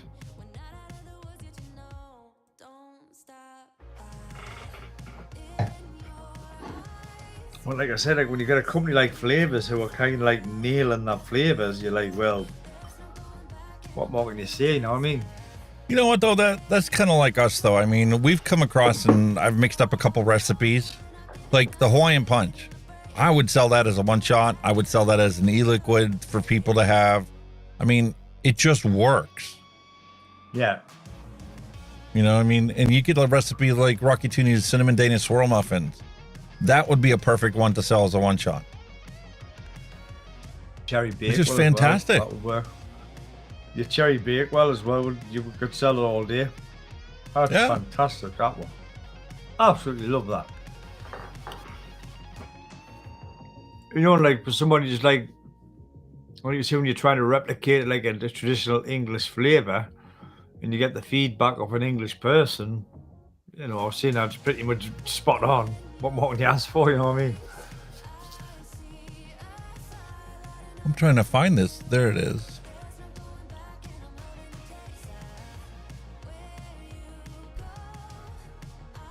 Gorgeous. That is a fantastic recipe, that. Absolutely. That didn't last 2 minutes with me. I just hammered it. Same here. Absolutely hammered it. The recipes are marked private, though.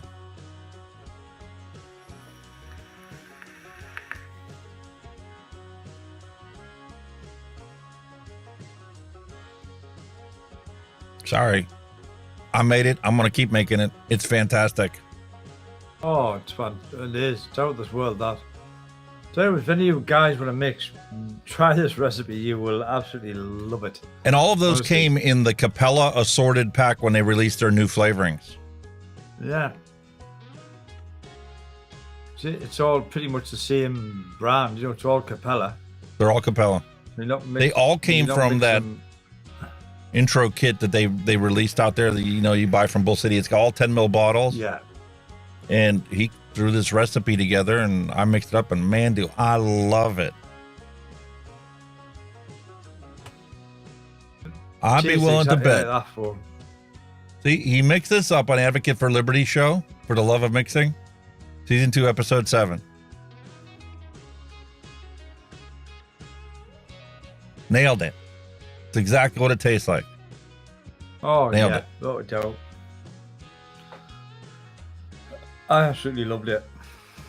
It was an all-day vape for me. It was as simple as that. It just turned out being all-day vape. End off. That's why it didn't last 2 minutes. I mean, like, wow. That's being sold somewhere in this country. I guarantee you it. And it's probably being sold as a one-shot somewhere too. Gotta be, hasn't it? Just one of them things, you know, when you come across a recipe and they've nailed it, you know they fucking nailed it, you know, and you're like, yes, that is a good recipe. It smelled fantastic when I shook it. And when I tasted it a month later, I couldn't put it down. I was like, holy shit, come to daddy. yeah, 5 days, 100 mils gone. Loved it. Oh, and it was gone in 3 days for me, easy. It was in everything. I just poured everything I had on drippers, I had in tanks, I had it was everything. Mm-hmm. Absolutely no variation. It was just full constant that I'm at now in everything. And wow. Fantastic recipe. Yeah, so much so that now I ordered 60 ml bottles of all those flavorings that go into that recipe. Well, that's a good sign. I'm going to be able to make a lot of that. Oh, hell yeah. But I don't want to overdo it, and then I'll be in the same boat like I was with my Purple Rain. Don't want it anymore. Don't worry about that. I'll take half a litre off you. No problem. I'll be able to come out my ears. I'm like one of them ones. If I find a flavour I like, that's it. Boom. It's hammered. Yeah, when I did the search for it, I'm like, why didn't it come up with any search results? And I'm like, now I understand why. Made the recipe private. So unless you watched that episode or you watched me mix it.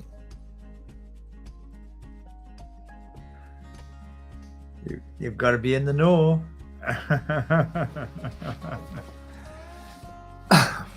Yeah, honestly, that was up there.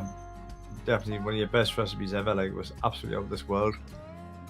Absolutely out of this world. See what other recipes are out there that just got published. Fruit Fancy, Cantaloupe, Peach, Strawberry, and Tutti Frutti. I don't have Tutti Frutti. What's that one like?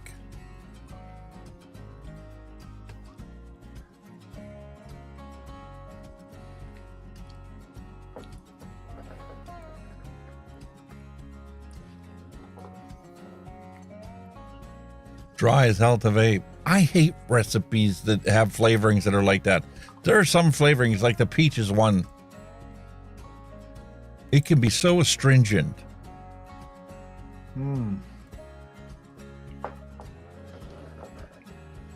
Coconut, Madagascar, bourbon, vanilla, and peach. Forest fruits and mint. I know what I wanted to mix up. I think we'll do that next week. I want to sit here and come up with a nice recipe for, because we just had St. Patty's Day, right? Yeah, that's right. So I want to do like a mint pie. Oh. I want to make a mint pie. So like creme de mint and either graham crust or pie crust to go with it. Some whipped cream on top. I want to take a look at my flavorings and see what other mints I have. It's what we call a sweet mince pie. Yeah. Yeah.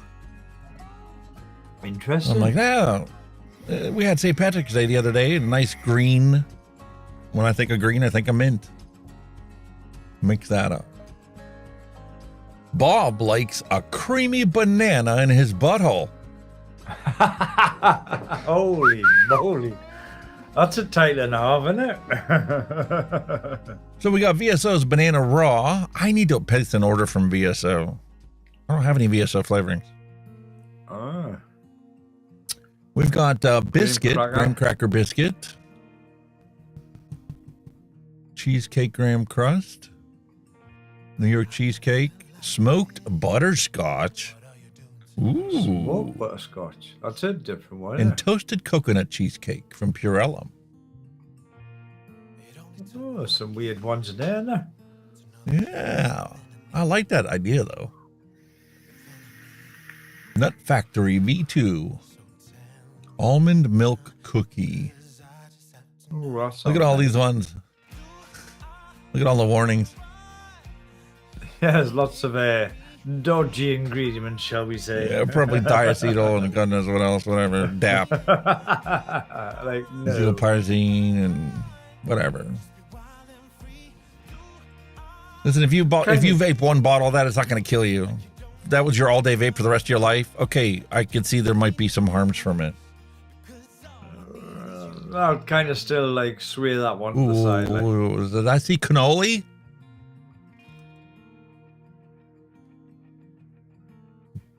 The heck is Joker? Joker Burlone. It's a flavor art flavor. We got rich cinnamon from Flavora, sugar cookies, super sweet, vanilla custard, and Vienna cream.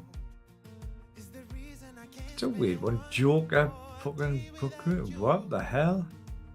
What kind of flavor is that, Joker?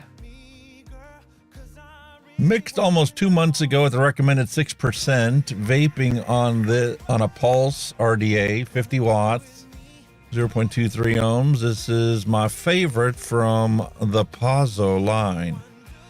I can taste the outer shell of a cannoli along with the inner creaminess. Very well balanced. No off flavors. I can see adding strawberry or chocolate to this to make it your favorite cannoli. So that's the base of the cannoli flavor in this recipe.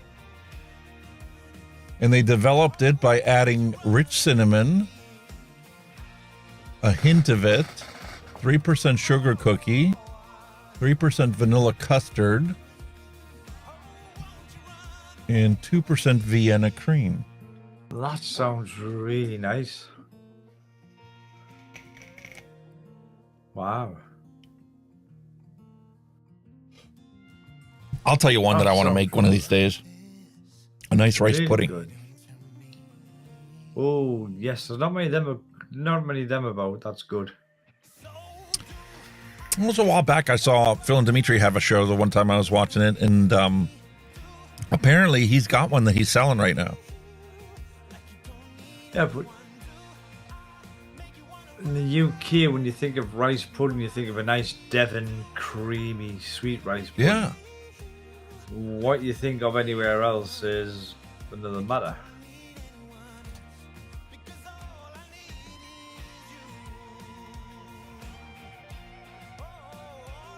Wow.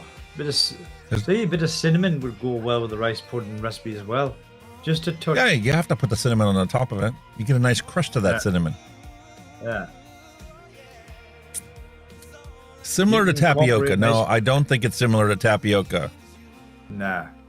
You can get a nice rice pudding with just a hint of cinnamon in. Whoa, that'd be nice. That'd be amazing. Yep.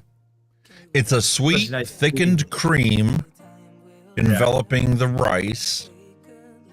You get the milk, you get an eggy note to it, and obviously the cinnamon that goes on the top. Oh, that'd be it. Like the creamy on the inhale, you'd be like that. A nice creamy rice. On the exhale, you just get that bit of cinnamon on the. Oh, that'd be fucking amazing. Holy. No, I don't put raisins in my rice pudding. No, thank you. What? You kidding on you? No, thank you. They don't. Never. How can they say they're not raisins? They're sultanas. Raisins are black. No, white grapes turn into white raisins. Nah, raisins are black. No, they don't have to be. Oh, raisins are black in my eyes. Fuck that white shit. You know, all raisins are dried grapes. Yeah, but I would say sultanas are more white than what grapes are. Grapes are dark. You can take white grapes and make raisins out of them. But there's a simple recipe. Nutmeg. Gotta have the nutmeg. Oh, a bit of nutmeg, yeah. Yeah. You need to watch some more cook shows, mate. Now, I don't know what cardamom tastes like. I've heard of it, especially in a lot of the British baking show stuff. What kind of spice is cardamom? I've never really tasted cardamom on its own as such. I know what you say, it does add to a lot of stuff. I'll have a look there. I mean,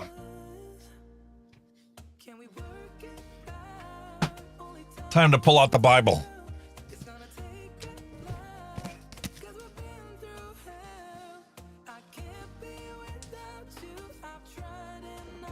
cardamom is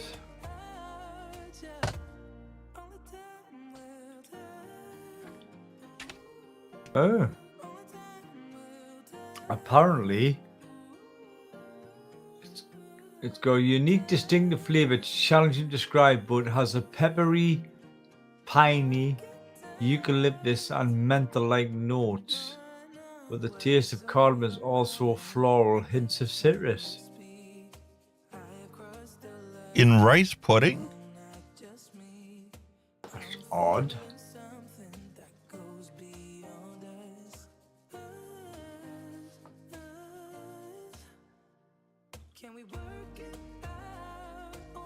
Probably more it's floral hints in it rather than it's...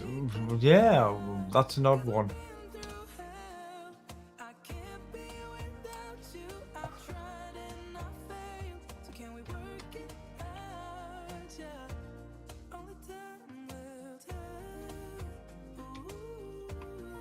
See, in the Bible, it says under Christmas, baked goods, especially cookies, cinnamon, cloves, eggnog, fruitcake, ginger, and peppermint.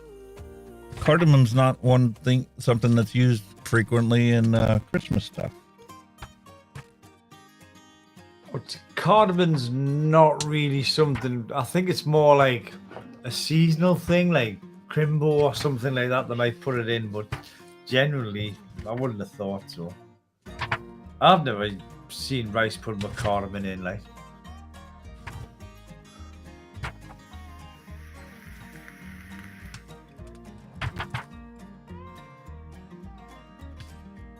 Cashews, carrots, cardamom, sweet, pungent. Function in recipes is to heat it, give it a sense of heat. Volume is loud, meaning it's very potent.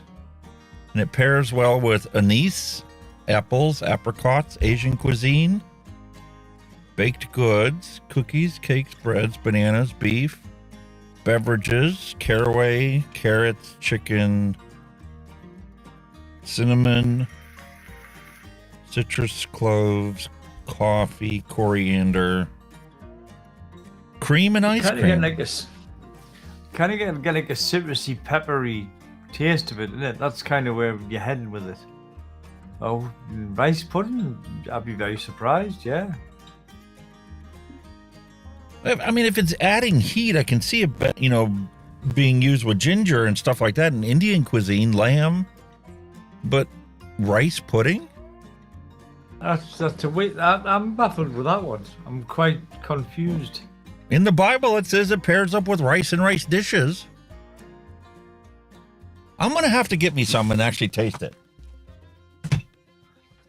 Maybe the rice dishes you're talking about is like a boiled rice or fried rice, but not so much a pudding. I wouldn't have thought so.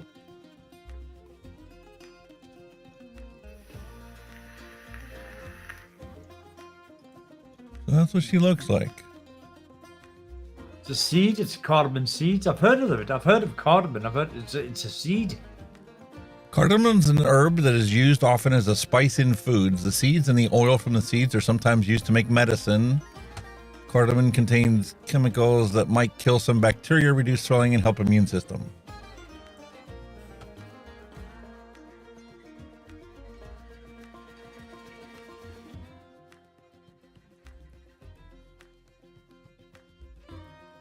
Huh.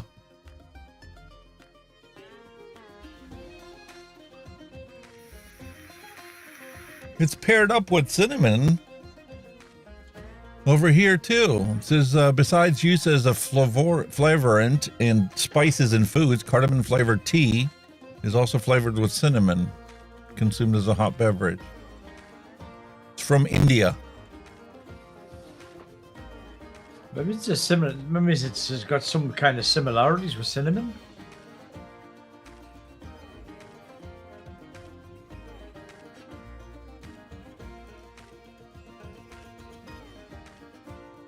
Strange, very strange. Yeah, it's a learning curve, isn't it? You know what I mean? But wow.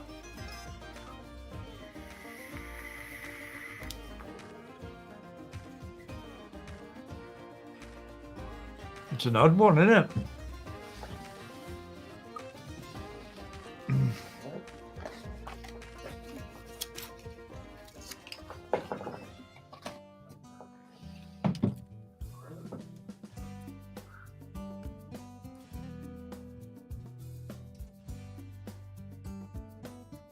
"44 recipes from the BBC have cardamom in it. Confit salmon with tahini, pistachio, and herb crust. Apple cardamom, stem ginger granola. Banana nut bread with coconut and cardamom. Chicken and lime. Plum raspberry jam, cardamom crumble squares. Chocolate cardamom and hazelnut torte. With lentil dirty chai tea. Goes with pomegranate. White chocolate, pistachio, truffle. Looks good. I can't understand why you'd add a spice to a dessert.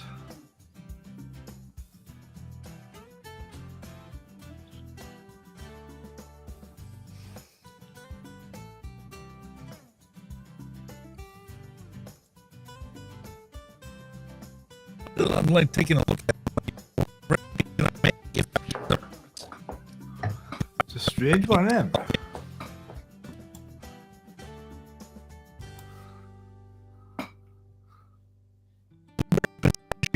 With cardamom cream.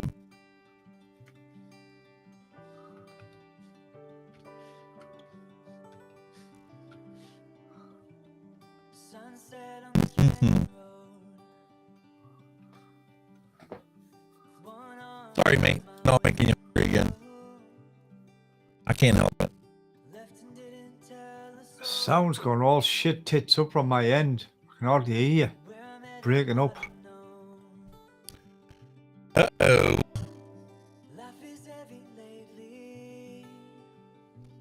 about over here? Inside of OBS, everything looks good. Out.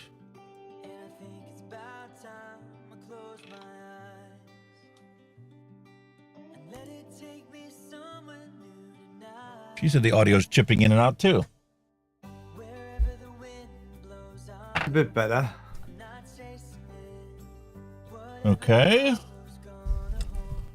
I see what the problem is. How about now when I'm talking? That's better. You're not breaking up now.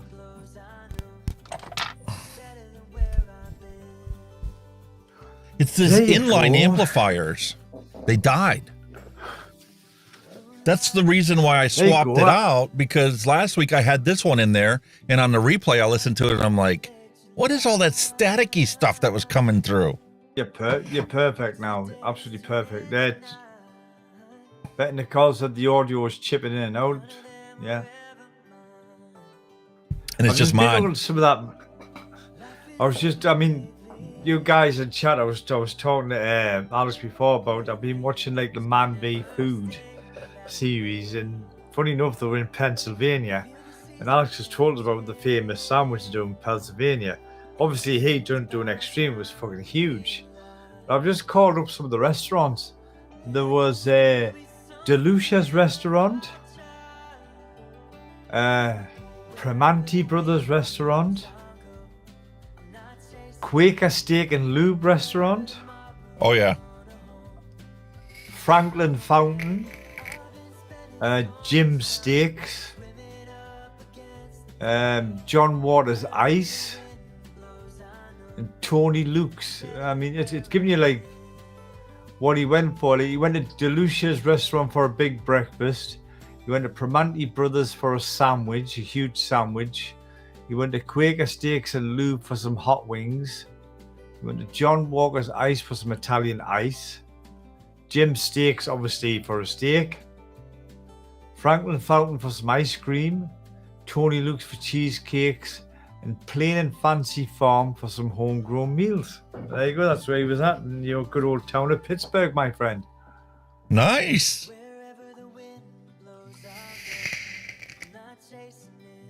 Whether you've been there or not is a different matter, but I've got a stinky feeling you've been to a couple of them.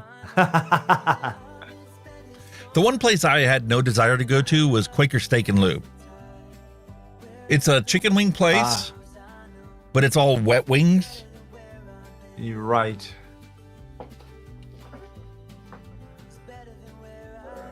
I think that's where he went for wings and chicken. Chickens and wings or something. He went there for chickens. See what I mean about wet wings? Mm.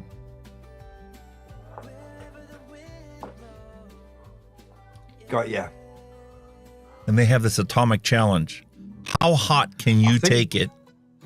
I think that's what he'd done. He'd done some kind of challenge with hot food, and he failed it.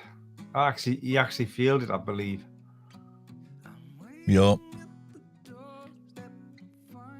Because it was absolutely fucking crazy.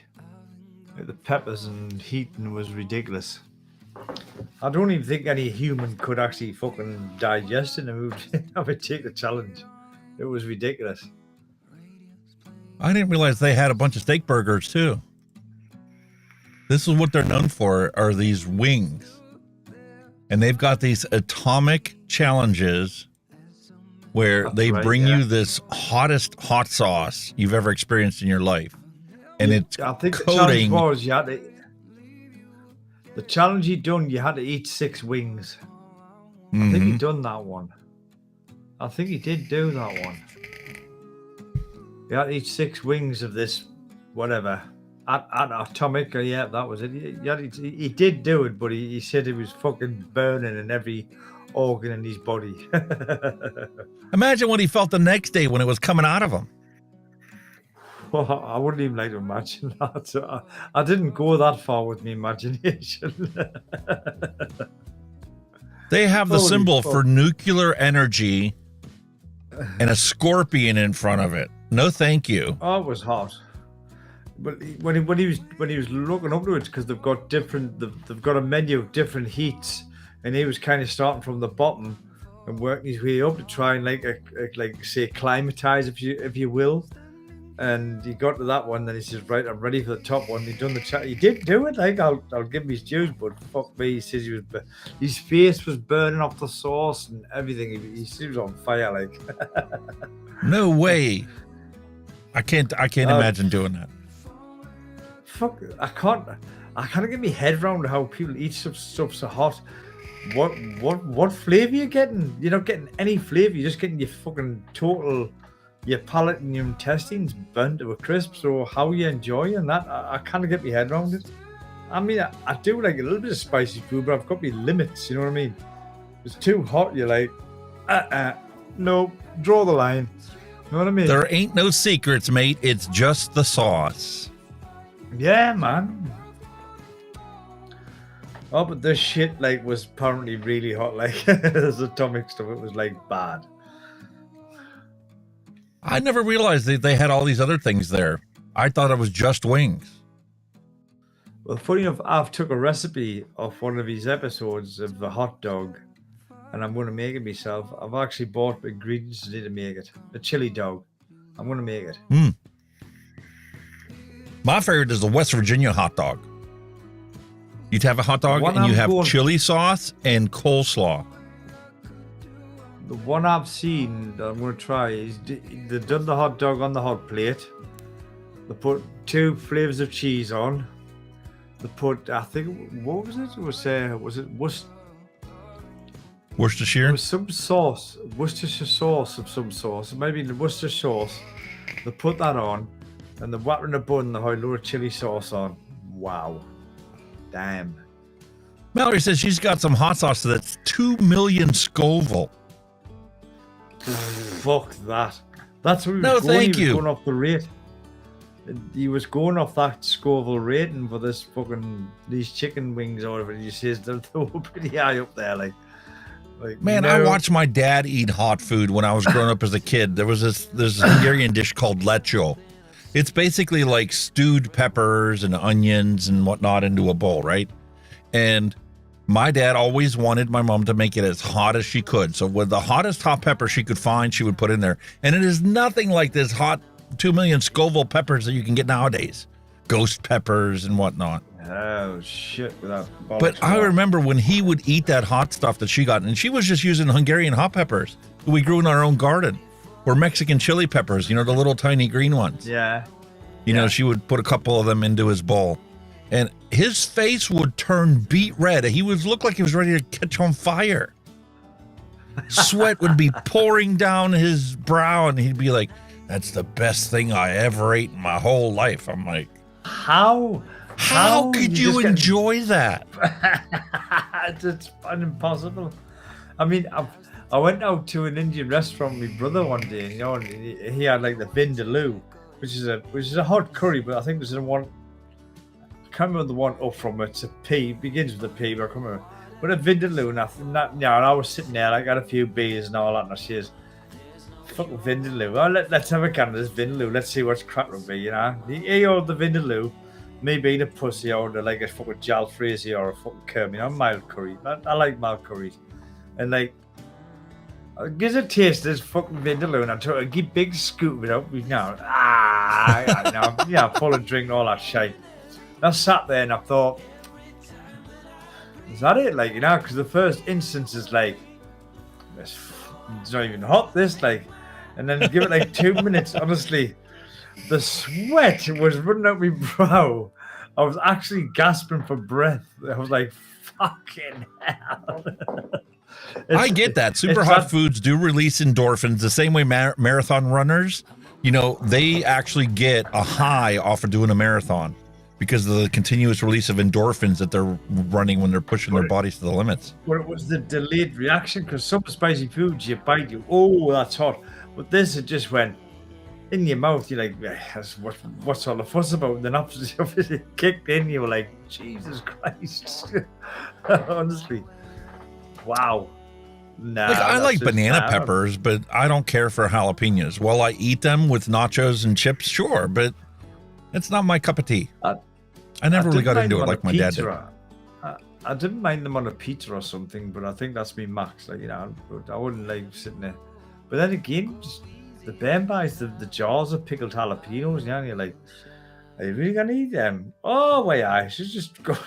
Like, shit. No, that's so wrong. There's no wrong with them, and they're lovely. Oh, Christ. Like, that's a good point, though. You know, being a smoker at the time, the spiciness didn't bother. They didn't, because your taste buds were shit at the time. Your taste buds didn't know. Yeah. That was the first thing that I really knew vaping was going to work for me, was when my taste buds started coming back. Oh. And the food was just so much better than it had ever tasted before. Oh, that was the instant first thing I noticed straight away when I came up with the cigarettes. The flavors.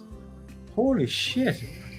And it wasn't like, you know, any kind of exotic meal. It was just simple meals. I mean, like, you know, like fish and chips.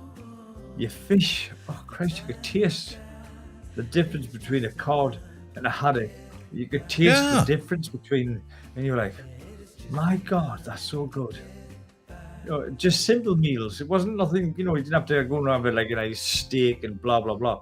It was even like stuff. spag and meatballs, just plain spaghetti. I could tell the difference between the sauce that my wife bought for the spaghetti. Oh, yes. I'm like, this is a garlic and sweet basil, isn't it? She's like, yeah. I fell in love with spag bol when I quit smoking. My God, does it really taste like that? Yes. Bullshit. It doesn't. It does. Whoa, wow. Give me more. And ironically, you know how we keep talking about Permanis? Permanis keeps being brought up in the conversation. The number one bestseller, actually, they call it the number two bestseller there, is the Pittsburgher. And it's basically like a meatloaf patty that they have as the meat for the protein for the sandwich, right? After I quit smoking, I'm like, oh, I'm so looking forward to enjoying this Permani sandwich. So I ordered a Pittsburgher, had it delivered. Uber Eats brought it, and I'm like eating it. I'm like, it's not that good. The meat's under-seasoned. My meatloaf is way more flavorful than this. I'm so disappointed. Like, I could taste the fries. I could taste the coleslaw, the dill inside the coleslaw. It's a thing of theirs, but the meat patty was just about that Pittsburgh lackluster. Thing, your coleslaw is totally different to UK coleslaw, and I was thinking, how can I replicate that? It's just cabbage. Your coleslaw, it's cabbage based, isn't it? Like our sauce coleslaw is cabbage based, but it's the differences in the sauce, isn't it? I'll send you a jar of it. What's I think he done a variant of it. Instead of a patty, he had a fish, like a cod fucking fish thing. You done it with that as well. I'm sure you done it with a bit. I'll send you a jar of it, mate. Yeah, that's what the wife uses when she makes her coleslaw. You shred your cabbage. You throw some carrots, shredded carrots in if you want for the color, yeah. And then you just put the sauce in there and mix it all up, and there you go. There's your coleslaw. Now the Permani's coleslaw is completely different. The Permani's coleslaw is more like a vinaigrette, dill, celery seed coleslaw. Yeah, UK's coleslaw is more. It's got the same ingredient, the cabbage, the carrot, but it's like a creamy mayonnaise, but there's a bit of vinaigrette in it. So it's more That's of a what creamy this is. Coleslaw. Yeah, that's the same. That's what this is. Yeah. Wow. I'm gonna have to. But he done a variation. He done a fish. It was like a cod and batter type of thing, and he put that in as well. And apparently that went down well. A fish one rather than a burger patty, I take it. Here's somebody that tried to replicate the Permani's coleslaw. Wow. That's the sandwich. Hell yeah. Fresh sliced Italian bread. And then you've got your coleslaw, you've got your chips, and then you've got whatever meat you chose, whether it be fish or the Pittsburgher for the meat patty, or if you wanted capicola or ham or whatever. You can put whatever kind of meat you want in it. I told you, if I win the lottery, I'm coming out of your part of the world, mate. I really am. The food looks phenomenal. Holy shit. It's just raw food. It's not presented well. It's just, you just get it and you just grab it and you eat it, don't you? Look at that, man. Look, and there they have the hot sausage in there. This is a double-decker. Yeah.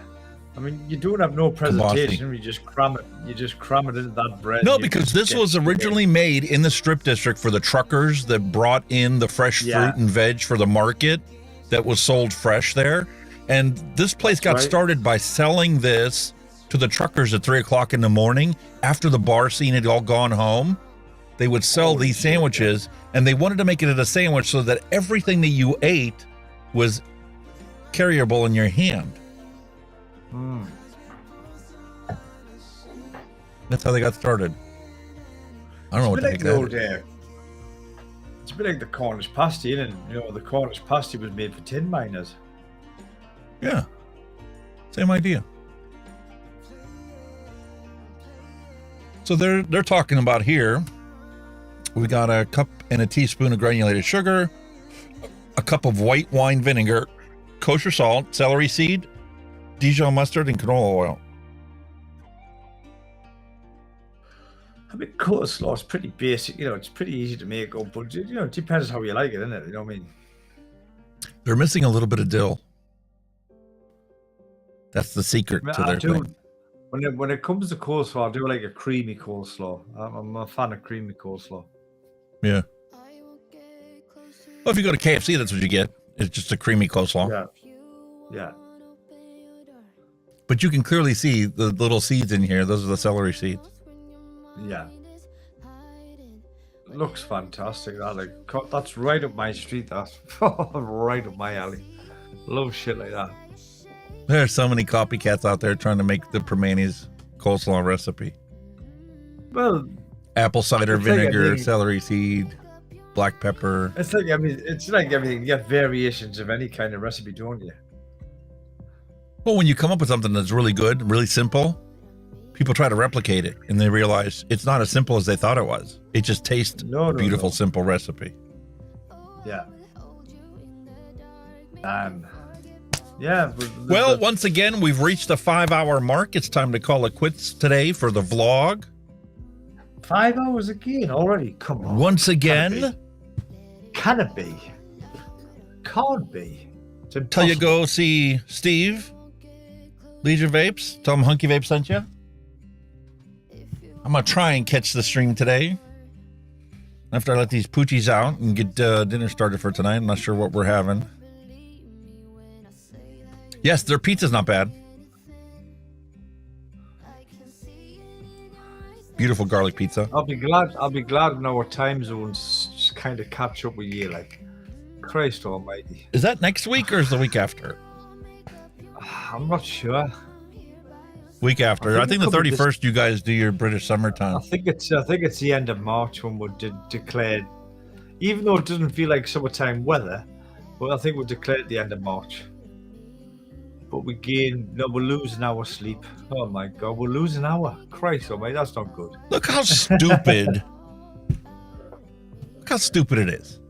I asked specifically for British summertime change. And they said, well, daylight savings time is from March 10th to November 2nd. I know when my time changes. That's not what I asked you. That's shit, isn't it? That's crazy. 31st of March. So we got one more week of this hour early stuff, and then we'll be back on sync in time.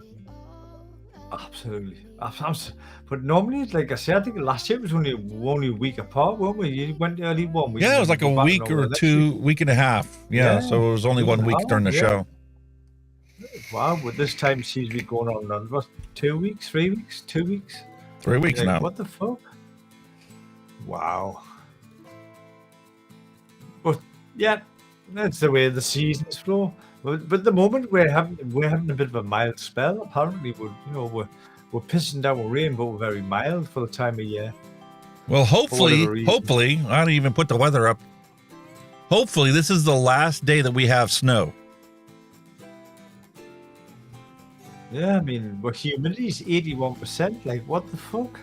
fucking March. You know what I mean? Feels like 1 Celsius out today because it snowed last night. Wait, yet. I think the top temperature of the day was 13 degrees, according to the car. And that's very unusual for March. But, you know, that's climate change for you boys and girls. Climate change is happening. Yeah, and they're talking about an El Nino summer. Oh. It's going to be another warm summer. And a lot of hurricanes. Well, that's why my wife has got a convertible, you see. Our climate is getting warmer, so we've got to drive cars that have, you know, for the summer. I might move there just for the climate change. I tell you, it's just fucking getting warmer. You guys have a milder weather than we do. And you're higher north than we are. Yeah. Our winters, we've had very little snow. Well, I think at the moment our winters are just rain. We've had very little snow, very little, even a frost. You know, like a frost. That's very rare at the minute. I've just been watching outside. Honestly, there's fucking magpies you know, we've got birds starting to make nests in fucking March, you know, that's normally a month down the line before they start nesting, you know what I mean? They're nesting now. You're like, what the fuck? Mallery said, I just jinxed the entire Midwest. Talking about all the hurricanes because of the El Nino. It is, out Midwest, it's tornadoes, not hurricanes. But funny enough, a guy who I worked with, he was in, where was he? Portugal last week. And he witnessed a hurricane out there in Portugal. So they're even getting hurricanes. The thing is, Apathy Miller is the one that's susceptible to the hurricanes down south. Between Mississippi and Florida there. And... Yeah, he said he was pissed off. He said he's sitting there at the bar having a few beers, and he's seen the hurricanes. I mean, they were just very fine, you know, they weren't getting massive, they were just very fine little touchdowns. And you know, he says everybody panicked, they were shutting the bar and everything. He's going, whoa, don't shut the bar. He said, I paid for the seat, I want to watch this shit. You know what I mean? Don't you shut the bar, I want to watch this shit. You know what I mean? But then we got, you English are fucking crazy. Fuck off, I paid for the seat, I'm watching this shit. Oh, it was weird. But yeah, it was about one, he said there was the point there was 4 touchdowns simultaneously. It was 4 very thin spirals actually all touchdown at the same time. But he says as soon as it happened, it was gone. You know, it lasted minutes. But you know, panic station, shutting bars, shutting beaches. Yeah, shut the fuck up. I paid for the seat. I'm watching this shit. But I'm in for the ride. You know what I mean? Bollocks for that. I'm in for the ride. I paid for this. I'm in for the ride. If I get blown away, tough shit. Fucking magic, man. All right, ladies and gentlemen, it's time for us to wrap this up for today. Peace, love, and a hunky vape is my wish to all of you. We'll catch you all same time, same place next week. One more week of hour early for the British folks and European folks. Then we'll be back to normal. Nah, it's got me baffled. Like I say, I was out. I mean, just to add, I don't want to blow up, but I was out the day running about, and actually, like, WhatsApp Alex. I said, Alex, I might be a bit late here because I'm out running about, and we're doing a video call, and I was videoing, and I says, have a look at this. This is how we drive properly on the road, you know. And I showed him. I put the camera on the road when I was driving the car, you know, as you do. But anyway, that all said and done. Thank you to all you guys in chat. Totally appreciate, you know, you guys popping in. You know, you do make the show, and obviously your comments are absolutely well received and valued. As always, any of you guys watching on the replay, you know, please, you know, hit that thumbs up. Any of you guys in live chat, you know, please hit that thumbs up. It does help with the old YouTube algorithm. Please, as always, drop your hand checks, please. Drop your hand checks. We will show them all, and any stuff you have to show, you can do it on various methods. You know, we've got the Discord, he's got his Facebook page, you can email Alex, you know, all that stuff. It's easy to get in touch with. Please drop your hand text. I'm sorry I'm a bit muffled, like, because this wine is taking its toll on me, so I do apologize to all you and Alex, Christ almighty, £7. Ooh, near good this. But as always, guys, thank you as always for joining us. We love you all to bits, and as always, stay safe, vape safe, and we shall see you all same time, same place next week. Bye bye now. Bye bye. Thanks for listening. We'll be back next week again for a fresh round.